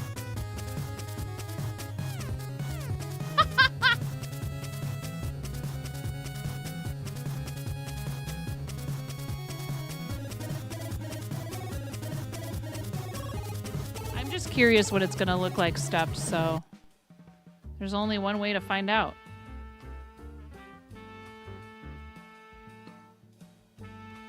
Five, four. Anyone else? Tangia boss battle. We don't have Pokeflex here. You should know this, Ba. We stopped doing Pokemon community game because it's rigged.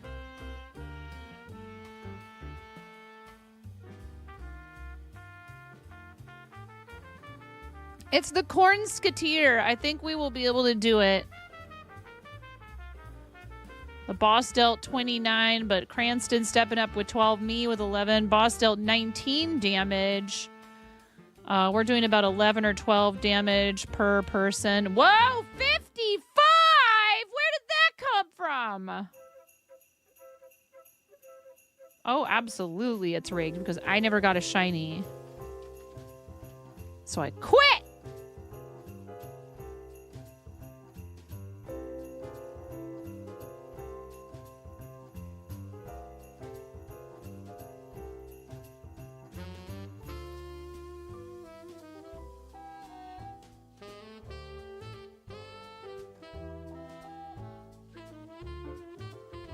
Well, at least this time there's no glaring mistakes. But it does look an awful, quite triangular. Hi, please. Let's go let the puppies back in.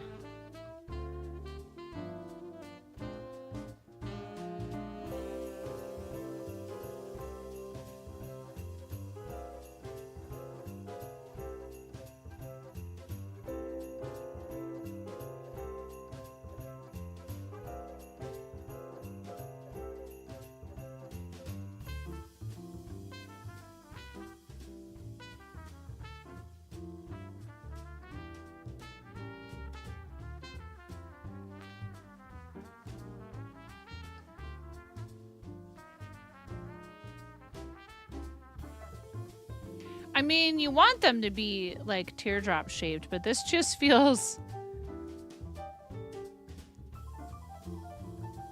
like they should be rounder. This is a C cup. I guess if you finally like get them stuffed enough, it'll pop out these corners.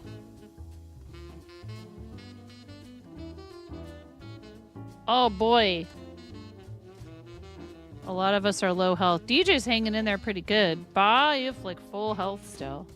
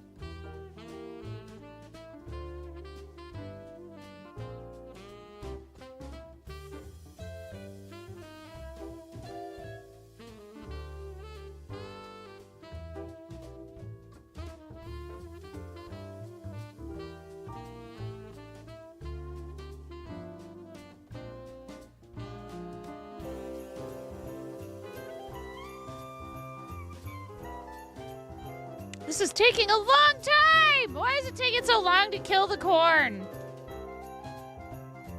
A big hunk of nubs. It has the juice. It's almost down. I think we can do it. There's how many of us left? There's enough. Yeah. Look at how much health Cranston has. You're going down, Cordsketeer!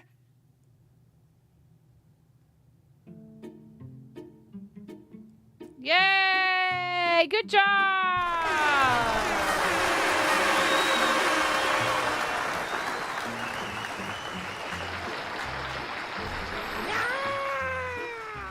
Yeah, once you get them stuffed a bit more, they're not quite so pointy at the edges. I'll do another one exactly the same.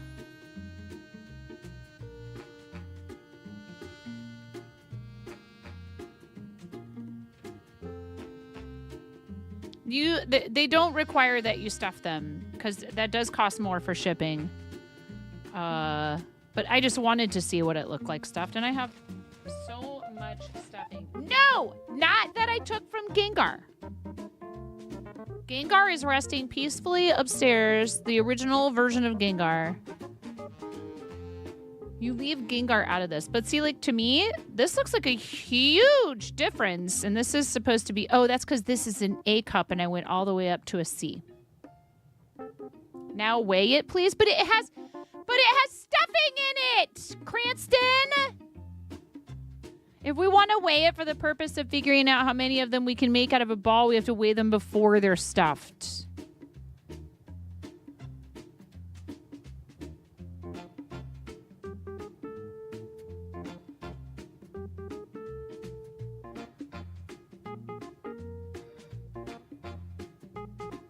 What do you mean, not necessarily?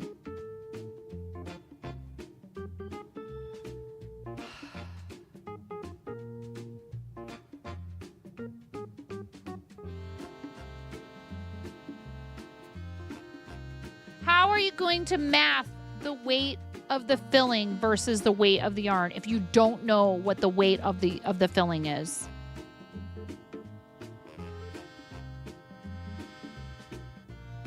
Yes, but you have to have one of those values already determined. We don't know how much the yarn weighs, and we don't know how much the filling weighs.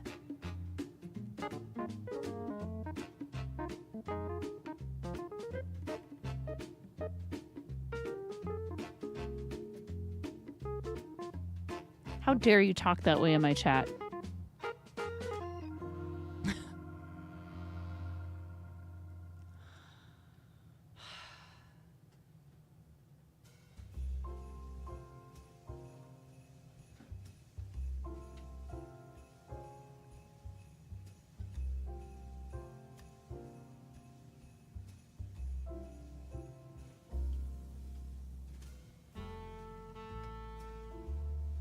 You're not going to be able to see it.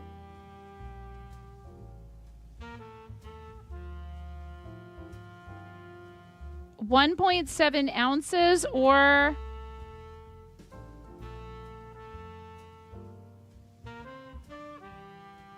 49 grams.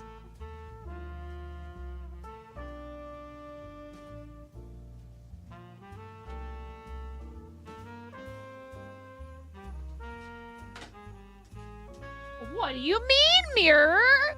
Cranston would never do such a thing.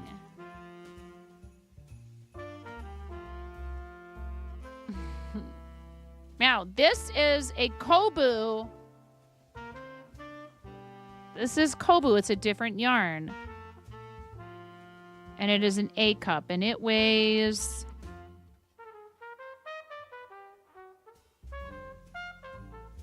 $15 grams.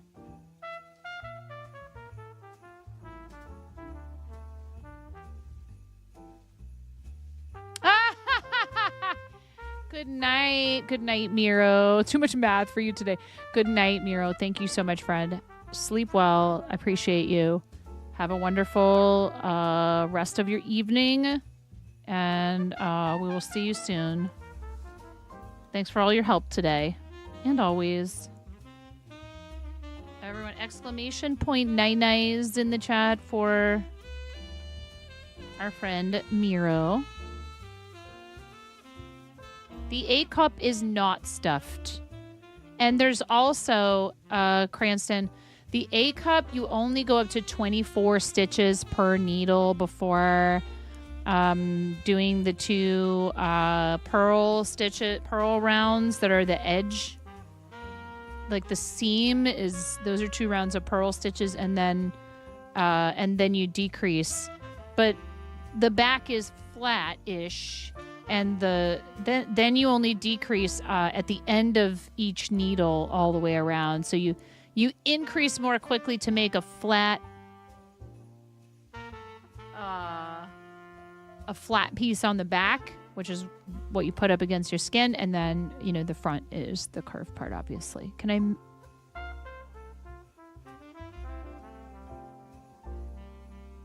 I don't know where my tape measure is, Cranston. Why? I don't know where my tape measure is. It's buried somewhere in a project bag.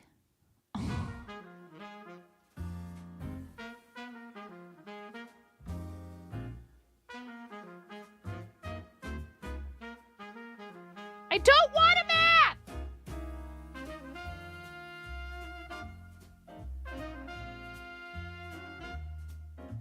I'm not here to map! Who cares?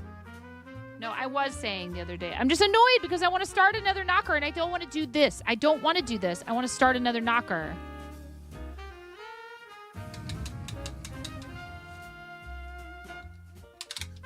Lucky for Cranston, I remembered that I brought it down here. It's not going to work, I'm telling you. I'm going to tell you right now. You're going to try to figure this out. You're going to think that you have it figured out. I'm going to weigh the second one before we put the stuffing in, and it's not going to be the same.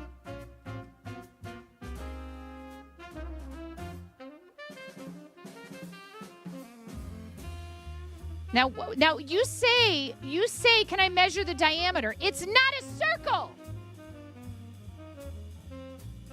Do you mean circumference?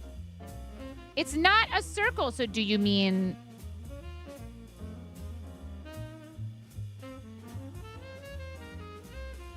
It's not a circle. It's like a round triangle.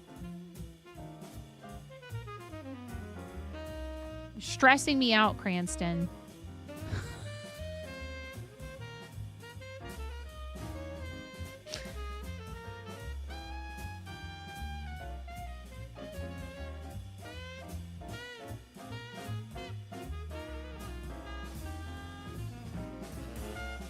Okay, look.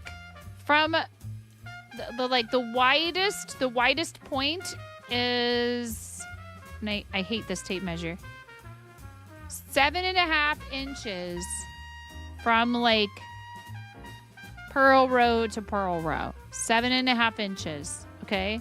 Or if you want centimeters,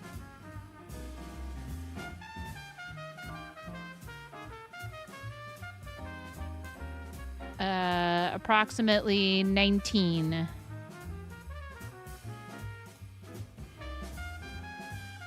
Ish. Across the back. But again, you're not telling me, like, do you want the widest? Like, this is so irritating.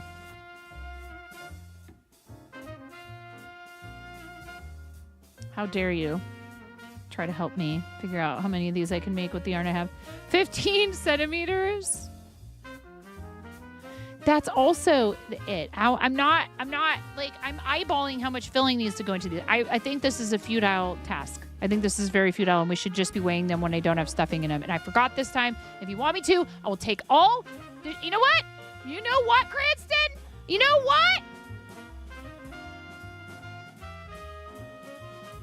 It's fine. I don't need to start another knocker right now. I'll just take all the stuffing out of this one since you just gotta know how much it weighs.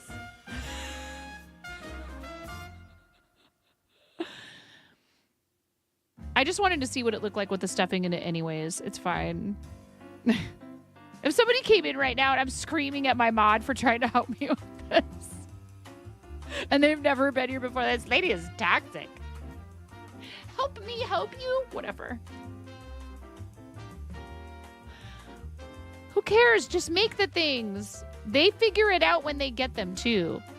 So you know, like they have a whole system for like sizing them, because you know you can make a B cup and have a completely different gauge from somebody else, and yours could end up looser or tighter. So they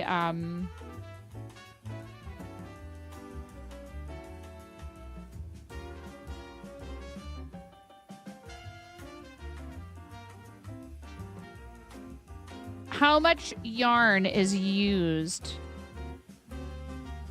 per knocker? Yes, I know. I know, Cranston. I appreciate you. I'm just annoyed because I don't want to do this right now. I don't want to do all of this. I want to just make the thing. Who cares? No. Any little rogue? I don't know if I can turn it inside. Ooh, maybe I can.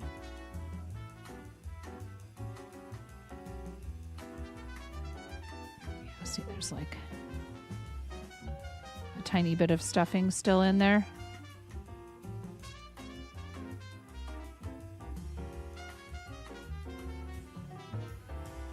And it's fine because this has a drawstring to it, so it'll be easy enough to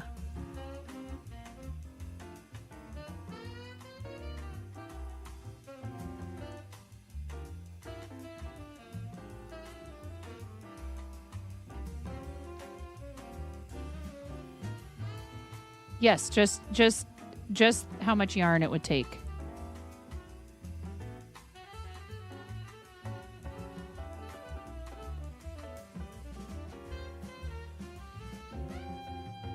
And I don't think they want you to do like any blocking or anything like that.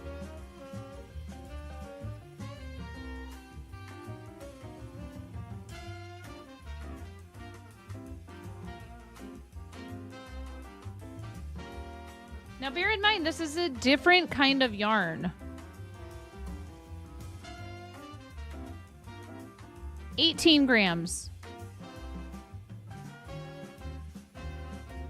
Yeah, the other one was 15. This one is 18, but it's a different yarn. This is Circulo Charm. It's a 100% mercerized cotton.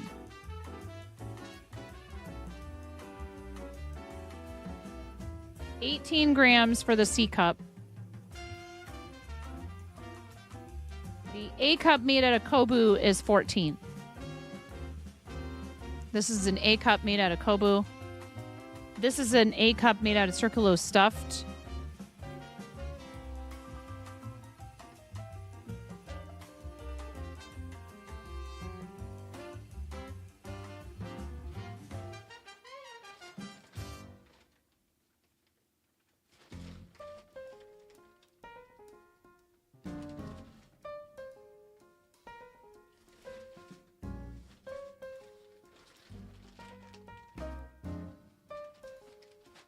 mean, no, sometimes it really is valuable. Let's say, for example, you have the remainder of a skein left over and you know that you did a project, you know, so if you have the label and you know what the total was, then you can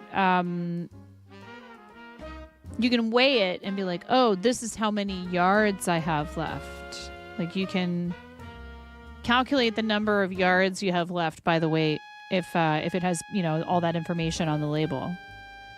Approximately. It's an approximation.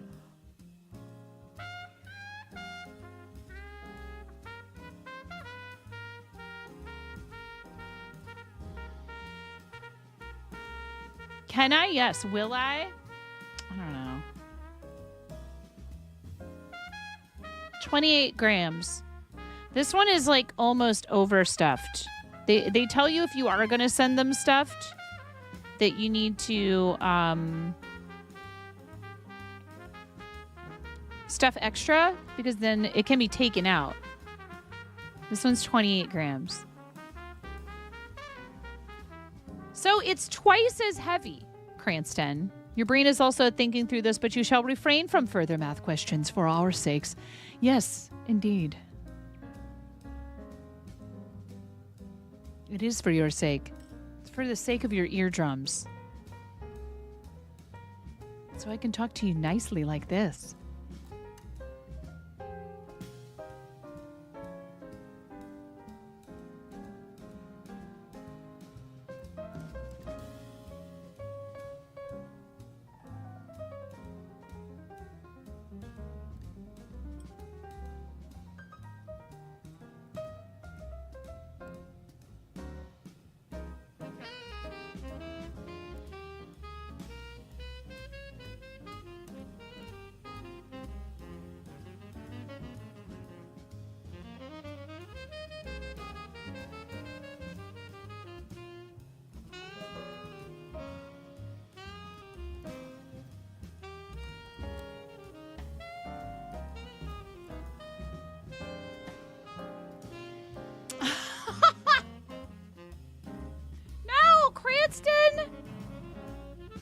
He enjoys it. I have to remind myself this is enjoyable for him. That sounds horrible. But that's, you know, hey, look. Thankfully, there are the Cranstons of this world. We're like, yeah. I enjoy doing this super useful, boring, tedious, annoying task. Why? I don't know. I just do.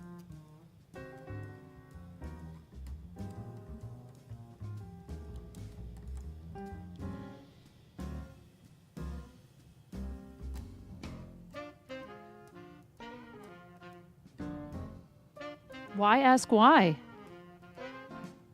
Why?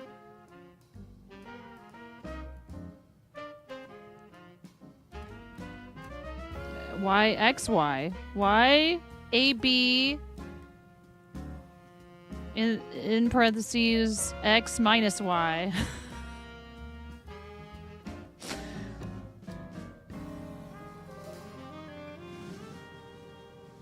What? Oh, I dropped one earlier, like a long time ago. Eh.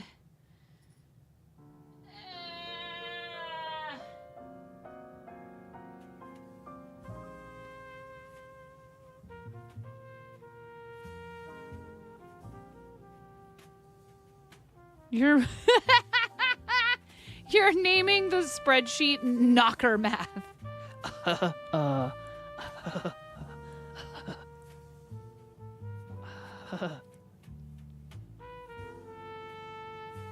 That's cool.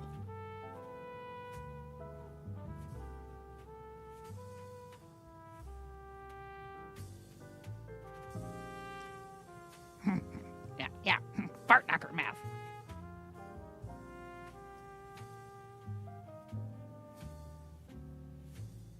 Okay, we're doing this one knit front and back because we did the other one that way, but on the next one I am going to try doing make one left and right.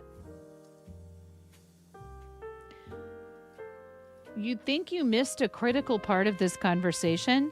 We're making knitted knockers.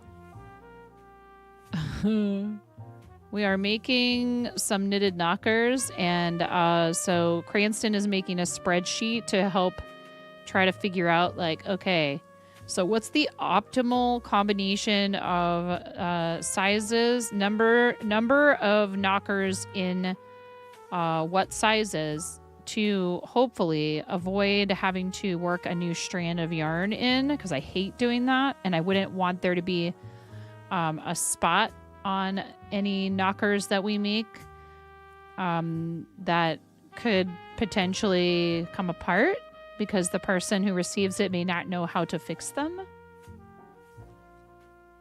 I may not have anyone in their circle that knows how to fix knitted items.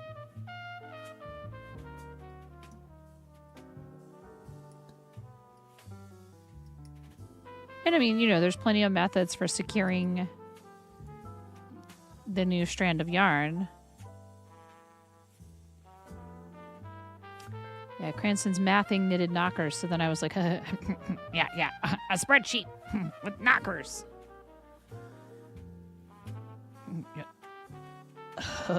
Yeah, fart knockers. Like you, Beavis.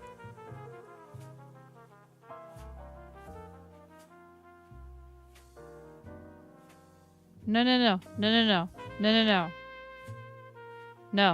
No math. No math. Ads in 3 minutes. Thank you, Cranston. By the way, ads exist. No sub, no turbo. Ad.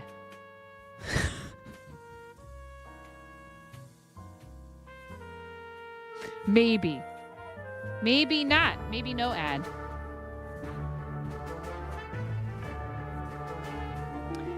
You just reminded me,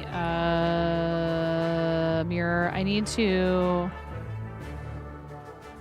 Up to 12 people can join a Tangia dungeon. Type !join in the chat, or you can also join via the Tangia webpage or the extension. Join us!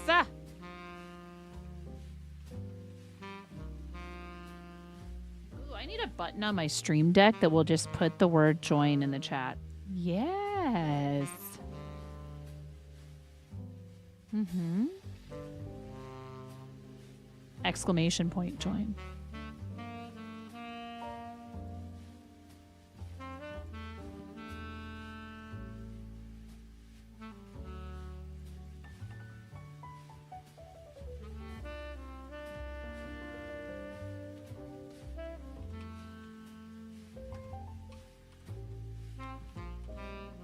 I call this button Join Dungy. Join Dungy.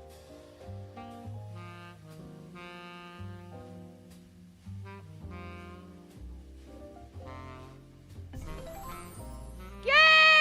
I did it. Ooh, Blaze, you found a rare orc something. Orc's axe. Ooh, Cranston got a free better TTS voucher.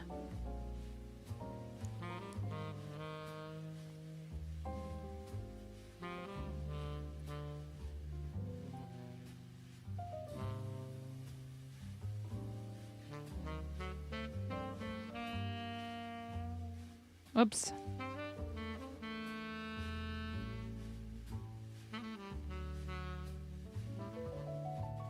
Oh, crud. Did I mess this up? I have to tink. I forgot to,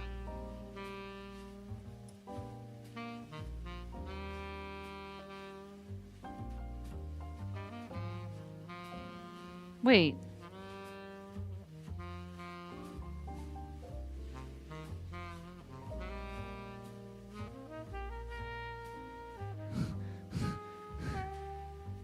Oh, yeah. Yeah.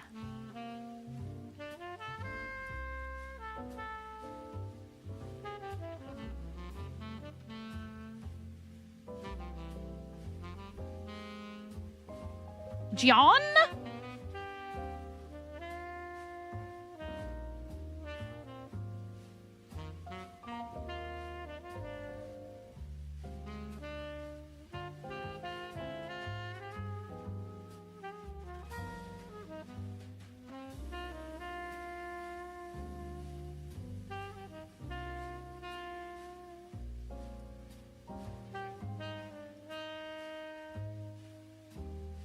I forgot to do a knit one front and back at the beginning of this needle. Probably could have figured out some way to sort of like fudge it when we got back around to that point, but there's not that many stitches to knit backwards, which is why we call it tinking.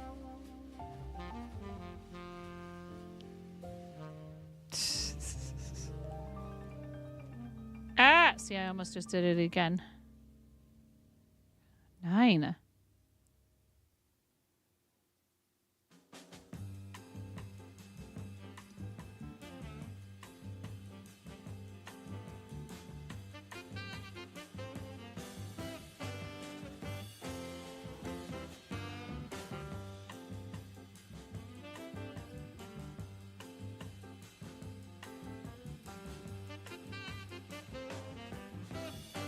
If you say so, Cranston. Dude, whatever rocks your boat, bro.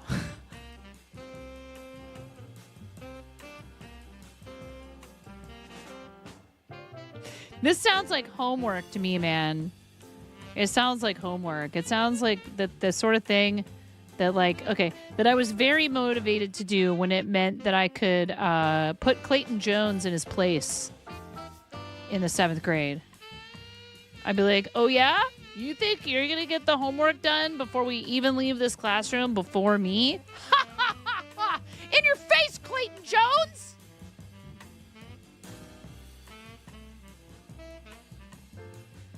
Clearly, this is Cranston's density. Are you kidding? You got to make a new... I'm so happy I could do that for you, Cranston. Hi, Hero. The music is jamming. How you doing, Hero? It's nice to see you. Guys, go give our friend Hero a follow.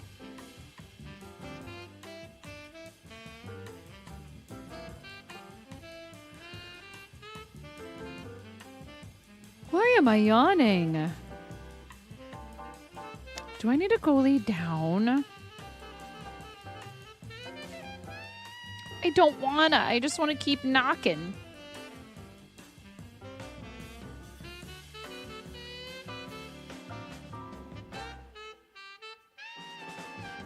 I love it. People coming in going, what are you making, boobs?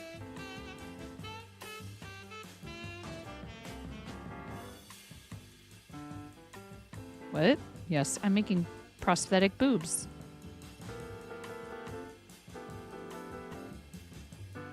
Yeah! Oh, yay! Blaze, that's awesome! Way to go! I am so proud of you. That is rad. Good for you. Hey, we watched the video that you posted. You did great. That's so cool. Blaze is also a streamer, as is our friend Hero and our friend Mirror. And both Blaze and Mirror do a lot of painting on stream. Please go check them both out.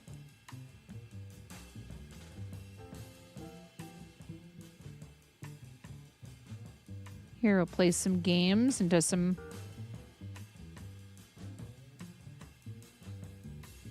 I believe you do some makers and crafting here and there, don't you, Hero? Or do you just game?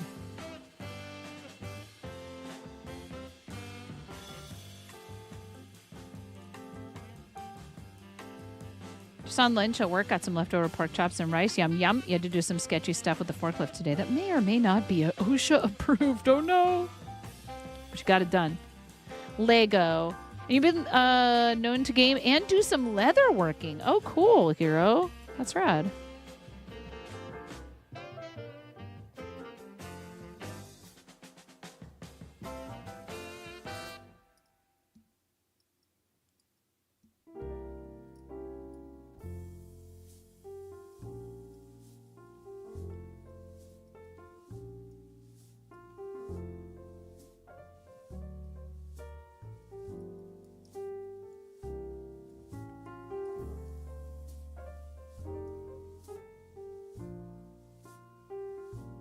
You wouldn't say a lot for you these days. You thought you'd paint this week, but you had double prep because of the holiday. Ah.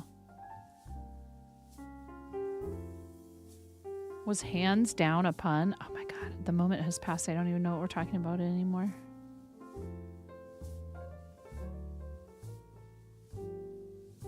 Oh, I gotta go let the puppies in. I hear them barking outside. It's good for them to be outside. It's nice out there today, but it's not raining. I didn't leave them out in the cold and the rain.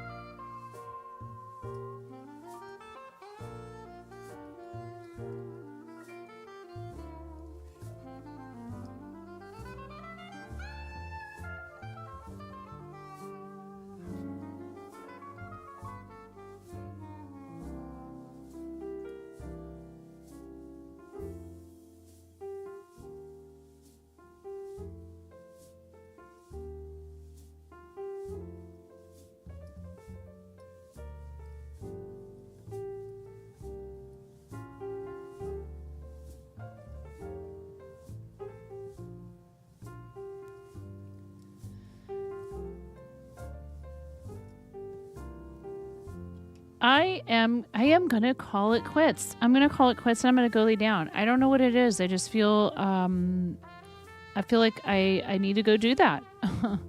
And I'm gonna listen to my body. Yeah, I mean, you know, we have a lot going on in the household and stuff, so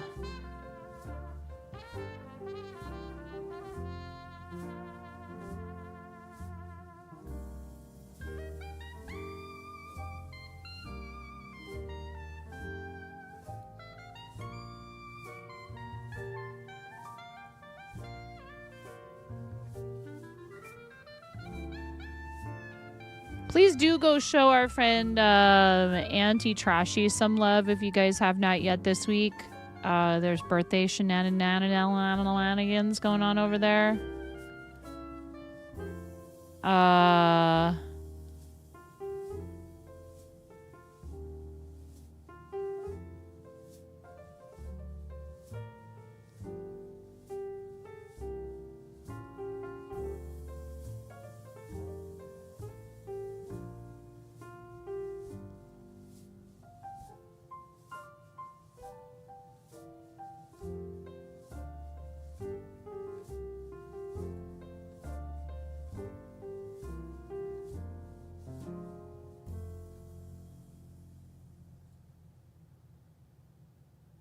She was in here earlier. I don't think we've rated Mama Zach in a minute. I love Mama Zach. Let's go read our friend Mama Zach.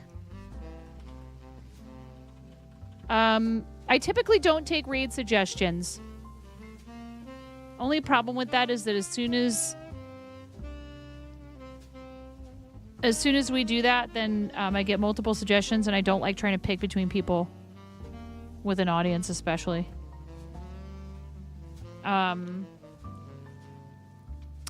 If ever somebody's doing something special and you want to suggest them, please just DM me. Please DM me, and I'll take a look. Is this probably me being neurotic about it? Sure. But I really don't like picking between people. And we've had bad experiences, unfortunately, with trying to introduce like a Guide the Raid thing in the past, where it became something that felt like it wasn't pleasant for anyone. Because like I would open the redeem at the end of stream, people would be scrambling for it, and people felt like they were never the ones to get it. And then, like, are you tracking? When was the last time you made the suggestion? No, you can't make another suggestion. Sorry, we're rejecting and refunding you. Like, it just became complicated. And even had people coming in at the beginning of stream and being like, is it chat's turn to pick a raid target today? And I'm like, I just started.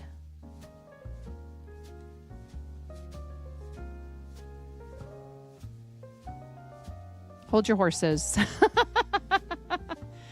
And we love Brenda. So, like, now I don't want anybody to feel like I was just already looking at Zakayla And so now it's like, well, of course I would raid Brenda anytime. I love Brenda. But I don't think we've raided Mama Zach in a while. She was in here earlier today, hanging out with us. She's a great friend. She's been on Twitch for a long time, fellow Twitch partner.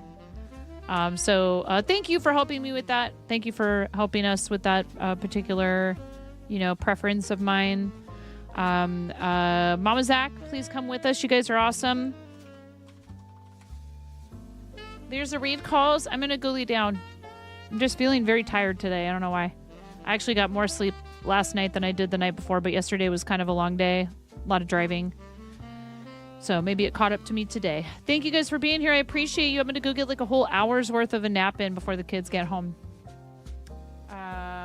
Thank you so much to these people. I really do appreciate every single person on this list, and I do still need to update these. I was actually thinking about doing that on the Patreon stream last night. There will be at least one more Patreon live stream. And thank you so much if you were watching.